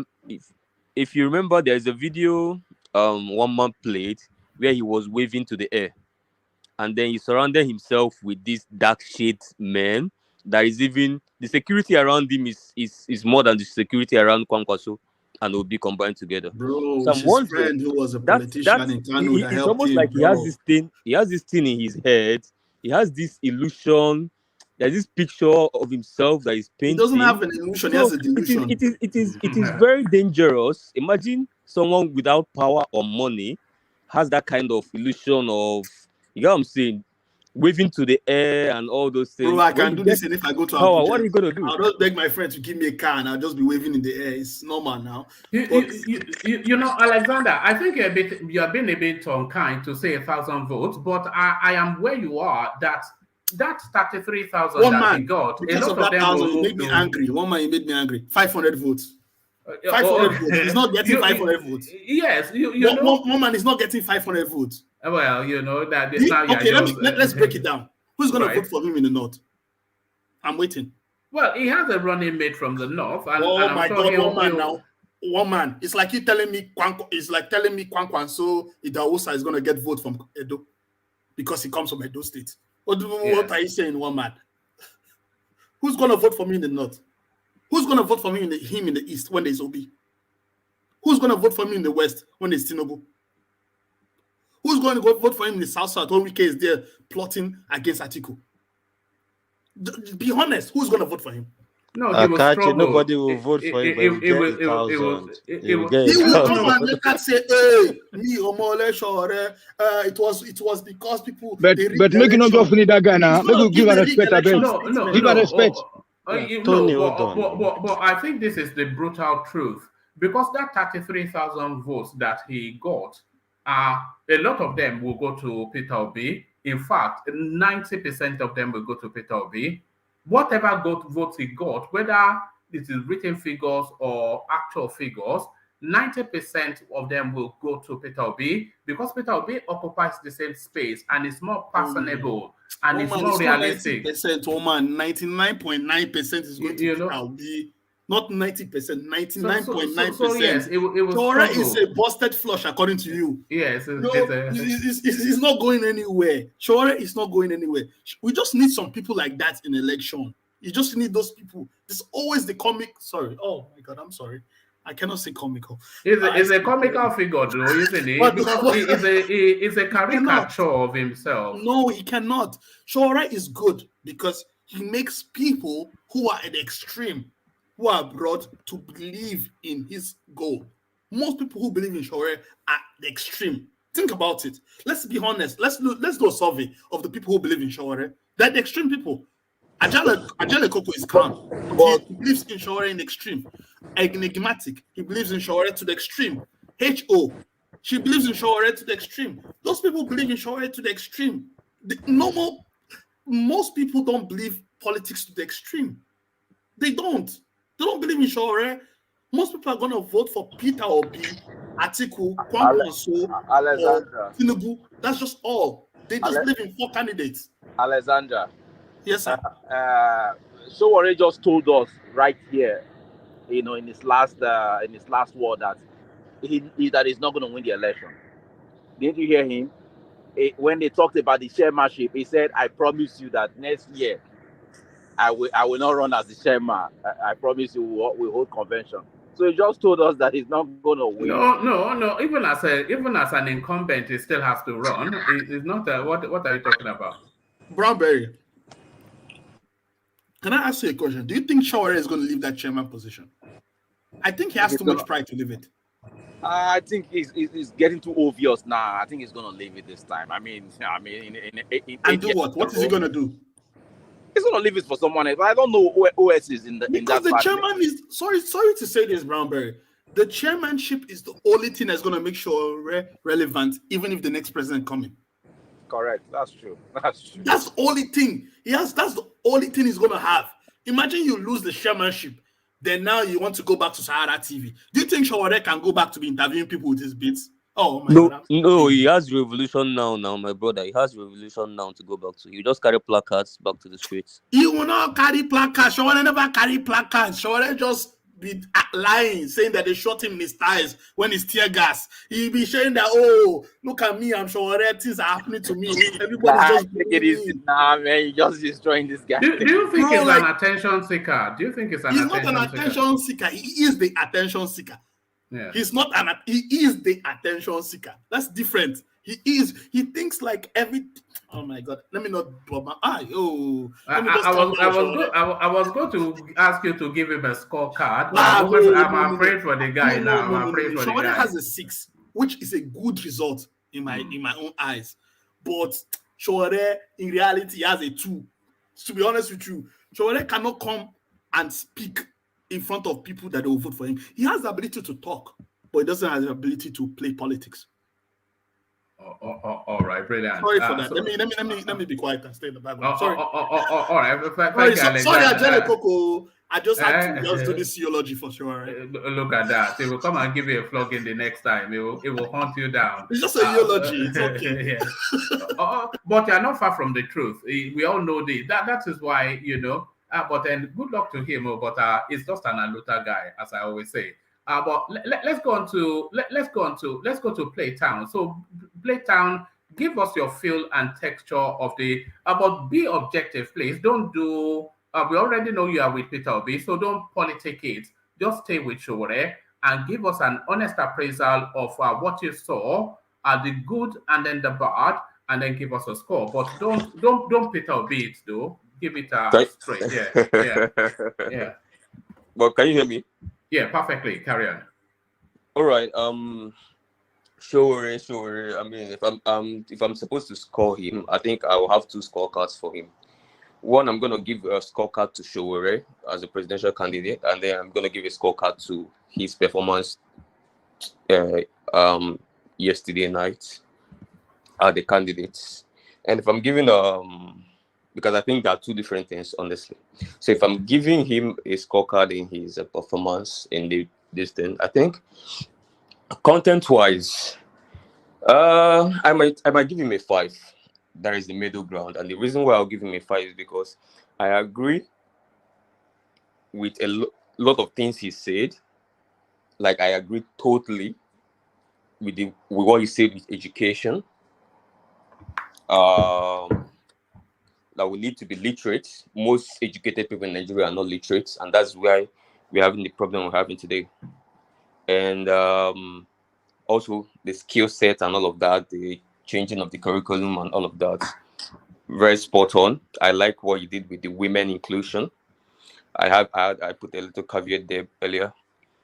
His subsidy plans is probably something most Nigeria would want to hear. I don't think any Nigerian really want this subsidy gone, and the fuel price is very high. Yeah, but then the rhetoric, obviously, subsidy is a big scam. Everybody has said that, and nothing so new, but still on point. I like his power plans. Those are the things I like, but these are the things I don't like. I don't like his security plans. I don't like the idea of mercenaries. I think I pointed that earlier. I don't like the idea of the constitution change he's proposing. It's coming from a dictatorial point of view. There's no realistic thing he said there that is realistic to me, unless he is intending to put on a khaki and hijack the Nigerian government. With the Senate announcement or dissolving the Senate, I don't know if he's gonna go get Abacha's khaki and start dissolving people. That is unrealistic.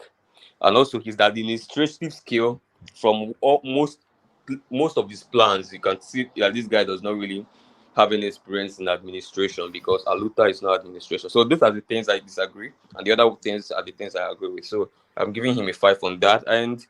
But things I want to agree with my brother that just talked earlier now. Alexander. Yeah, Alexander. So the guy is a great guy. You can tell that he's passionate about the country. He's also futuristic in terms of his thinking. He has big ideas, even though he does not really know, like Tinubu would say, you don't know the way. Does not look like he knows the way to the big ideas, but he definitely knows the big ideas and he can quote the big ideas. And I think the big problems for me is the fact that he's not a leader. If you notice in that debate, it's almost like one man show. He couldn't even let his vice president talk. I beg your pardon. What do you? I beg your pardon. What do you mean by that? You are talking freely. What did you say? Sorry. I misheard you. Carry on. I thought you were having a dig at me. Well, sorry, carry No. on. Sorry, I thought you were having a dig at me. Okay, well, No. sorry. I was talking about Sowore. Oh, yeah, go on. I said in the debate, yeah, you could see that thing about him. Like he wasn't carrying the vice president along. You can't see him allowing the vice president to take any. The vice president was just there sitting, he was there all up on our faces, all up on the interviewers' faces and all that.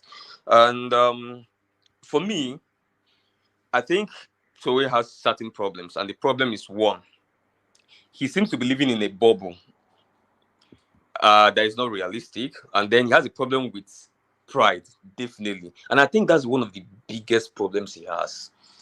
I've said it categorically times without number that this guy, even if he comes out in APC today as presidential candidate, I might not vote for him because this guy, I have studied the psychological characteristics of dictators around the world, from the 40s to the 50s to the 60s.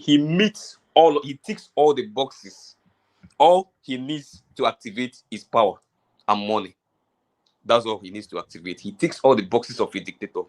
Everything, personality-wise, character-wise, mentality-wise, and everything. He feels a funny sense of attitude of entitlement. Why I say it's funny is that you are neither powerful nor rich. So I don't know what is fueling the sense of entitlement. And I don't know what is fueling the pride too, because you're neither powerful nor rich. So I think he's not a negotiator. He's not an administrator. What makes you a president is What do you mean he's not an administrator? He runs a multinational media house. No. All these Instagram comedians that have 10 million followers, they run a multinational media outlet too. They reach a lot of audience too. Just that they're focusing on comedy. Yes, So. and they are administrators too. No. An administrator, you have to manage two things. You have to manage finance. You have to manage people. Two things. You must manage people and you must manage their money. You get what I'm saying? So he does not have any sign that he knows how to manage any of the things. And you, as a leader, you have to be tactical. Even when you are confrontational, like Wike, even when you're frontal, you have to also be unassuming. Sowore is not unassuming. We all know what Sowore is all about.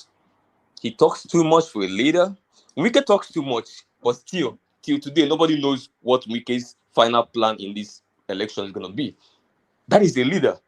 Even when you meet the bombastic ones, if he's a good leader, even with the whole bombasticness, the whole loquaciousness, he will still be unassuming because that's what politics takes. So even if you're confrontational, you have to be unassuming and all that. But I think for me, what if I'm supposed to advise him? He needs to work on his pride and sense of entitlement. If he can work with that, maybe we just start relating. Because if you just put that with Obi, you find out, for example, what happened in Rivers State. Now you are expanding. You are expanding to Obi now. One man told you not to say No. I just wanted to make a point. I want to make a point. This is not about Obi. Let me just make my point. Sorry, carry on. Tony, please.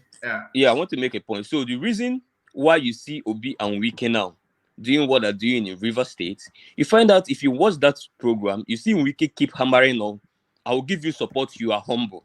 You're a humble man. He keep hammering on that word humble. That is what, even though they might not have the same ideology politically or whatever it is, but then A humble person appeals to both friends and enemies. It's most likely to appeal to both friends and enemies. You get what I'm saying? So that's why if Wike insulted Obi on channels when Obi left PDP, he said Obi does not have integrity. He said bad things about Obi. When Obi came back to channel and Sheun asked him about it, Obi said Wike is my good friend. He said nice things about Wike. He did not fire back at Wike. Perhaps if he had fired back at Wike like a Sowore would do, perhaps what's happening now wouldn't happen.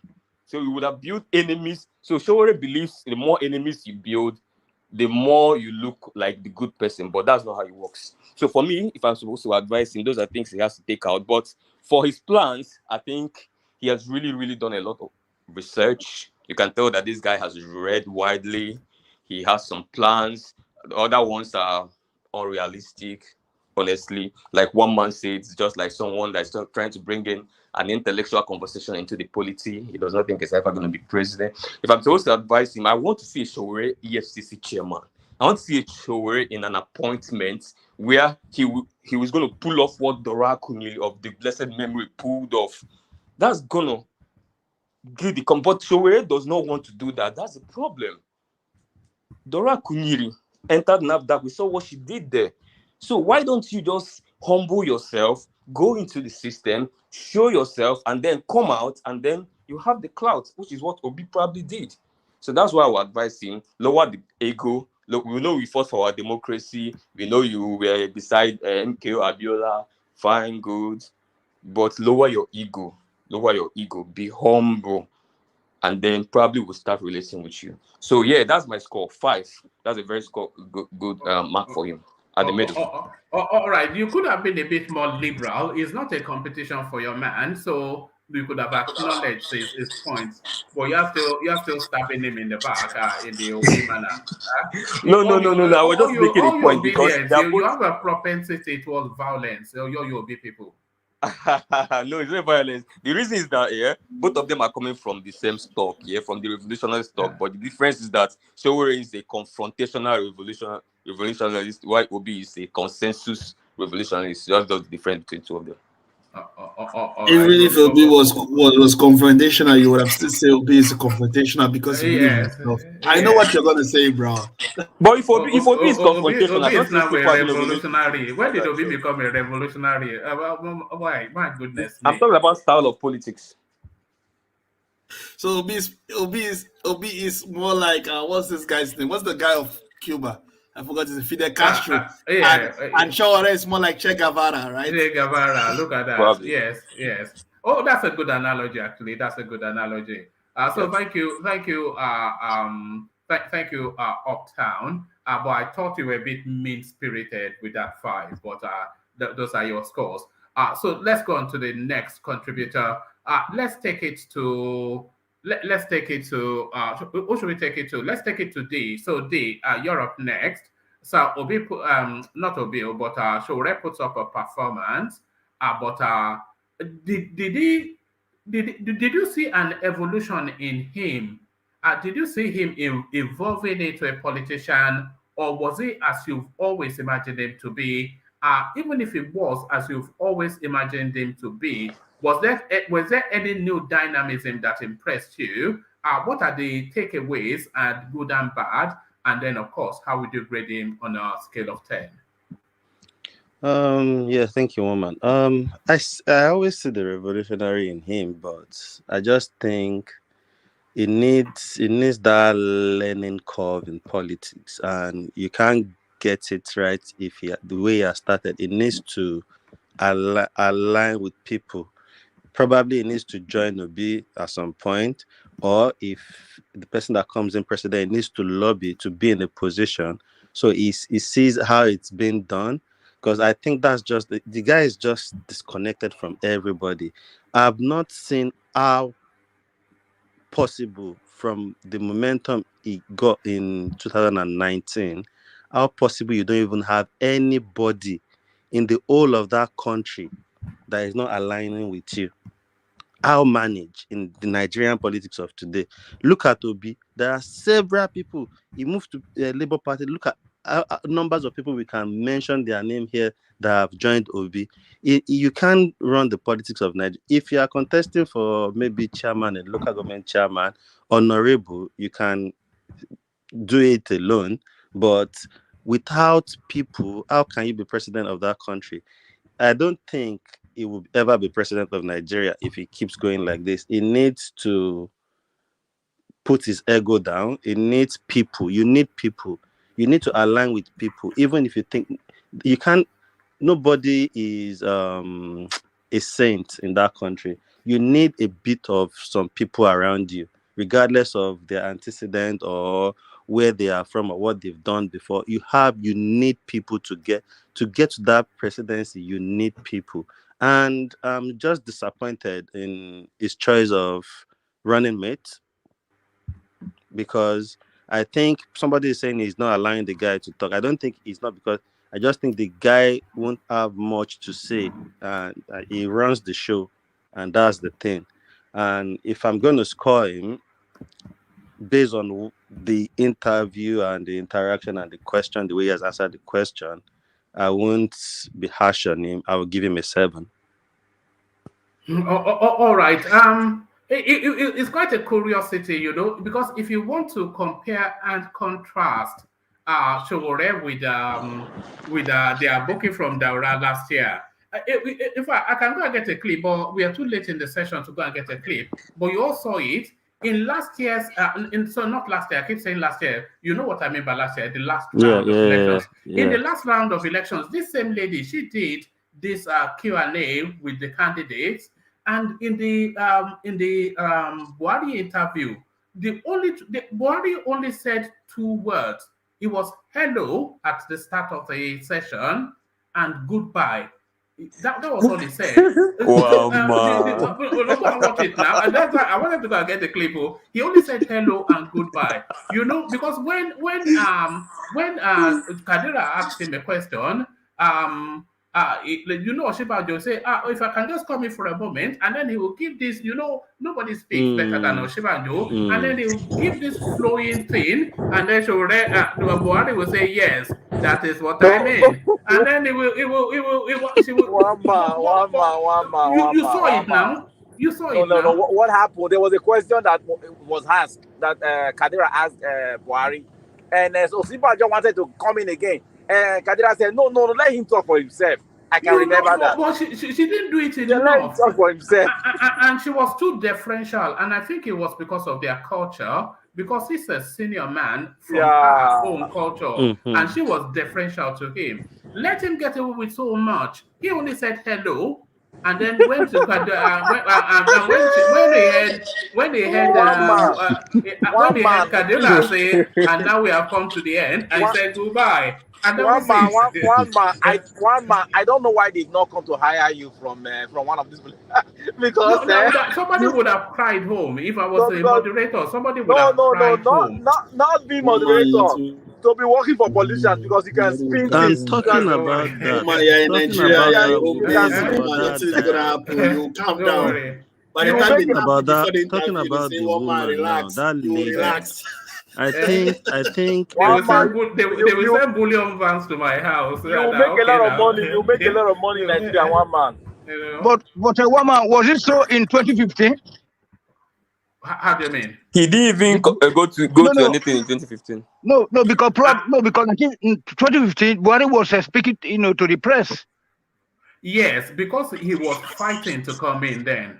But probably probably that. And by the way, even sorry, Tony, even in that time, he wasn't saying much, because Buhari, he has been debilitated.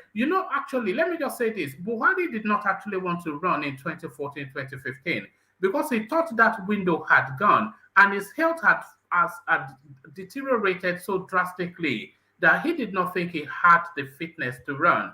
But it was Tinubu that really pushed him, because Tinubu knew he had the machinery. And he knew that Buhari had the star quality. And he knew if he had Buhari, who would bring him the north, he will force Goodluck Jonathan out of office. Buhari did not want to run, though, because it was too debilitated Can physically. I add something, one man? Yes.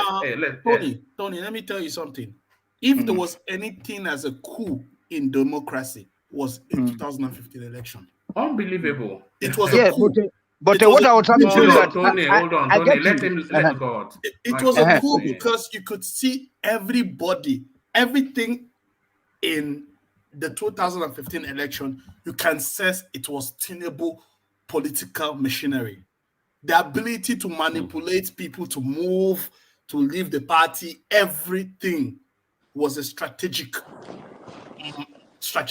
election. It wasn't just divide and he rule. lost because of it was a speech. No, Buhari wasn't speaking anything. It was just a coup. This is how coup happened. That was the first time you saw a coup in democracy.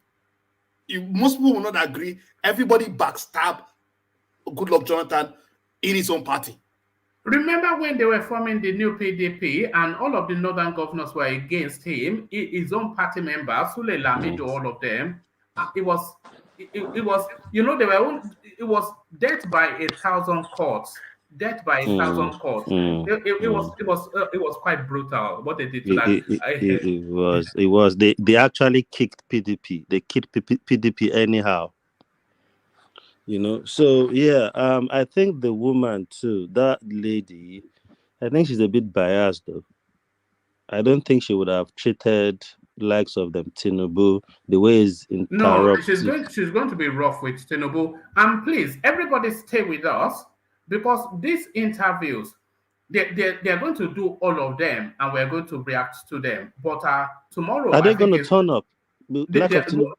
As far as we know, but we're expecting that Tinubu will duck. But tomorrow, we're going to do Kwakwanso and his running mate. So we're doing Kwakwanso and his running mate tomorrow. Okay. And that should be quite a spectacle. One man, I don't think I thought Tinubu would come because of the arrangement of the candidates as a show. Yeah. But today I had cause to change my mind. Because of the new introduction of those questions from the students and from the universities and all that. Tinubu does not want any question that is coming from ordinary Nigerians. He's scared of being put in the spot. So I think he's probably going to run away again. Let me show you one thing that Kulata sent me. And I would say people should send me stuff on Instagram. Let me show you. You know, as much as people say Tinubu, when you say things like this, you worry. Let me show you something that Kulata sent me on Instagram. It's just shocking. It's just, anyway. Let me not preempt it. Watch this. Different from blue Bulaba. We can create wonders. Yeah, it's a successful again. A town hall different from blue Bulaba. We can create. So I'm not quite sure if that is real or edited, but It was hold on. I thought it was I thought it was real. I watched it live. Hold on. I thought it was Kwakwanso's running mate that was the pastor, but Tinubu is the one talking in tongues. You know, it's unbelievable. Bulaba. Yeah, I command you, Holy Father. My God. Good. And you are saying this one should go and sit in front of and do you know the painful thing, one man? That's our president. If she sits in front of Kadiria, she will bring a fork and knife and eat him alive. He would devour him. One man, sorry, I have this is for everybody. Whoever whoever wants to say something to this. Let's even look beyond 2023. Let's just assume Tinubu becomes president. Do we even have any hope in the next 2 elections after 2023 election that we will have somebody that will be credible, somebody that will be diligent, agile to get into that position? Because once it goes to Tinubu, I don't see how it doesn't go back to the north.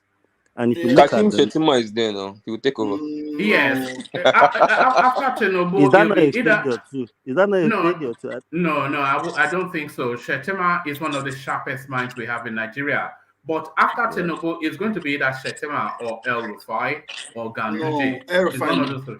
No, more likely I Shettima. can't even think about any of those. The only person I can choose from the north is the Borno governor, Zulu. Oh, Zulum. But all these other guys, No, I don't can't think his imagine it. mind. I don't think his mind is sharp enough, Zulum. I know it's a PhD. Zulum is sharp enough, but I don't think Zulum is able to play the political game that Shettima will be able to play.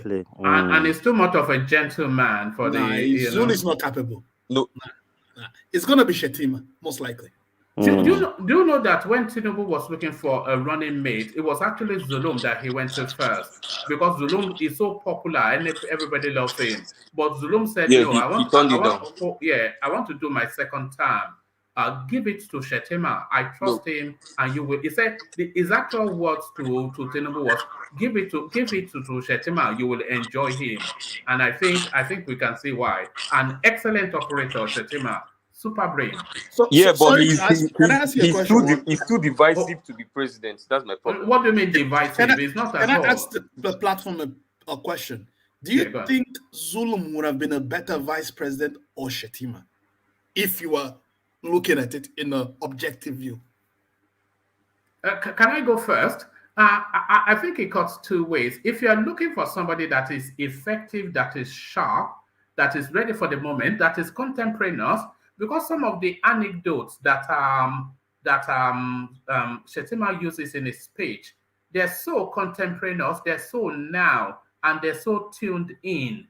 You have to have Shettima. But if you are looking for loyalty, if you are looking for somebody that will a real good second man that will sit respectfully in the background and do effective work, then you have what's it called? Zulum. But if you are looking for somebody that's sharp, that is ready. Can I interject one man? I think you like him much more because I like him. He's a bit more mischievous. You like mischief makers. I like it.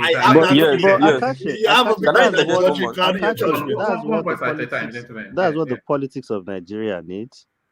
You don't need the dodo on your side. Yes.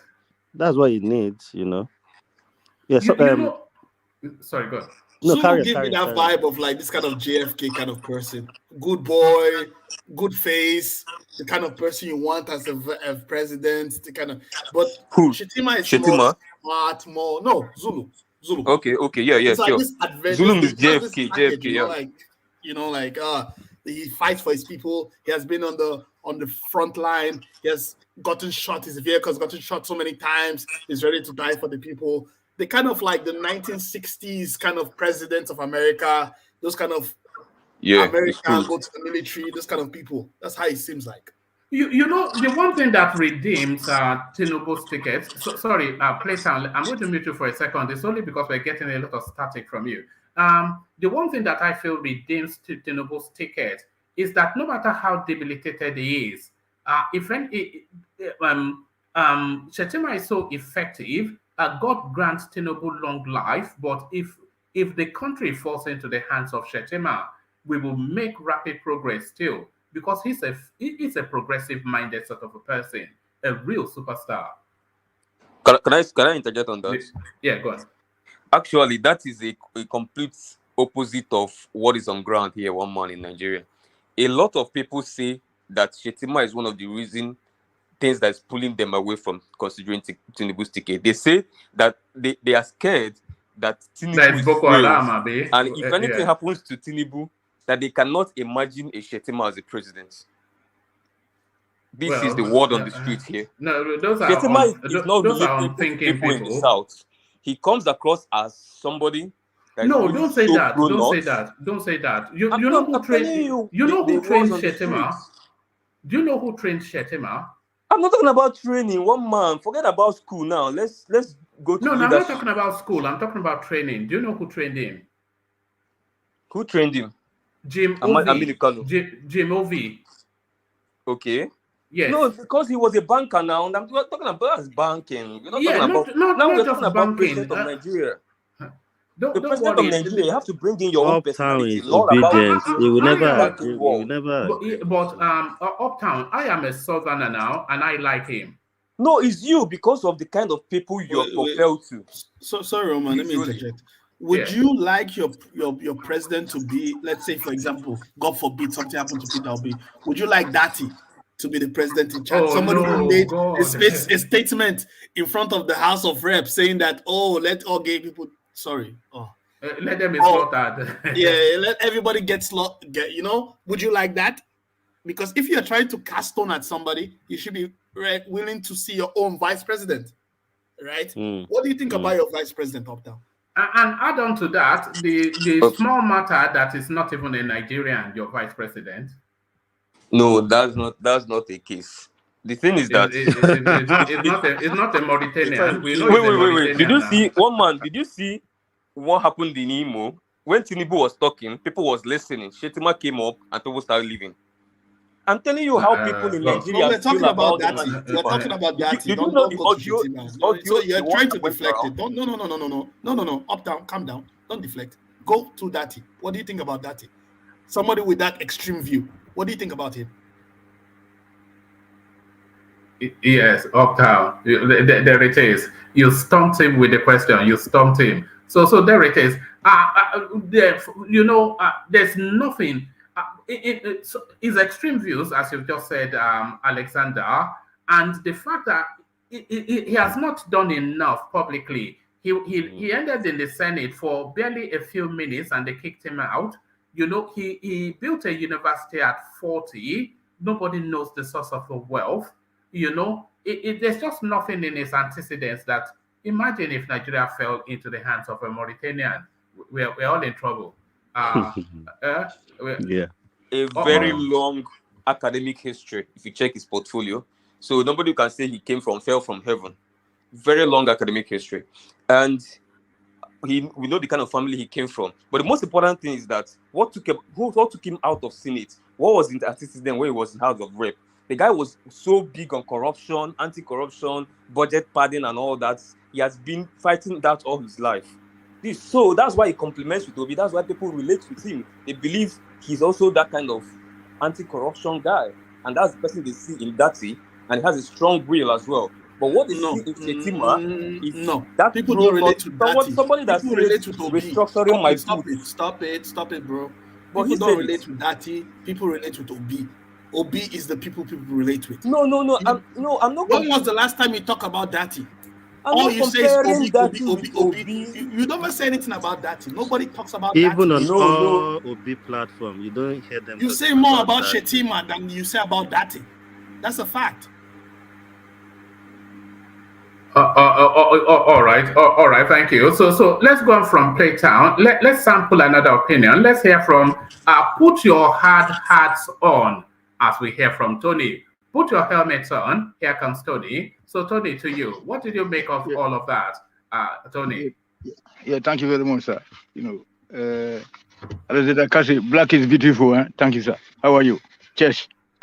So anyway, Sowore, what I see that I think that it seems that most Nigerians abroad, enjoy suffering, or they are enjoying their second class citizenship in Europe and in Americas.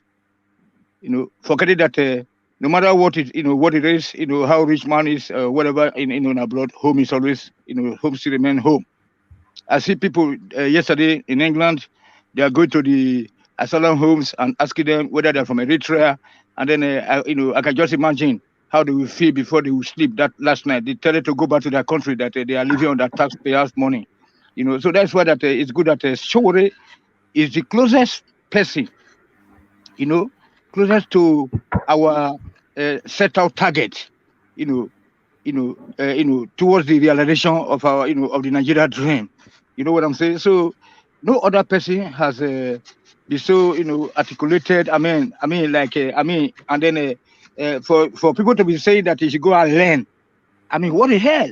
To go and learn from a system that is so corrupt and a useless system, that you should go and collaborate with all these, all these devils that are making us to be suffering abroad, working and paying all our money as taxes, and then getting, restless, letters, from the tax offices, etc., etc. and then be looked at like a piece of shit on the streets of Europe and Americas? I mean, what the hell is going on? So Sowore is the only guy, that has come out plainly to talk about all those the dividends of of democracy, so-called democracy. And then meanwhile, when some people try to call Sowore a dictator, okay, at the end of the day, it was the dictators that have built all these countries that we are living in today. Dictators, because all this parliamentary system in Africa, they consume a lot of money.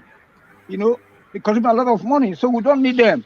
We just need somebody that have ideas, come out with with a good team, and then and then they do the job for the people, and let the people have a good life. You know what I'm saying? So I don't want to be a second class. I don't want to be a second class citizen abroad. And then to the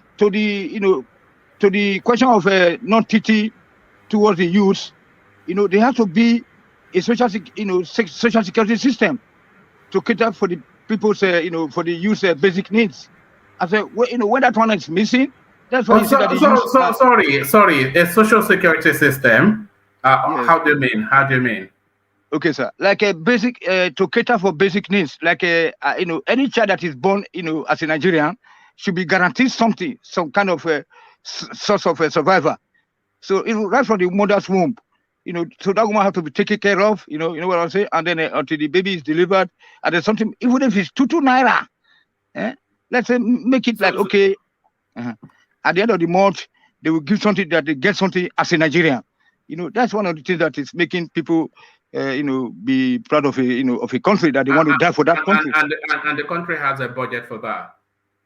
Yeah, the country have to. I mean, there's enough money, sir, because if people are guaranteed enough money for that, there's enough money to build roads and hospitals. There's enough money for policing. There's enough money for industrialization. There's enough money for the railway. And do we even think about the cost of these things when we just say them? Somebody used to come here to tell us that they should have water, that Lagos, they should have public water, something in Lake. I don't know, man. Do you think about the money when you say these things? Do you think about the money? I think about the money. Hold on. Let me finish now. Let me finish like our brother would say, Thomas. Let me finish. So, that somebody was making some points earlier on about our education, that we should direct our education, the curriculum, into like a technical system.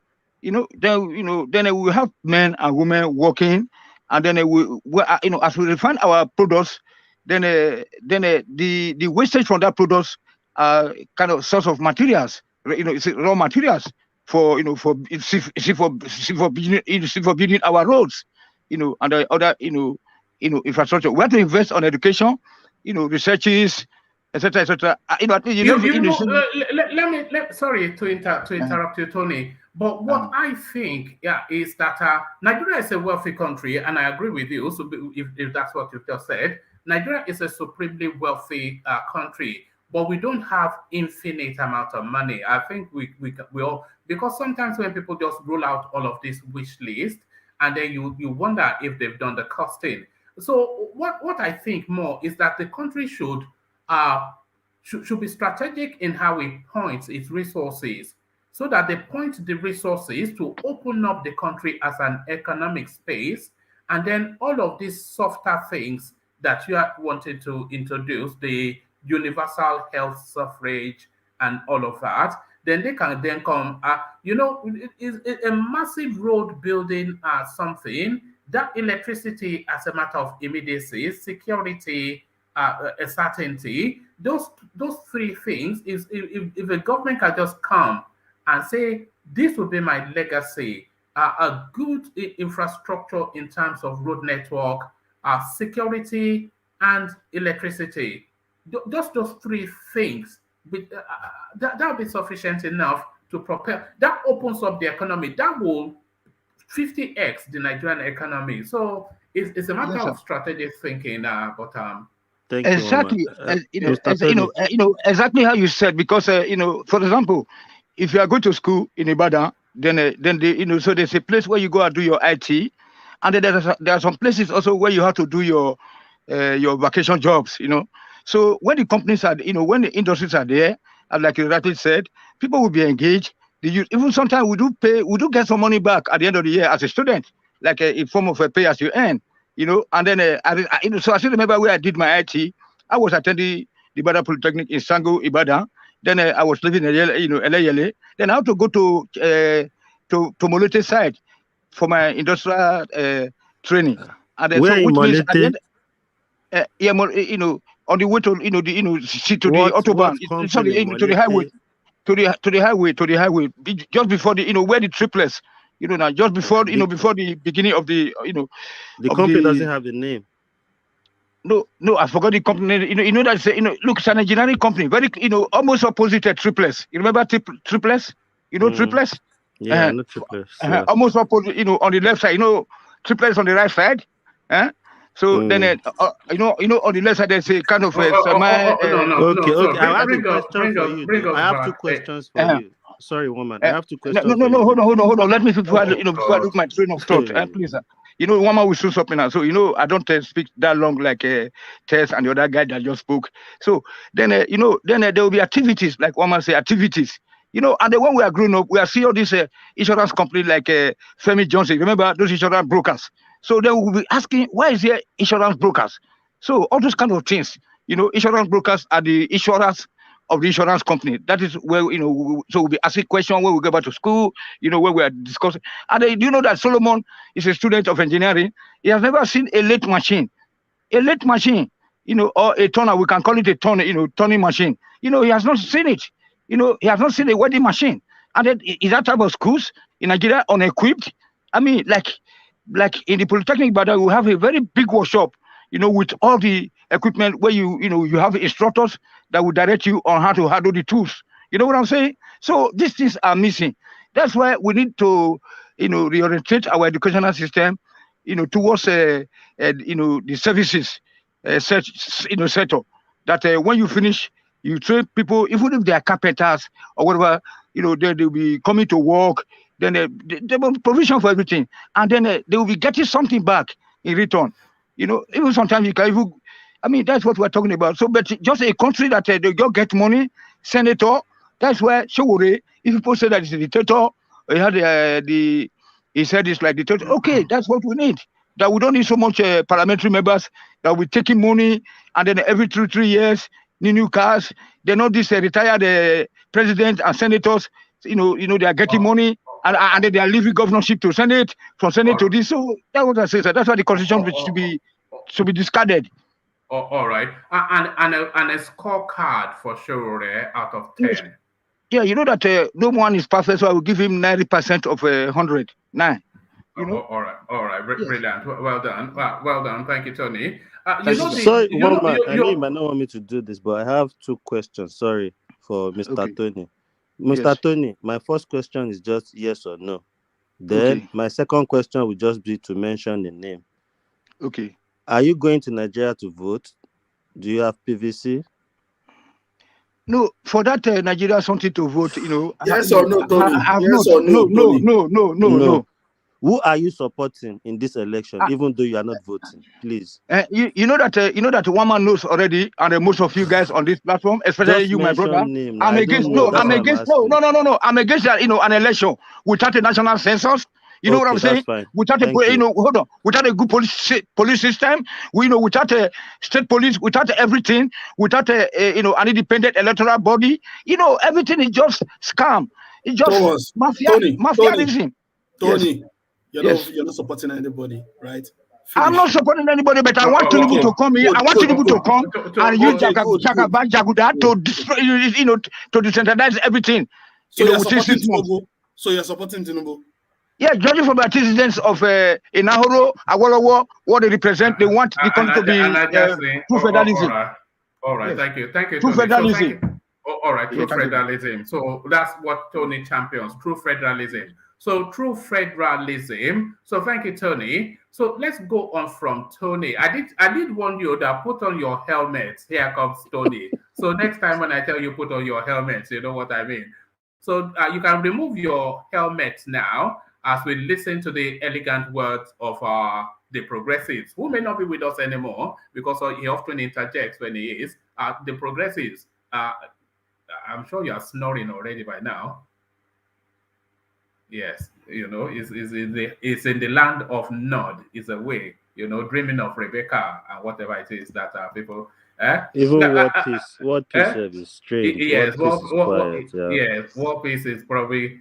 Do you snore? I'm here, yo. I'm looking at you guys, though. Hey!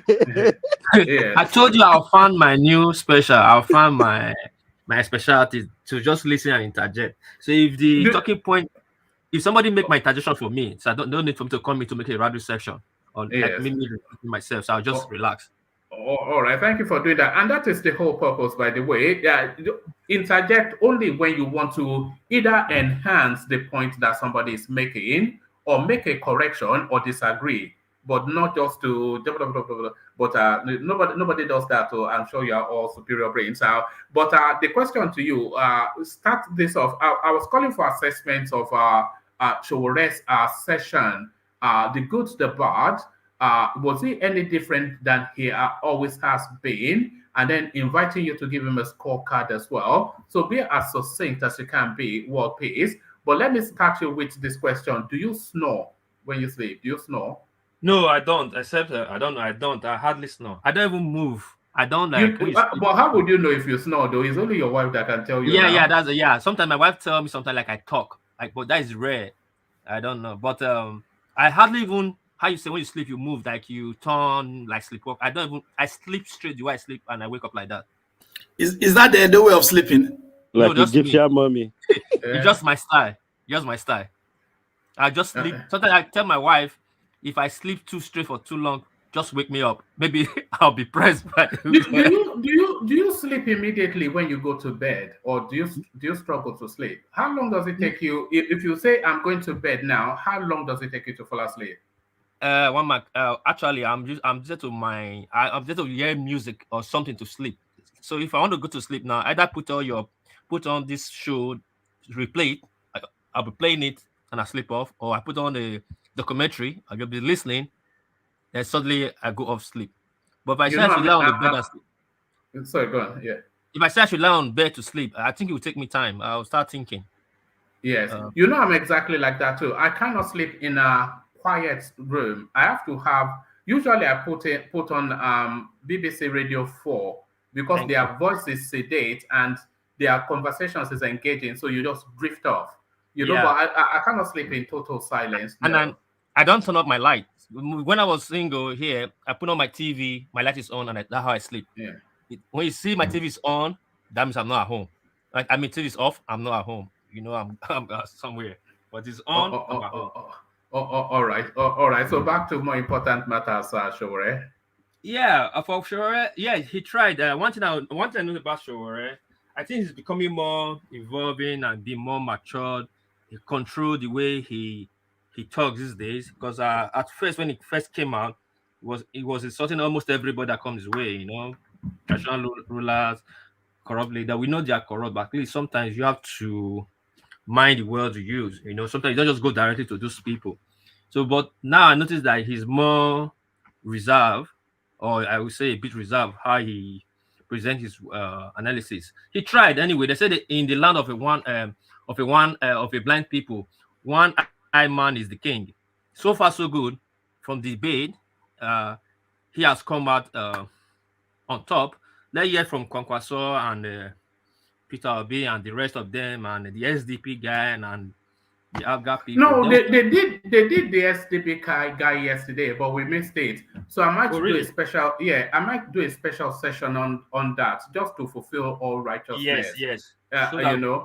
Maybe I'll just do that by myself and I'll post it as a video. So rather than do a live stream with that, because I'm not sure anybody is interested. But if we are doing this properly, then we must give everybody a fair hearing. Yeah. So maybe I'll do. So by scoring through like that now, but so far so good, he did well. I would score him not too much. I'll score him like 7 out of 10. He did pass 6. Now he's around 7. But funny enough, they said that if wishes were horses, how they say it. If the way Sowore says that hard thing gets up, it would be a very good president, but things don't work like that. You can say all the beautiful things you say, and other day you cannot implement them. But so far so good in the aspect of talking. He tried and he debate. I'll give him 7 for sure. One man. All right. Did it come across any differently from how you imagined, or was it exactly just like you thought it would be? No. That I said, I think he has improved. I was expecting bullet like insulting this, calling people names and all that. This is a thief. This is that. I cannot imagine myself with this. All kind of names you call people. But I think he has swayed from that kind of analysis and present the real issue. So I was a little bit surprised that this guy is more composed these days. So okay, so he's campaigning to be president, world peace. But do you see him as a politician now, or do you still see him as an activist? Is he still just an activist to you? Now he's becoming a politician. Now he's trying to put the activism aside. Now he's becoming a politician. So let's see how this will take him. How far we take him. He's trying to become a politician now. So already he can backtrack again and start shooting his nucleus missile again. All right, thank you. So thank you. Before I go on to the next contributor, I was thinking I was never going to make an announcement on the buy the coffee thing, but it looks as though and so 2 things has happened actually. So we've kept the record of somebody buying a coffee with at least every session. So 1 person has done that. So that pleases me. But then the other thing that I've been inviting, a totally new name. So James Sabah. So James, thank you. So it pleases me twice. 1, that we've kept the record of coffee buying per session, and then the invitation for new names, we've had that entrant as well. So two hits there. And the opportunity still presents, of course, because that every session we have a minimum of 3. So if you take us to that minimum, then we score 100%. So as we reach towards the 100%, let us go to somebody that always comes 100. So 100% from Ola as always. Let's hear his assessment of Sowore. Ola, are you there? After all that build up, it's always funny. I'll build it up and then they are not there. It's just a curious thing. So thank you, Ola. Ola has also probably gone to the land of Nod. So he has gone to the land of Nod. Now, who else have we? Oh, okay. Let's go on to Adewale, who's just joined us latterly. So we should still have Wale. So Wale, I suspect you may not have watched Sowore with us, but I'm sure you would have watched him in your own time. You, of course, being fanatically anything political. So what was your assessment? So we're giving scorecards on Sowore now. What came out good? Did you see any difference, any deviation from his usual tack?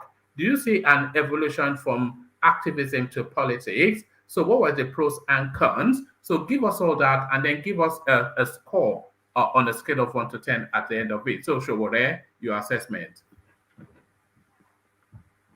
Adewale. My goodness me. What's happening? We saw you on mute.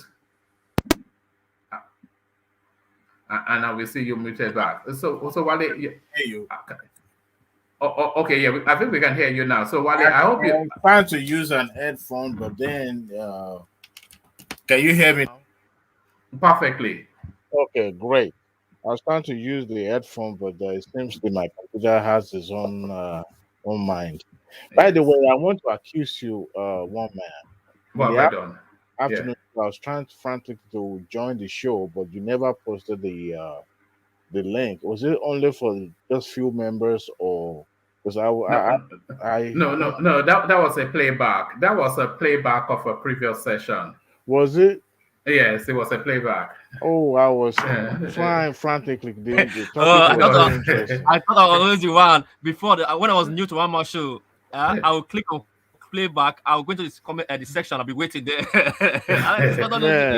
No, it was a playback. It was a playback. Now I know, because I was like, wait a minute. How come it's just only few people, allowed to join? But Thank you very much Mr. for the Adewale, show. more Yes, reason sir. you need to click on the notification button so you know when the live is coming on. Look at that, a true You, you marketer. know, Well you know done. the funniest thing is that some of the platform that I'm always regular, contributing. Sometimes even when the Google notified me, I might be busy or doing one or two things. So, but I was just fortunate to be, watching that today. I was actually driving, so I was so much interested in that topic. Anyway, thank you everyone on in the show. As far as Sowore is concerned, I watched the clip that you played. Um, I would. This is what I would say. My father always said this, that when somebody is riding a dead horse, it's going nowhere. And Sowore is riding a dead horse. But it's also good for our democracy because what he's doing is creating an awareness. And what he's actually doing now may not really people may not really pay attention, especially the youth, the younger ones, somebody people below the age of 40. At first, when it first came out, it was bombastic. It was, more or less like an activist. But politics, as it is a game, it's a social science game whereby you play like a more or less like a cat and mouse. There's some areas that you have to be a little bit relaxed, a little bit more approachable.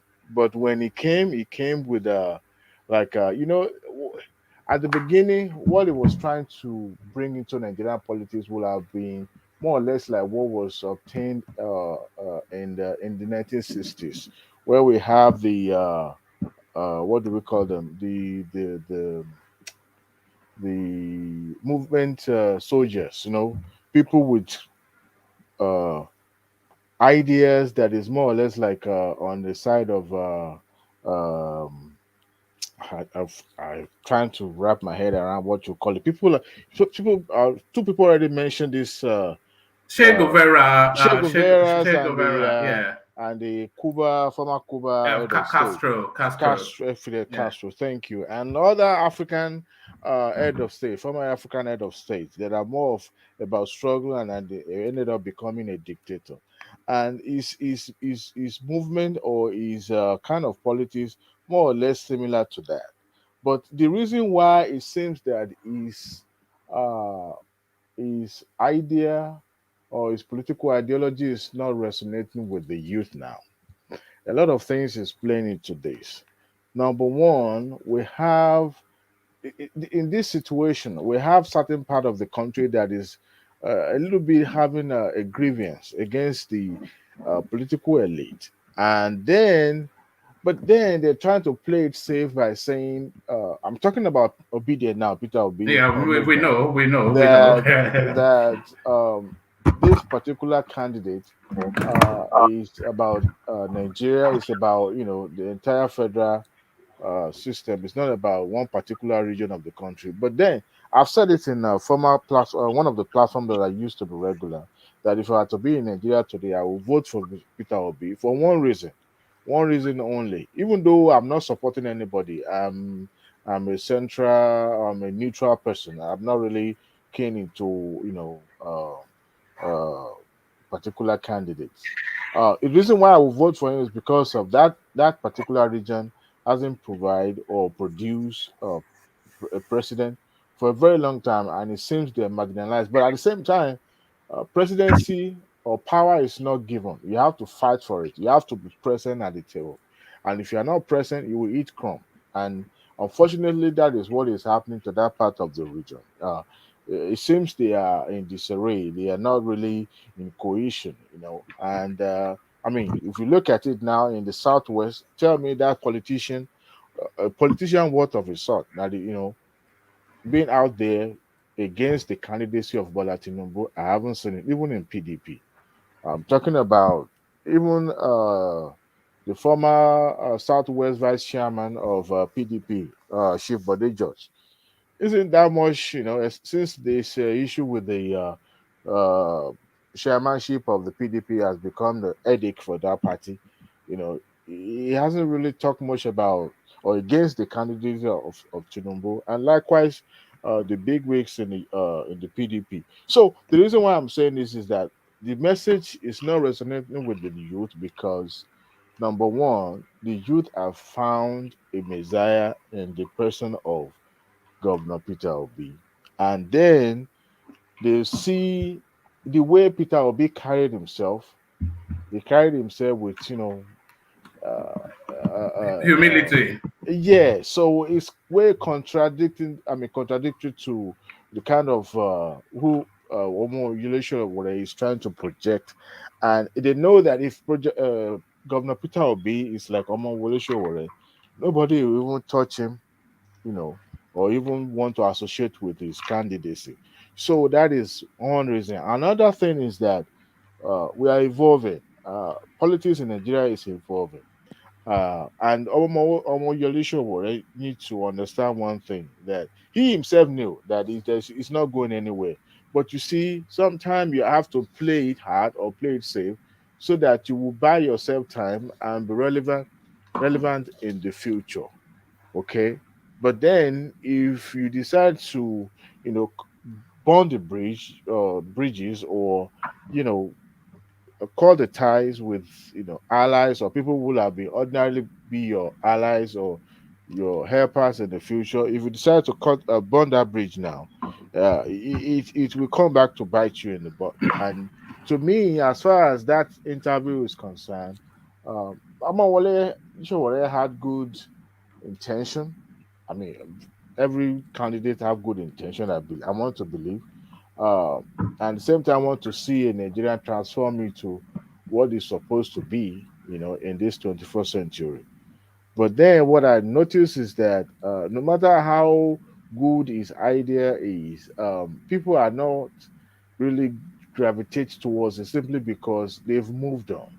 And I think it is the high time for him to, sit back and reorganize. I watched the clip where Kadiria asked him, at a point he was the chairman of the party, and now he's the, candidate of the party, and he was trying to, you know, give the reason why he had to transform from a party chairman to the candidate of the party, and that message right there tells you or show a political novice that look, this particular person is not serious.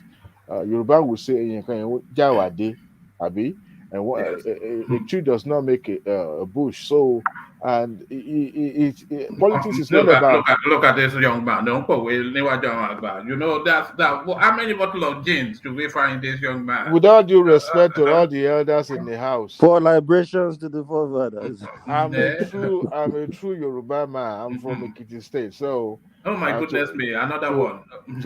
to due respect to all the elders in the house. Um, at the same time, politics is not about playing it alone. You have to spread your tentacles. You have to make friends with your enemy. Someone once said that there's no permanent friend or permanent enemy in politics, which is true. Sometimes you have to work with your hardened enemy for you to be able to achieve your objective, and that is what politics is supposed to be. The reason why politicians, in Nigerians are not actually trying to identify with Sowore or associate with him is simply because they see him as somebody who is not stable, politically not stable.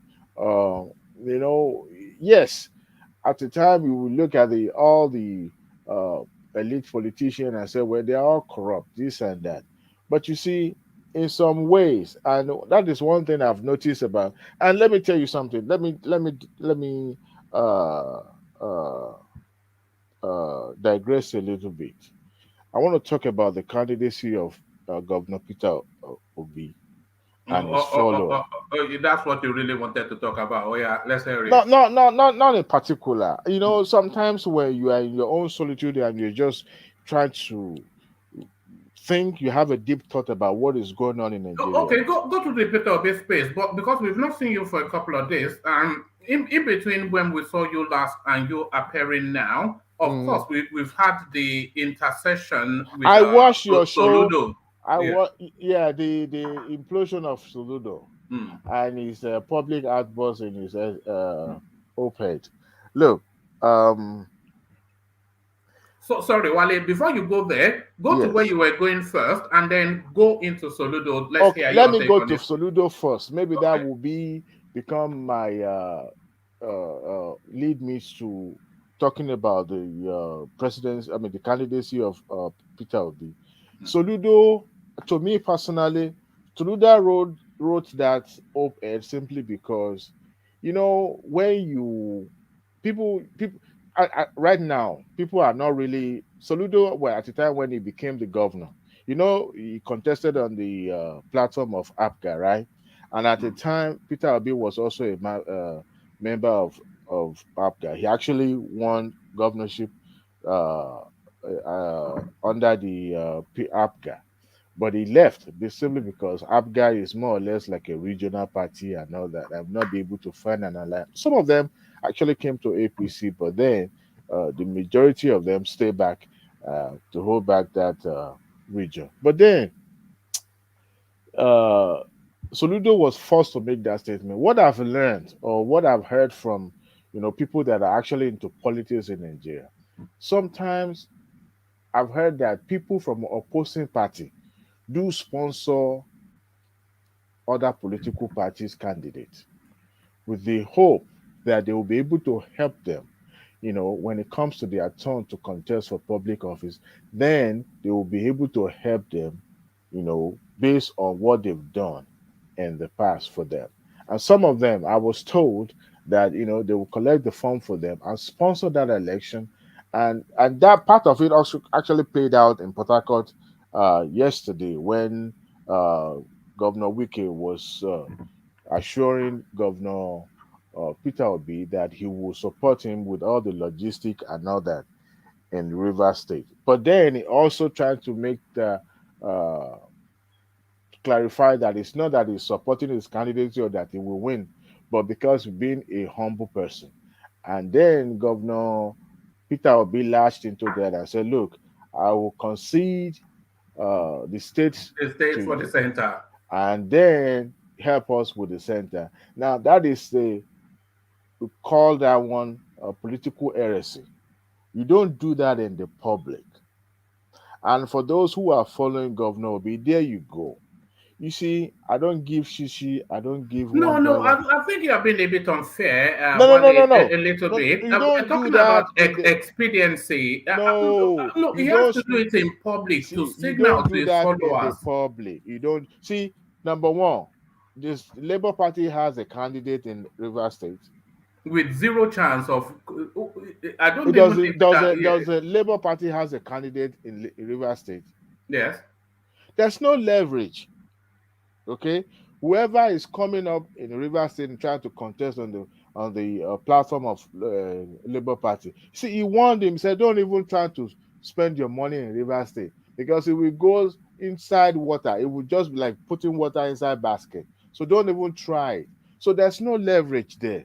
But then he lashed into his magnanimity by saying that he's going to support him with logistic and all that. Of course, a sitting governor and incumbent will provide you with all the logistic, the security, and all that for you to move around and not being harassed by the people. But then that doesn't mean that it's going to. But you don't put that in the public domain. These are the thing we call deals in politics. You cut those deals. Wale,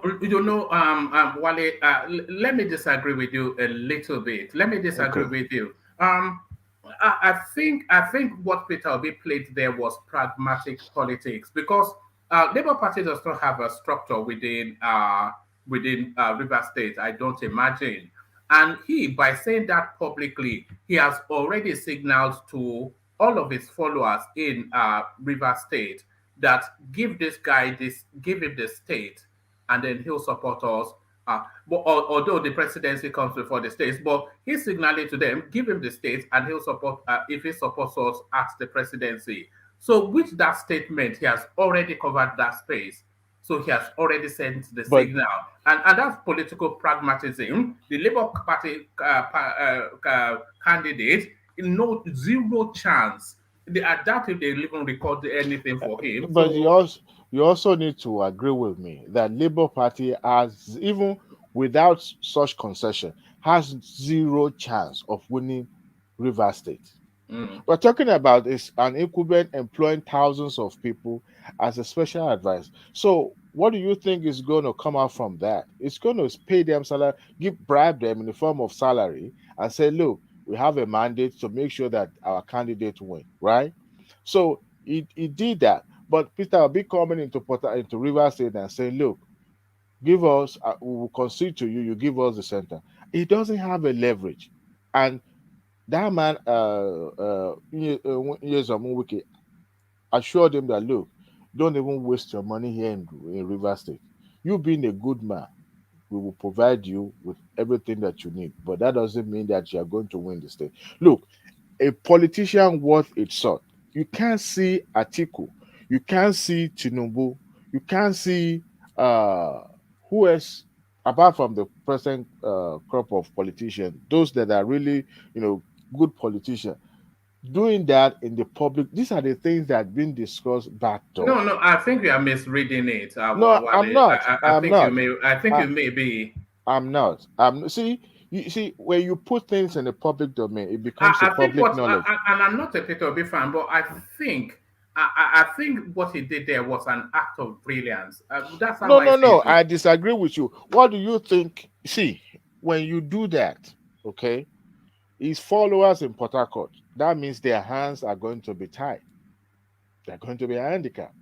It's more or less like, look, it doesn't even matter how we yell, we campaign, we whatever, bend over backward for this man. Here in River State, you know, as far as we are concerned, you can't do that in the public.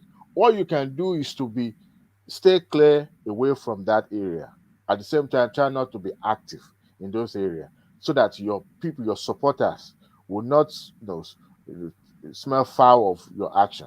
But when you are now saying, look, this is what you want to do, we will consider the state for what. See, we're talking about structure at the same time. Unfortunately, going back to Soludo, Yes. don't Why let me did he go back. stick the knife so deep in Obi's back? No, no. See, I tell you what, I like the man, but it's safe to say this: politics is not what we think. People, when we see people analyzing and saying about all sort of things about politics. Look, we've seen Atiku and Tinubu, Georgia, and making being friendly at the airport and all that. They're still friends, right? But that's what politics about. It's all about. But at the same time, what I've noticed is that, see, Soludo is in Abga, okay, and at the time he advised him to come and contest this election under APGA. It's more or less like a two-way sword. If we contest the presidency under APGA, they will term me as a regional or Igbo presidency. But now he moved to PDP. You still see him as being jumping ship and now moved to Labour Party. But the thing is this: I don't expect that. I don't expect Soludo to have put that op-ed in the public domain. But then we also need to understand how Soludo become the governor of Anambra. You and I may not be privy to any deals, any Idobale that got involved before he becomes the governor of Anambra. It's only when what we see, the optic that we see, that we're commenting about. We don't even know who bankrolled his election. Okay, so but then you look at the fact that you know he gave him the fact, but I don't expect him to put it in the public domain. But if he had to do what he has to do by putting it in the public domain, so that he's still coming with for second time, right? So the same people that put him there, or should I say, sponsor his election, they're still going to be the one to backroll him, or perhaps build bridges for him. So, to me, as far as I'm concerned, Peter Obi as a person, the momentum that is enjoying now, it's not for today. Perhaps it's for tomorrow. I look at it, and I was listening. I watched Do a you think YouTube. it's a one shot? Sorry, beg your pardon, Wale. Do you Mhm. think it's a one shot deal for Peter Obi? If he doesn't get it this time around, which certainly he will not, then there is no window for him in the future because whoever comes in now is almost, they will, unless death takes them, they are holding that space for 8 years. And in 8 years' time, the landscape would have changed Soludo will be ready, a new crop of spaces, and El Rufai, the rest of them, they are ready to go. So is this a one-shot deal for Peter Obi? If and when, and certainly he will not get it, then that will be the end of it. A shrewd politician. How does the Tinubu stay relevant for 20, 30 years? It's because he's always insert himself in every political discussion in Nigeria. Not that people usually have political amnesia, but then he has built momentum for himself because coming 4 years after this election, people are still going to make reference to the election of 2023. He will do himself a favor by remaining relevant in politics. The devil you know is better than the devil you don't know. If he comes out 4 years after to contest for the presidency, people will tell you, of course, we've heard about Peter Obi before. Unfortunately, he just didn't make it.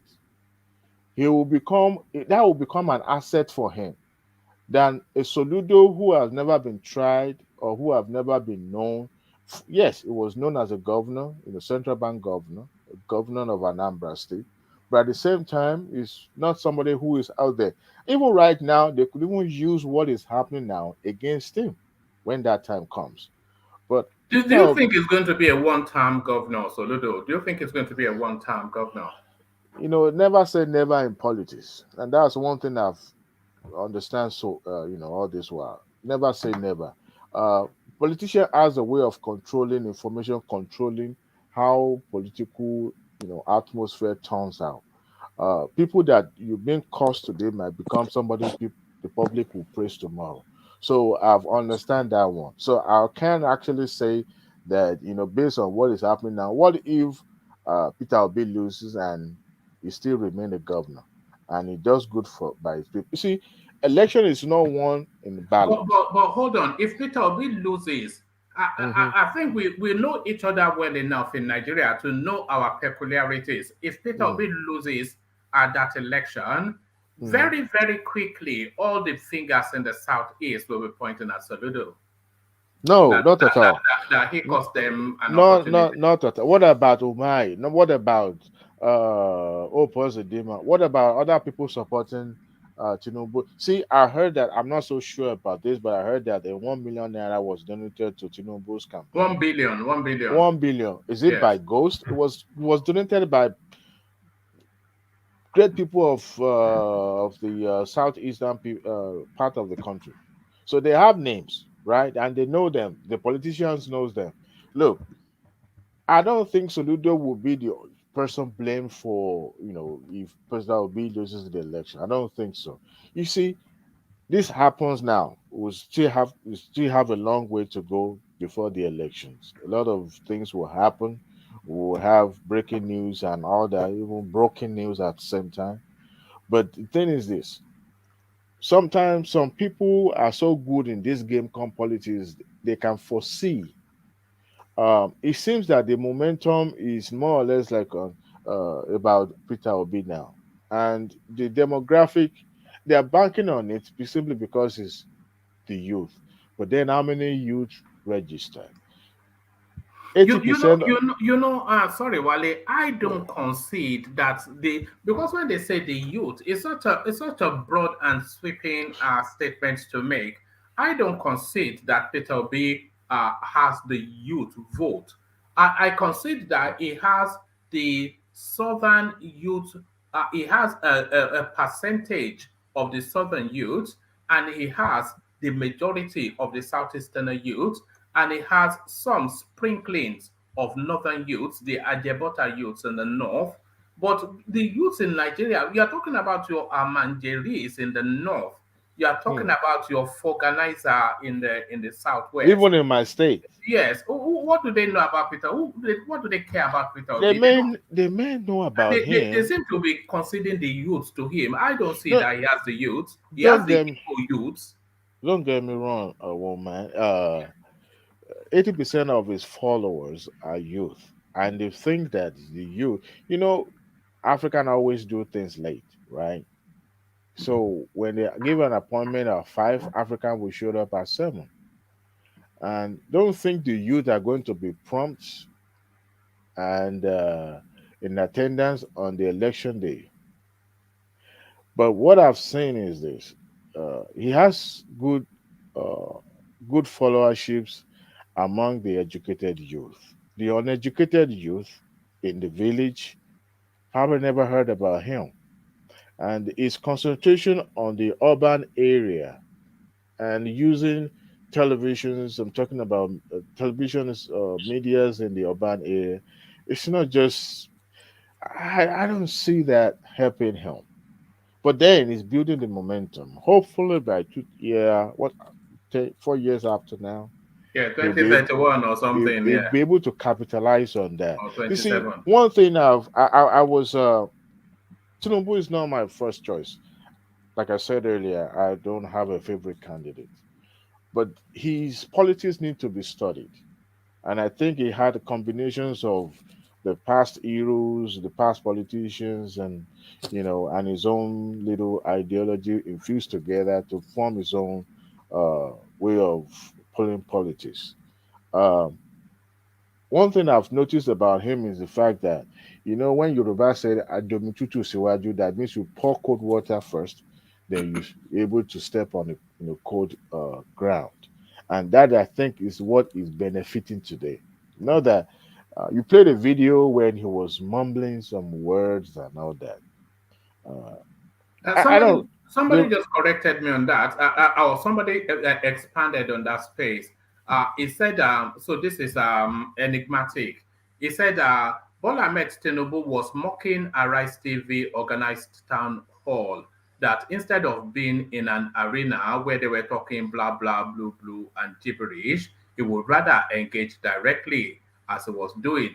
So he wasn't actually talking in tongues. He was actually mocking Arise. Well, oh, I see. this But is out of context. Yeah. even the town hall at the Owerri today, when he was talking to the Eastern business people, he was saying mumbling some words. Like when you mispronounce some word. I mean, people do misspoke sometimes, right? That is acceptable. But then people that believe in his political ideology doesn't really see that. People that are calling for debate, uh, it's not actually good. Well, debate is more or less like gotcha moment thing. Mm. It's nothing really going to come out because see, you can't predict what will happen in the next 4 years. I could remember when President Obama was first asked about his support about LGBTQ, and he said, "No, I don't support that belief. I don't have a background that is rooted in such practices." But then things change. I don't know what informed his Well, decision. can I You ask you a know, question? just a moment, and then he changed his stand about that, and I said, "Look, I'm in support of this," even before the Supreme Court make a pronouncement about that. So you can never really predict what will happen in the next fall, even tomorrow, because momentum sometimes change. So as far as I'm concerned, what he's enjoying today is the fact that he has built bridges and is enjoying that moment. And we also need to understand that when we talk about political parties, he's going to benefit from what he has done for other people. Don't also forget that politicians have followers too at the grassroots, and they will mobilize for him at the grassroots. Hardly you will ask somebody today in Nigeria who Bola Ahmed Tinubu is, that they won't tell you, or Alhaji Atiku Abubakar, they will not tell you who those two people are, and they will first remember their face before they started remembering people like Peter Obi. Of course, they will also remember Kwankwaso, but not somebody in my village in the remote southwest will tell you who Kwankwaso is, but they will remember who Tinubu is. All right, take that interjection. I think somebody wants to put a position to you. Okay, go ahead. Was that you, Uptown? No. Oh no! Look at that. Well, right. Oriola Ade. That's a funky name, Oriola Ade. Look at that. Eh? So this is how I do this. I actually like when people say something and they can back it up. Like you would just let us know like your source. So I have series of questions. And before I go to my question, I remember was the last week that I was typing in and I made mention when one man was saying GDP and stuff. And I was asking him, I have like because I don't have the time, but I have some other follow up on that. But now let me just ask my question. So first, you made mention of OB being he has a lot of youth supporters. Sorry, was that when I said that Nigeria is the 25th largest economy? Was that what you Yeah, were read? Yeah. yeah. You have views. You have facts to the contrary. No. I have some other things because do you want us to discuss now or I No. should just Put ask my your question? question to Ola to Yeah, let me Wale put because my we're coming up to 6 hours. Yeah. So go right. ahead. I understand. Yeah, I can't start with you guys at the beginning. So, but here's my question. So the first one you made mention that OB is he has a lot of youth followers. Um, I mean, is there? I mean, we just need a sign. Like you need to let us know why you come up with that because I disagree. I don't. I I think disagree too. Yeah, I but don't carry on. think he has a lot of youth that's following them. You also made mention that he has a lot of educated people. What do you even mean? What does education even means? So you made mention of that. How do you come up to that? All of what you just said is assumptions. So now I want to It's go to not actually Showore. a assumption, it's conditioning because the propagandize that Twitter B commands the youth space. And because they repeat it so much, they regurgitate it so much, it takes on a truth of its own. But there's no empirical evidence, as you said, to Correct. suggest that Peter Obi commands anything other than Correct. his clansmen. Correct, you're right. But because he made mention of it, I would actually like for him to actually just back it up and let us know how he come up with that. So there's Okay. another question. So Okay. Showore, you made mention that Showore he has signs of dictatorship. So I remember early in the cat during the broadcast, some other guys actually mentioned the same thing. I would like to know the signs that you see for you to actually say something like that because it's to me I find I'm definitely sure you would also find it disrespectful. That's one. Two, you also a lot of talk about he doesn't know what he's saying. He doesn't resonate with the younger folks. How do you even know No, this? hold on. You have to stagger all this. So it's not unless he's writing it down. So let him take it. I'm having a mental memory of what he's saying, All all right. the Okay.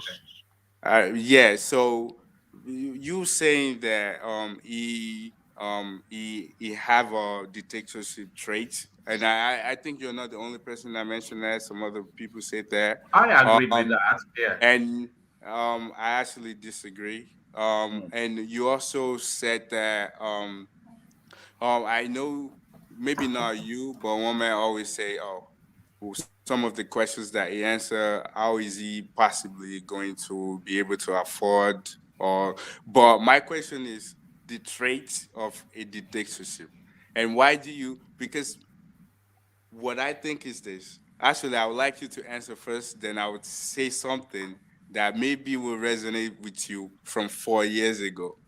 All But right. if you All can right. answer the question first. Okay. Give him a chance to. But while I condense it for time, but because I want this conversation to take place between the two of you, but while it's to you. Okay, thank you. So, what informed my opinion about youth supporting Obi is this fact.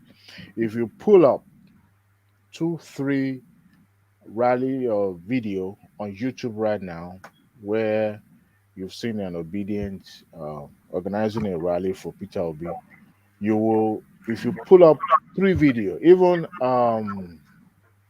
Woman can help us do that and play maybe 3 videos on YouTube and see the people in attendance in those rallies just to, you know, gauge their age and see how old do you think they might be, then you'll be able to understand the reason why I come up with that assumption that the youth are the ones supporting Obi, and most of them are based in the urban area, not in the what the American call countryside. That is what informed that decision. And if you come online and if you try to, engage people in a conversation online and see, if you click on the profile, you will notice that majority of them have no idea on how politics is in Nigeria, and they're just supporting Peter Obi because they're able to identify with him as somebody who is different from other politicians. So that is what informed my decision about. Not that we don't have some, you know, average age or supporters, but most of the people that are supporting him are younger people. Now you talked about that. I said that most of the people No, supporting you him are said wait before you leave that. You said about 80% of eighty those. percent. Uh, Yes, 80%. so Yes, so just because of the crowd numbers, that's how you say 80%. but you also need to understand if you pull up Tinubu's rally on YouTube right now, you will realize that majority of the people there, they are advanced in age. They might No, be that's not true. younger. That's not true. It is true. Please play No, the video right now on YouTube. You will no, see that's what informed there's my no need decision. for there's actually no need. There was a video that one man showed maybe 2 or 3 days ago. Hmm. The crowd, especially those on the field, Hmm. they're not old people. They're younger folks. When you For look at Tinubu. Lloyd, listen. When you look at Atiku rally, you see Hmm. a lot of young people. Here's what I think. Hmm. When I was young in Nigeria, Yeah, I haven't finished your all right, all right, all right, answering your questions though. I'll listen. Okay, so you also said that talked about the educated people support the Obi the most. Um, Obi's message resonate with the younger generations. And if you look at the call of the people, that always is a spokesperson, or majority of them are not actually what you would call um, politicians. They're just like a regular folks like you and I. Probably never, maybe some of them never been to the four wall of university, but they are educated one way or the other. They're able to identify and to see some of his plan. They can identify with, and that's what informed my decision. But for Well, somebody who come from a well, remote does it even for have for that?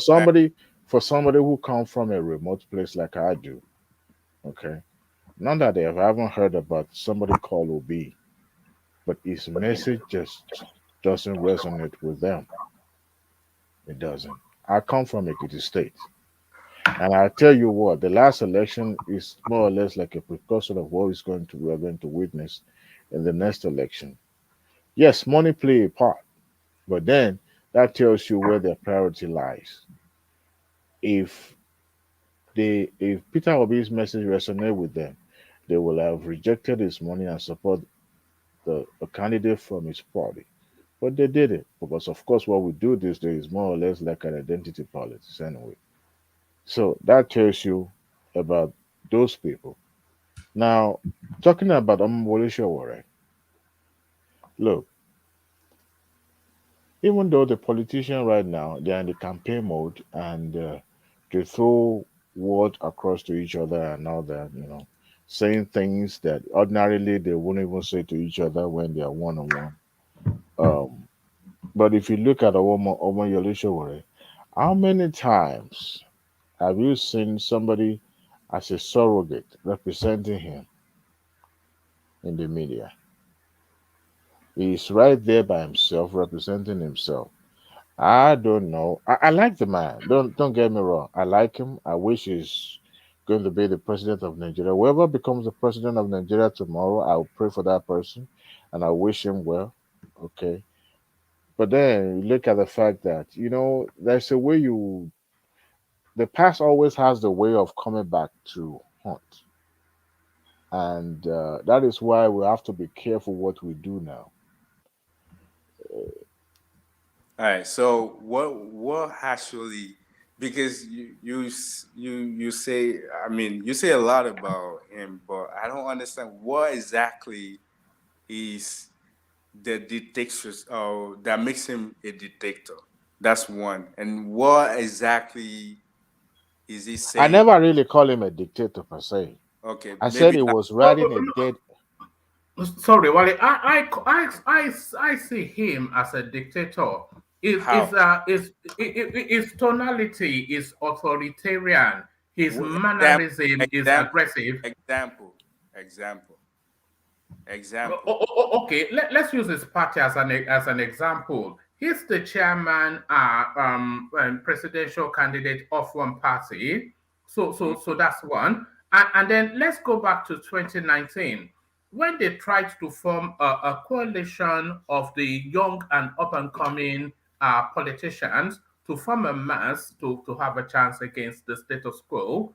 Uh, he went in there to tell them that he was going to lead that space. I think Durotoye was the person that they eventually chose, and he walked away in a huff because he felt that even though it was Madame Obi Ezekwesili that was facilitating that even though Madame Obi was facilitating, he was coming in with a list of demands that if this is not adhered to, then it cannot be a part of it. And his list of demands, of course, lands the leadership on him.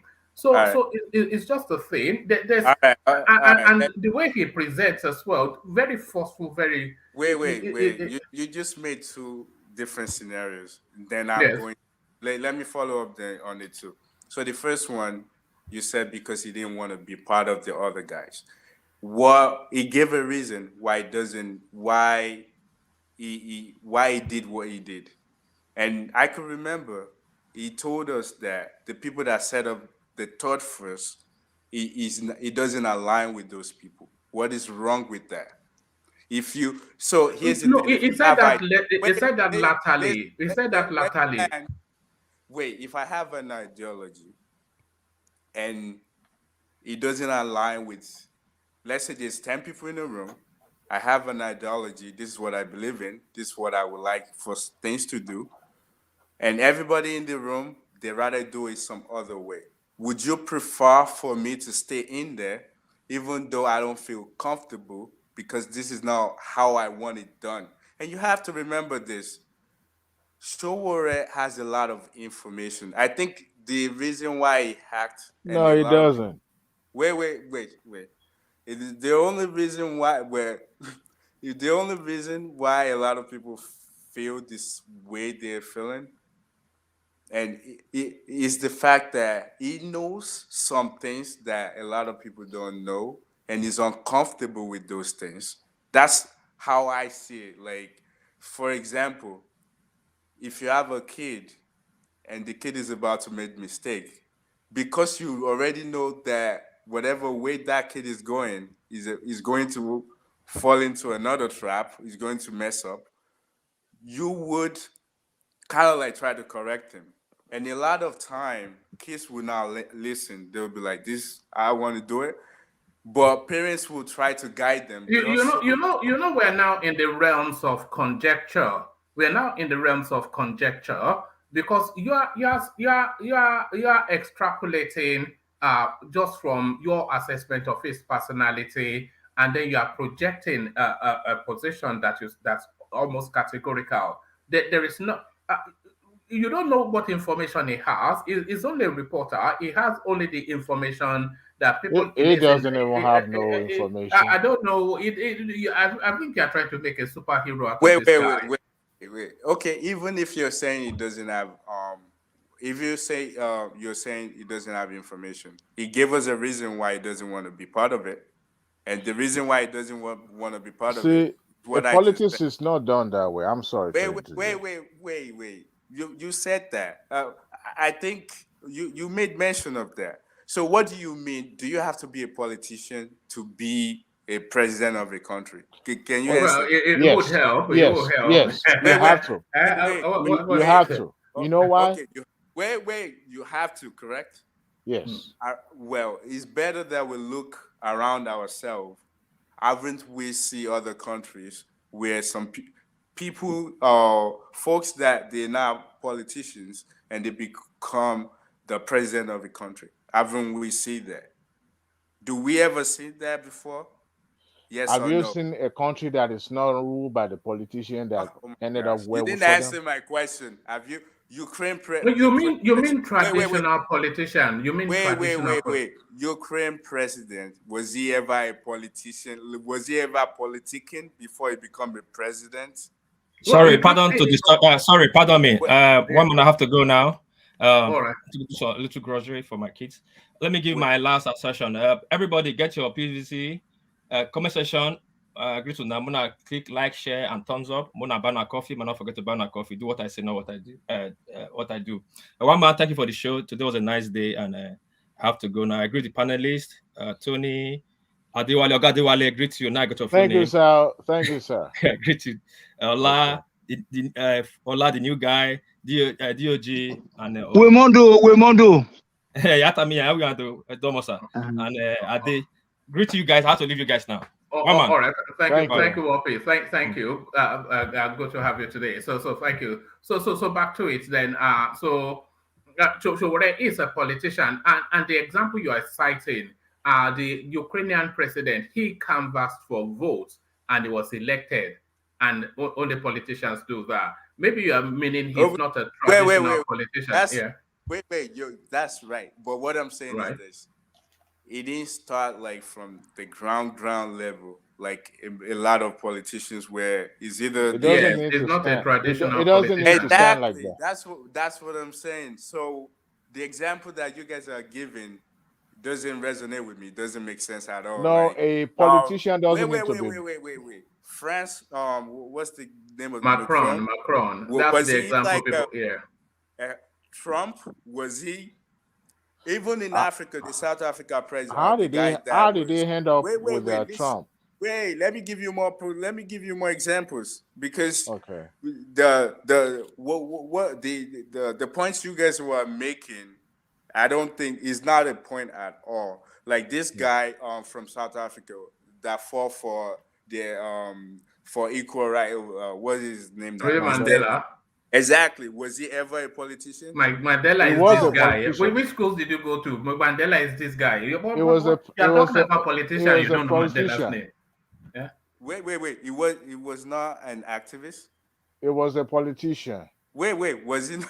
Oh my gosh. What, was he not an activist? He was an activist, but also a politician. Wait. Oh, okay. What was he doing before he was? Okay, you say he was a politician. From when? He was ACN. He was a lawyer. He was also an activist. He was part of ACN. In fact, I think he formed that party. He and others, yes. Yeah, but other people. But the point I'm trying to make is you can be you don't really have to be like you don't have to be politicking. But what you are saying is that you don't have to be a traditional politician, but ultimately you do have to be a politician. You need it. You need politics, skill in politics. You also need how to govern. See, there are two things. Politicking and governance go hands in hand. That's why lawyers are good in politics. They combine, their way of convincing people. If you are more or less like a bombastic kind of a person, people will not believe you. See, politician lies, okay? Everywhere you go. How did it turn out for America? You see, now Trump is trying to make a comeback. I'm sorry, I'm trying to digress. Wait, there's no need for us to go there. But the point you are trying to make, I don't see it. All right, take us to your wider point, Oriola, because we're somewhat. I'm confused. The point I'm trying to make is this. A lot of people are condemning Sowore, and I think that we're quick to forget something. 2019, a lot of people were looking for something different. And you could say that they're all youth, a lot of youth. It wasn't this popular like Obi now, but he started it. So what I think a lot of people will see is this. If Obi which is not going to be the president, a lot of people will shift when it comes 2027. Whoever is able to resonate with people probably would not be him. People will shift to that person. We are so quick. We don't like a long-term process. And that's what I think that even though Sowore is like missing out now, like he's not. I mean, the first time around it was good. This time around, a lot of people wasn't. They felt like, I mean, just like the point that a lot of people were making. Oh, they don't like the way he talk, or his arrogance, his dictatorship. Yeah, he play. No, no, He no. has Do you think they are criticizing him or critiquing him?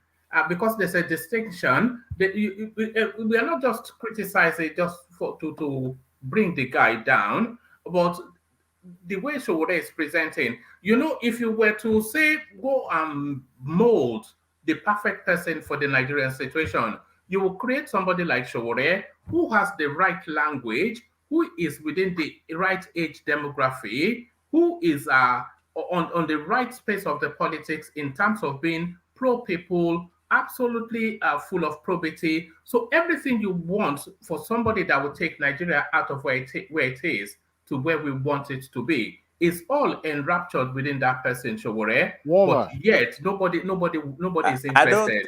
I don't think Nobody is interested. So why is wait, that? I don't think one person can actually take us like the way you guys are looking at it. No, I think usually there's usually one golden person that the narrative revolves around. all right. So like okay, so in the past uh president the past election that we had, Yes. who was that person that you think everything you just mentioned fit that? You would never Sowore. have. There's no perfect person. That's what I'm trying to say to you.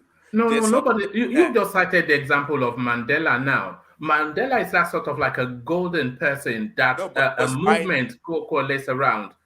Che Guevara, Obama. So those wait, sort wait, of wait, no, no, personalities that no. they The are like a golden no, fleece, and then everything wraps around them. wait, And wait, Sowore is that sort of no. person, but there's an No, element missing. no. I don't believe that. I don't think that they capture every single thing that you're saying.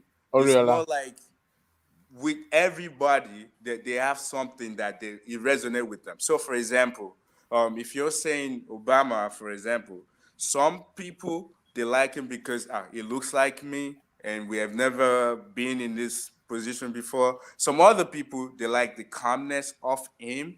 So there's different things that people like about people. It's That's what called I'm trying. charisma. Sowore doesn't Yeah. have So it's charisma. It doesn't have charisma. what is charisma? What you are describing in Obama. Wait, you mean the calmness? No, an easy charm, a likability, an easy charm and Wait, you have likability to like. that Wait. people want to pull in your direction. No, That people just but have an instinctual wait, liking for you but and that's what wanting you I'm to do well. saying. What that's what I'm saying. You say like. Sowore doesn't have that. Wait. I like Sowore. I like him too. I like him too. It's not Wait. charismatic. You said you don't see the likability, like people liking him. You don't see that in him.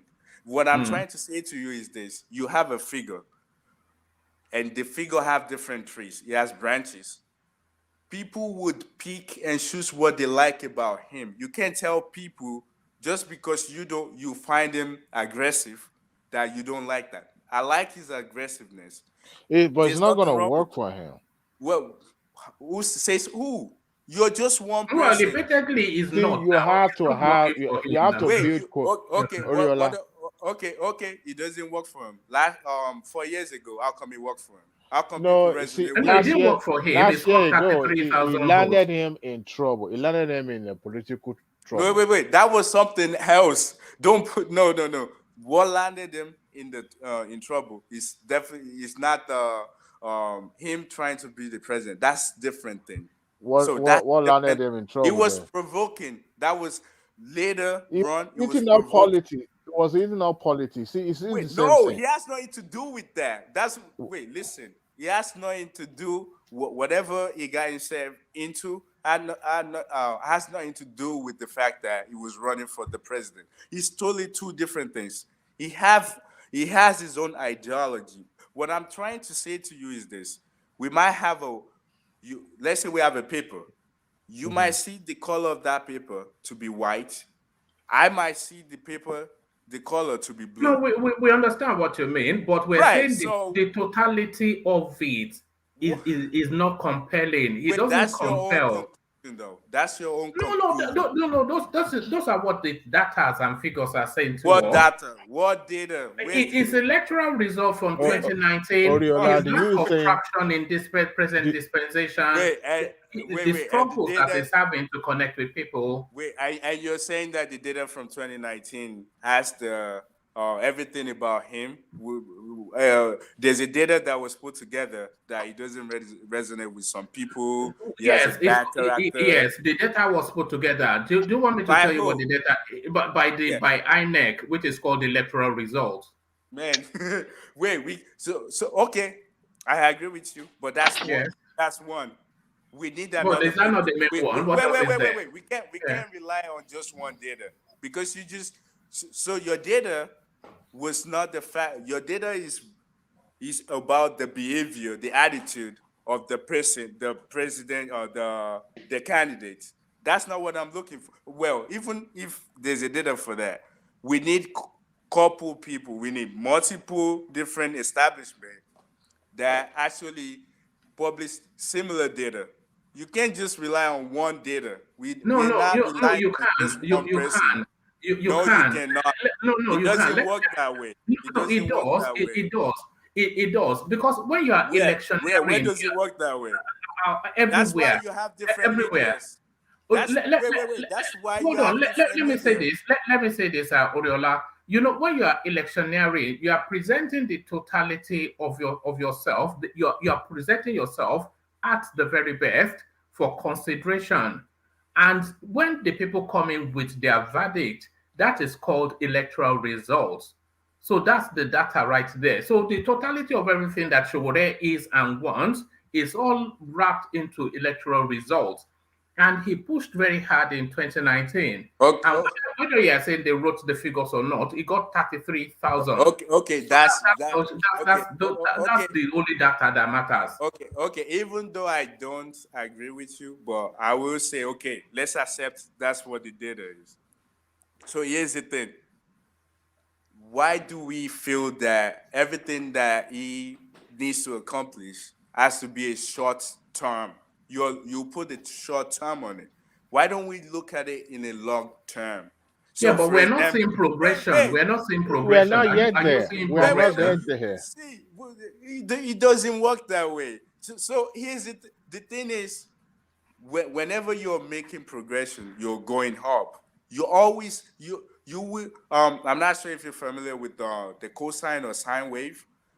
That's how the life work. It's never going to be a steady like it just go up. Sometimes it would come a little bit down, and you find whatever mistake you're making, try to go back up, then you go back up. So that's how it works. So Yes, but I are feel you like seeing you're any condemning. signals? Oh, hold on.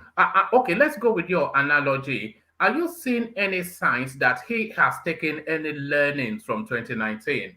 Learning about what? What learning? What did he draw? Okay, he got the electoral results and he saw what his performance is. So, did he take any learning from that to bring into this cycle? Well, so I'm definitely sure because what happened. Well, we're What not happened? saying it because Wait. his stock is Well, depreciating, is going okay. further down. The reason Yeah. why you say the reason why I think I'm going to use my own perspective here. What I think. The only reason why it looks obvious that he doesn't have people coming to him is the fact that 2019, a lot of people are yearning for something new. So everybody was yearning, including different ethnicity in Nigeria. So once they see that somebody have different option, especially people that live outside Nigeria, they gravitate towards them. Now, when it comes to 2023, it looks like people that gravitated toward him, then they see that they align themselves with another person that they felt like maybe they have he speak towards what they want. He kind of have what they were expecting, which is not a problem, because here's the thing: when you have a follower, there will be some people that actually like you, for your ideology, for some things, and there might be some people that So they why just is that? follow they Why just is follow that? for Because Peter Sowore had a 4 year run up ahead of Peter Obi. So how come he has not been able to consolidate on the gains and even enhance his narrative? How come somebody has just come in, haven't had 4 years to build? How come somebody can just come in and then take everything away from you? wait. I don't agree with that, because okay, here's for example, 4 years ago, I was actually it? have a question Yes, for you. I like. Well, what? Let me land All with right, this one. land that point and then take Wale's Four question. years ago, what is it? 2019? Okay, it's 3 years ago. Actually, I felt disgusted, like having Peter Obi running behind Atiku, and you have this other guy running behind what's his name, Buhari. I was like, because I watched different interview that Obi had. I felt like he was a great guy. He knows what he was saying, even though then I was I didn't pay too much attention, and the reason why is this: because he's not the front runner. So I believe that whatever he's bringing to the table, he still have to go through the front runner. So I didn't really pay attention. But this past year, when he started coming on TV, giving interviews, I started paying attention to him. I like him, but at one point, when it gets to like more interviews, I started to see the blur. I felt like he was just crap that he's talking about. Like a lot of what he's saying, especially for the kind of person that he is. So he leave outside Nigeria for a long time. He come back. He ran for governorship. He won. And if you see what he said he did, I was so embarrassed that someone could actually be proud of what he said he did. So a lot of things, I felt like a lot of stacks that he provided was not okay with me. But the thing is, Nigerians, especially young people, they're yearning for something new. And most mistakes that Yeah, we but okay, wait, let stay me land, there. let No, me no, land. no. Okay, go on. Mistakes that a lot of us that we make is this: when something suits us, like when you're talking sweet and we like what you're saying, we don't really take time to actually, maybe one of the days that we're less busy, and try to actually look into what that person is saying. Because if a lot of people that's following these politicians take their time to actually kind of like, oh, this person says this, he did this, he was able to do that, and they look into it, they will find out that there's nothing behind what they're saying. So I felt like, and you have to remember also, because of the ethnicity in Nigeria, a lot of people that were following him 3 years ago, they don't find it dim to follow him now. And although we can say that, oh, how come he wasn't able to like fight for them and make them feel like, oh, he's the guy they should follow.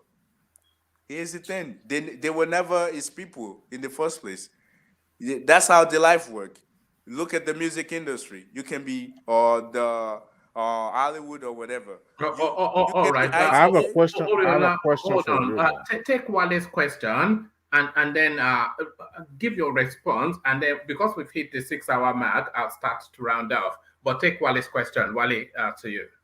Thank you. The question I want to ask him is that do you think the kind of politics Showore is playing is right for Nigeria?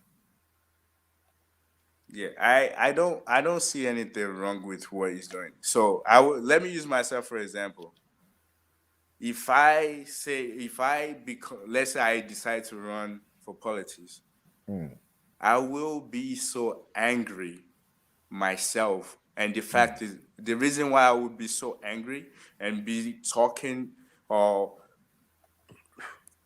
wouldn't want to caution myself, just would be the fact that I probably, compared to everybody else that lived there, I've seen different life, and I happen to see how other people do things. And if you're trying to communicate that to people that, oh, this is how I see, I think this is the best way for us, and people, it doesn't resonate with people, you get angry. And I'll give you an example. Awolowo, Nnamdi Ezekwe, the other guy, they were so privileged then that they study abroad, even fella, and they saw how they treated them while they're outside Nigeria, and how they treat them in their own country. That's one of the reasons why they came back and fought for the fact that they want to stand alone. A lot of people, here's the thing, we is either we don't read, and I can give you another example, but not right now, because I've seen a lot of people talk here, and I'm like, why would we even say this? Because those people, they were so angry. They're young. They see how, like, back home, we carry these people like they're gods, and we come to their own place, we are treated like trash. So that's some of the reasons. Even Nnamdi Ezekwe, when he wasn't even able to come back to Nigeria straight, he was in Ghana, like, fighting the politics in Nigeria. So you can tell, like, if you look at Sowore from that angle, he's more like he's filming. But I agree with you guys. Maybe if he can be more patient for the way he would interact with people, but it's very difficult. That He's is not his something that's saboteur. easy. It's not easy. It's very challenging, like you said, because it's very challenging for you to know, like, I would like good for you people, but you're not saying in my way. And so I think that's Yeah, the but way. that is a dictatorial tendency, You though. see, Yeah. if you have, Wait. It's not do you okay. know a man called He didn't Adam control. Oshiomhole? I didn't see any dictatorship. Like, he didn't do anything that I see that made him, like. Okay, do you want to compare him to the communist China, or you want to compare him to Russia, where those guys they don't care what their people think, they do what they say? Are you saying he has those traits? I felt like he's just someone that I think he exactly has what he's some. saying. He has traces of those Yeah, traits. but give Traces of. example. Give I've example. already done about 3 or 4. You did? No, I don't, because I didn't see that as someone who was dictatorship. Meaning that you said he's a one-man show. So here's the thing: the only reason why you think it's a one-man show is this: if he see people, a lot of people that resonate with him, they're not as popular. That's why you think it's a one-man show. People that likes what he's doing and they join his group, they're not as popular. Do you know who my favorite artist is? My favorite artist is you may not know him because it's of a different generation. It's an artist called Prince. He died a couple of years ago. That's my So why yeah. would That's my all-time favorite. So I will never hear a word against him. Huh? How would you think I am? I don't know. You sound like one of those Davido sort of people that you think music. I'm actually. You think Davido is music. I don't know about Davido. No. Mama, can I just chip in something before you round up? I wanted to round off actually. Very briefly. All right. Chip that in, and then I'll make that the last word. But then and then I'll round off after that. But before I do that, I must insist that Wale and Oriola, they come earlier because you've now come with a very engaging conversation just as we're about I've been on the show for a long time. Your other people just didn't want to leave the yes. studio for it. That's you why. know, it's always frustrating. Sometimes when we get to the end, and that's when we get to the most interesting conversations. But then I'm already struggling to keep my eyes open. So yeah, Others how just that, don't want to leave. That's why. yes. Have that interjection, Tony, and then I start to take closing remarks. Yeah. Okay, thank you very much, sir. To the last guy that just spoke, I mean, thank you very much. You really, I was about to come in about 5 minutes ago to say that I think we should be looking, looking inwards, towards solving our problems, in Nigeria. I want to consider Nigeria because I don't think we need that much, more than, just studying or including, the life and times of Obafemi Awolowo. You know what I'm saying? Probably his disciples also, like in Nahuru, to be taught in our schools, so that, we don't need to be looking at Obama, Mandela's examples, whatever Right. you call them from other countries, because, there's a way to go look for Sokoto, it's for Sokoto trouser. Thank you, Now. sir. So all this one we are talking about Mandela, even though it's an African, look, one man, if you could recollect, I always hammer on a wall here every day, because like what Sowore was doing, it's like, today, just for Sowore to be mentioning about Awolowo's programs that give him education, secondary education, that's what we want to know, so like, and they look at the 5 disciples of the Awolowo, right up to today, all these southwestern states, Edo Delta state, they are still, the best states in Nigeria in terms of education and discipline. You see that there's no block voting because they are educated. You know what I'm saying? And then all these community boards that we're talking about right now, we all read history. I don't know why we should be looking that further, towards looking for solutions to our problem. Let's just replicate all those ideas, or ideology of Obafemi Awolowo. You know what I'm saying? And that's all. We don't need more than that. We don't need Mandela. We don't need Obama's example. If it is more, only want us to. We can't live in isolation now. We have to take the best examples that is available globally. No, but the example that impacted our lives. Can you hold on? Okay. The Awolowo that just hold on, please. Now, the Awolowo that you reference and all of these people, they trained abroad.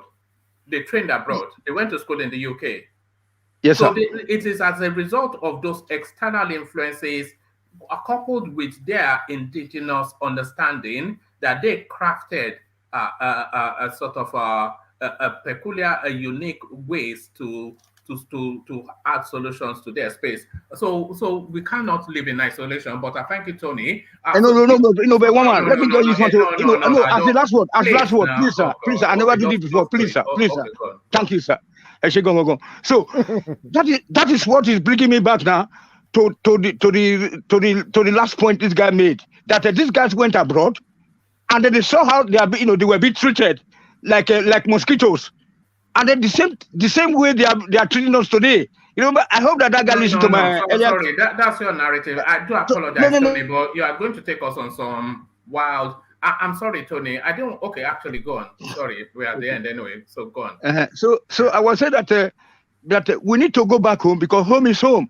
Like I earlier said, that we need to go back quick now and replicate all these visions that we are, that we have experienced in Europe and in the Americas. Because at the end of the day, no matter if they give us the German passport, American passport, we are still second-class citizen, even seventh-class citizen. Now, thank you very much, sir, for allowing me to do that. All right, thank you. All right, so DOJ, are you still there? D? All right, DOJ is not there. All right, thank you, D. All right, thank you, D. Ola, are you still there? I suspect you're not. So thank you, Ola. Uptown, I suspect you're not there anymore as well. So where why did they leave? No, they didn't. Sometimes they go to the kitchen. Sometimes, you know how it is now in these long sessions. Sometimes they even doze off. So because some people, they are listening and then they just doze off. But there it is. So we start to round off then to land on Adewale. So I was just making sure that all they were not around. So we start to round off to land on Wale. And gentlemen, please, if you can just be as succinct as you can be, so I can go to bed. We kick it off with Okay. I yes, forgot you are in the UK. yes, One man. it's 4 a.m. here. So yeah, even the weekend they get some rest, But so we kick it off with Tony to land on Wale. So Tony, the Uh, routine. anyway, uh, anyway, I don't have too much to say so long you allowed me to come in earlier on. So, other than that, I will just say Odaro, and then Eshego, that I really thank God that these two men, one of them sparked this off, and then the other guy was able to land, that land at that point where I decided to interject. So I'm very grateful to two of you. So come back tomorrow, and then everybody should tumble because, the weather is so cold right now in Germany, it's -4 degrees. But at the same time, we need to thumb up because just a while away the time and then get the latest news out of Nigeria because one man went to Mo is dishing out the news before the other station, the so-called mainstream TV senders. I don't call them TV stations. So I want to already open our eyes. It built all this television for us, which the outside people have stolen right now. Okay, thank you, sir. Good night, everybody. All right, brilliant. Thank you, Tony. So thank you, Tony. So that's Tony. There's only one Tony, and should I say thank God for that?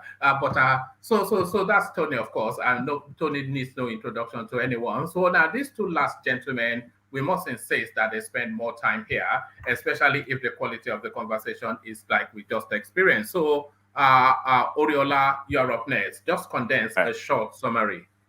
All right, so I always want to like come, but to be honest with you, there's a lot of things going on, so I don't have the time. Like whenever I try to, is either maybe the room is already full, but what I would say is this. So I like what you're doing, even though I won't lie to you.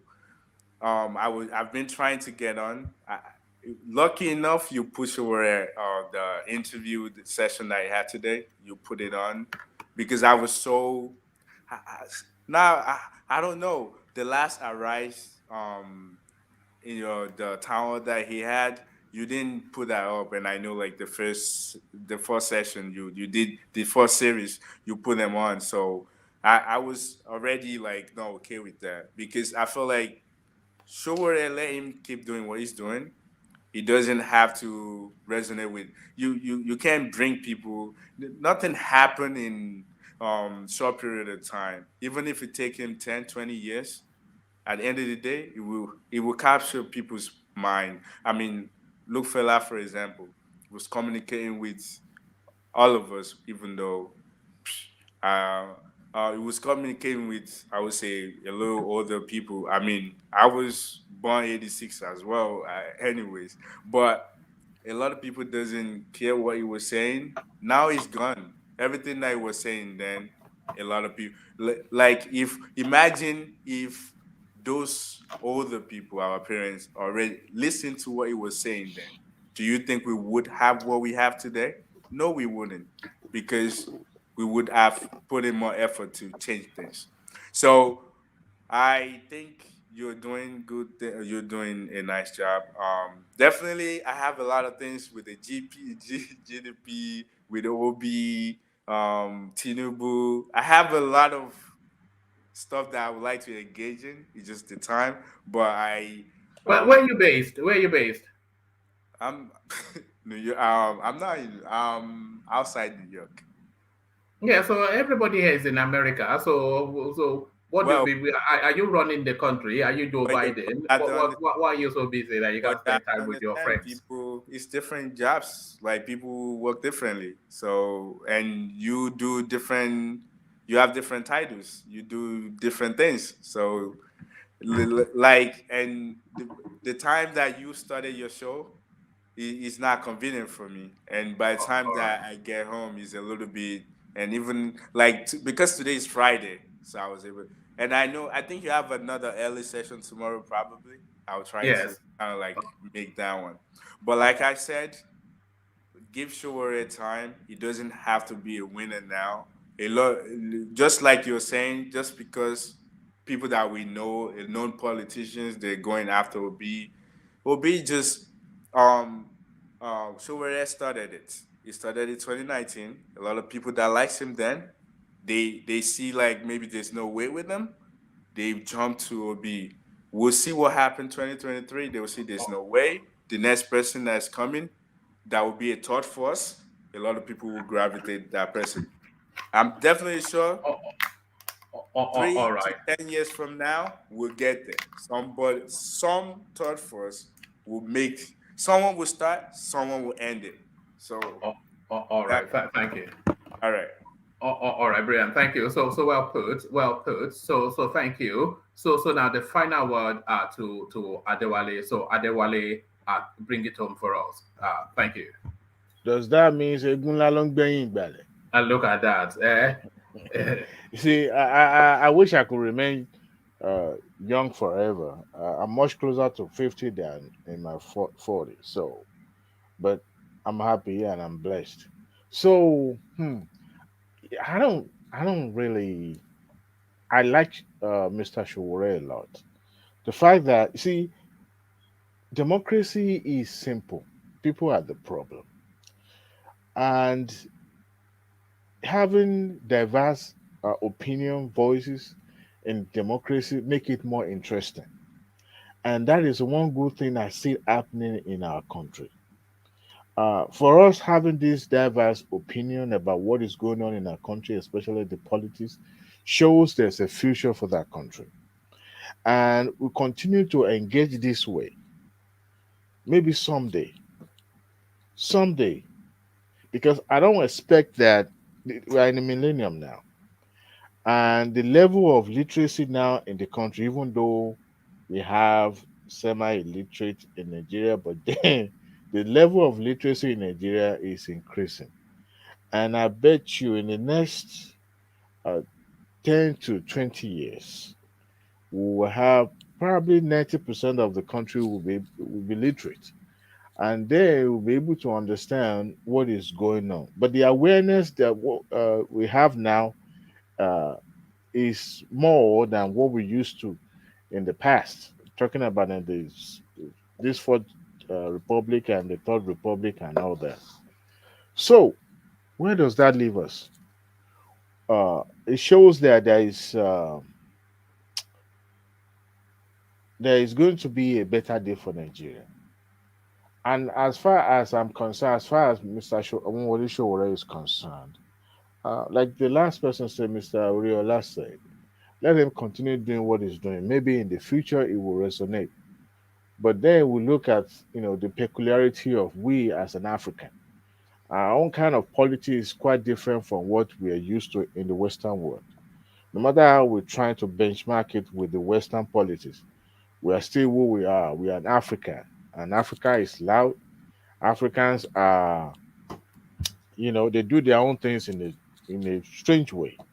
Maybe democracy is not actually for us. Maybe we should even come up with our own self-governing ideology. Maybe it will work better for us. I don't know. But then it shows that the future is bright for us. Um, but it's just that sometimes things may not resonate now. Uh, come February 2023, we're still going to remain one family. We're still going to be Nigerian. We're still going to be together. Uh, whether it's Obi, whether it's Tinubu, whether it's Atiku, whether it's Kwankuzo, which I doubt very much. His own candidacy is one I put a question mark every time because it's general. Just in a literal sentence, Yeah. because Soludo's essay, he Yeah. was querying if Peter Obi will even come third, and then it sets the thinking that if you look at because if you're looking at it in terms of share numbers, Hmm. the totality of the votes in the whole of the Southeast is not really even up to what 1.6 million thereabout, Correct. because we can pull up the data. It's not Correct. up to 1.6 million, And and some area is still going to be still going to be divided. It's still going yeah, to be, you know, grabbed by other parties. Go yeah, ahead. exactly. And I was saying the totality, not even yes, exactly. You are right. But even in Kano alone, is well in excess of 1 million votes. Mhm. And if Kwakwanso takes Kano, and okay, the same principles, but if it takes majorly Kano, Mhm. and then it takes a few other satellite states that Mhm. are of the Talakawas, Mhm. there's a good chance that in terms of sheer voter count, he will score significantly more than Peter Obi. And of course, the winners would either be Atiku or Tinubu. So there's a good chance that he may not even come third, was what Soludo was suggesting in his essay. Soludo was right, but at the same time, the tone of his essay was what I'm against. Sometimes silence is golden, but at the same time, he who pays the pipers dictate the tone. You have to voice your opinion, or else your silence in politics means a lot of things, and it will could come back to bite you. So that's why I'm not actually truly fighting him for uh, writing that op-ed. But then he was right. You see, you have to be a political novice not to understand where. You see, the trajectory of every of those candidates' politics, where is heading to. It is no, there's no or seer that will tell you that PDP on its own is heading straight to the rock. Number one, the five uh, governors are completely against what is going on in the party. So if there's no support, what else do you want? What do you think is going to happen? Tinubu on his own, he has some, APC also have some aggrieved members that are saying because he chose another Muslim member of the party. So, but then if you look at the risk of losing some vote on that one, it's very minimal because Lalong is in the Plateau and Shetima is from the northeast. Now, going to Kano, which is going to be a contended ground, I'm thinking that, Kwankuzo is going to take Kano anyway, but not coming to the central in Kaduna. I don't think he's going to be able to. Of course, El-Rufai stayed there. But look at the fact that in the southwest, I don't even see Peter Obi conquering southwest. Is it Ondo or Ekiti or Oshun? Because PDP is going to be fighting with APC in Oshun. And even in Lagos, see, maybe you win in Lagos Island is city of local government, right? I want to believe so. I'm not so sure. Yes, Yes, it yes. is. Even at that, APC is still thriving in those areas, but the elite, I mean, the VI and the rest of Lekki will vote for Peter Obi and all those, professionals and all that. But if you're coming to starting from Ibadan, because it looks like Sheyi Makinde is is carcassing with the APC too, sending his deputy to attend Yoruba elders in Akure with Fashoranti and with the Tinubu's visit. So that is kind of like a pointer to that. But then even if you score, let's say 15% in the Southwest, I don't see him making South South because South South is going to be divided, really, really divided. Jonathan is quiet, is silent now because he's not even campaigning for PDP. I haven't seen Jonathan right there in the field campaigning for them. So that tells you the political temperature in the South South. But all that apart, um, he can use this, he can build on this momentum for the next 4 years. Hopefully, we'll be able to leverage on that All and right. tap into that. But then, politics is not about Gawuri Gawon, like I always say. It's not like a business. It's not about yelling. Though it's a bole kaja kind of politics, but you still have to put your gentlemaness kind of. I wanted to set an example of this man, All right, Wale. the I Edo must. man, All right. Adam Oshiomhole. You remember Adam Oshiomhole, right? Yes. He used to be labor leader, Yes. coming to TV and bombarding a firebrand and all that. Today, he's a car carrying member of a political party. He's a gentleman, right? So that tells you that, so we need to slow down a little bit. Speak that language that the politicians speak. Maybe that will help you to get there. All right, brilliant. Thank you, Wale. So Wale, I must head to bed. It's almost 6.5 hours. Wow. It's almost unhealthy to You are in be. UK, Yeah. right? Yes, I am. Wow. We Yeah. So Americans are. Yes, I know it's still the day is still virtually starting. We are just thinking of the nightclub. Yeah, thinking of the nightclub we are going for tonight. No, But I'm me, a family yeah, man. don't I worry. put that behind me. Don't worry. Stay as young as you can for as long as you can. Don't be in a I'm hurry to get trying. old. I'm trying. All right, Wale. I'll speak to you soon. So that was Wale, of course. A voice that is evolving within the space. So who says I feel like Tinubu sometimes like a talent spotter. So all the best talents, of course, you know where to get them. Always on your favorite platform, the one man space. So there it is right there. So just to do an audit of the space, the buy the coffee thing. We set a target of a minimum of 3 coffees per session, and we fell just short of the mark of that. So 2 people came in. A new name, James Sabah. So he joined that space, James Sabah, and the ever Jafar, of course, who traditionally does that as well. So not quite hitting the mark on that, but still, there's always tomorrow. So thank you one and all to the super chatters, the coffee buyers, the happy clappers, and the cheerleaders. I wish you well and peace.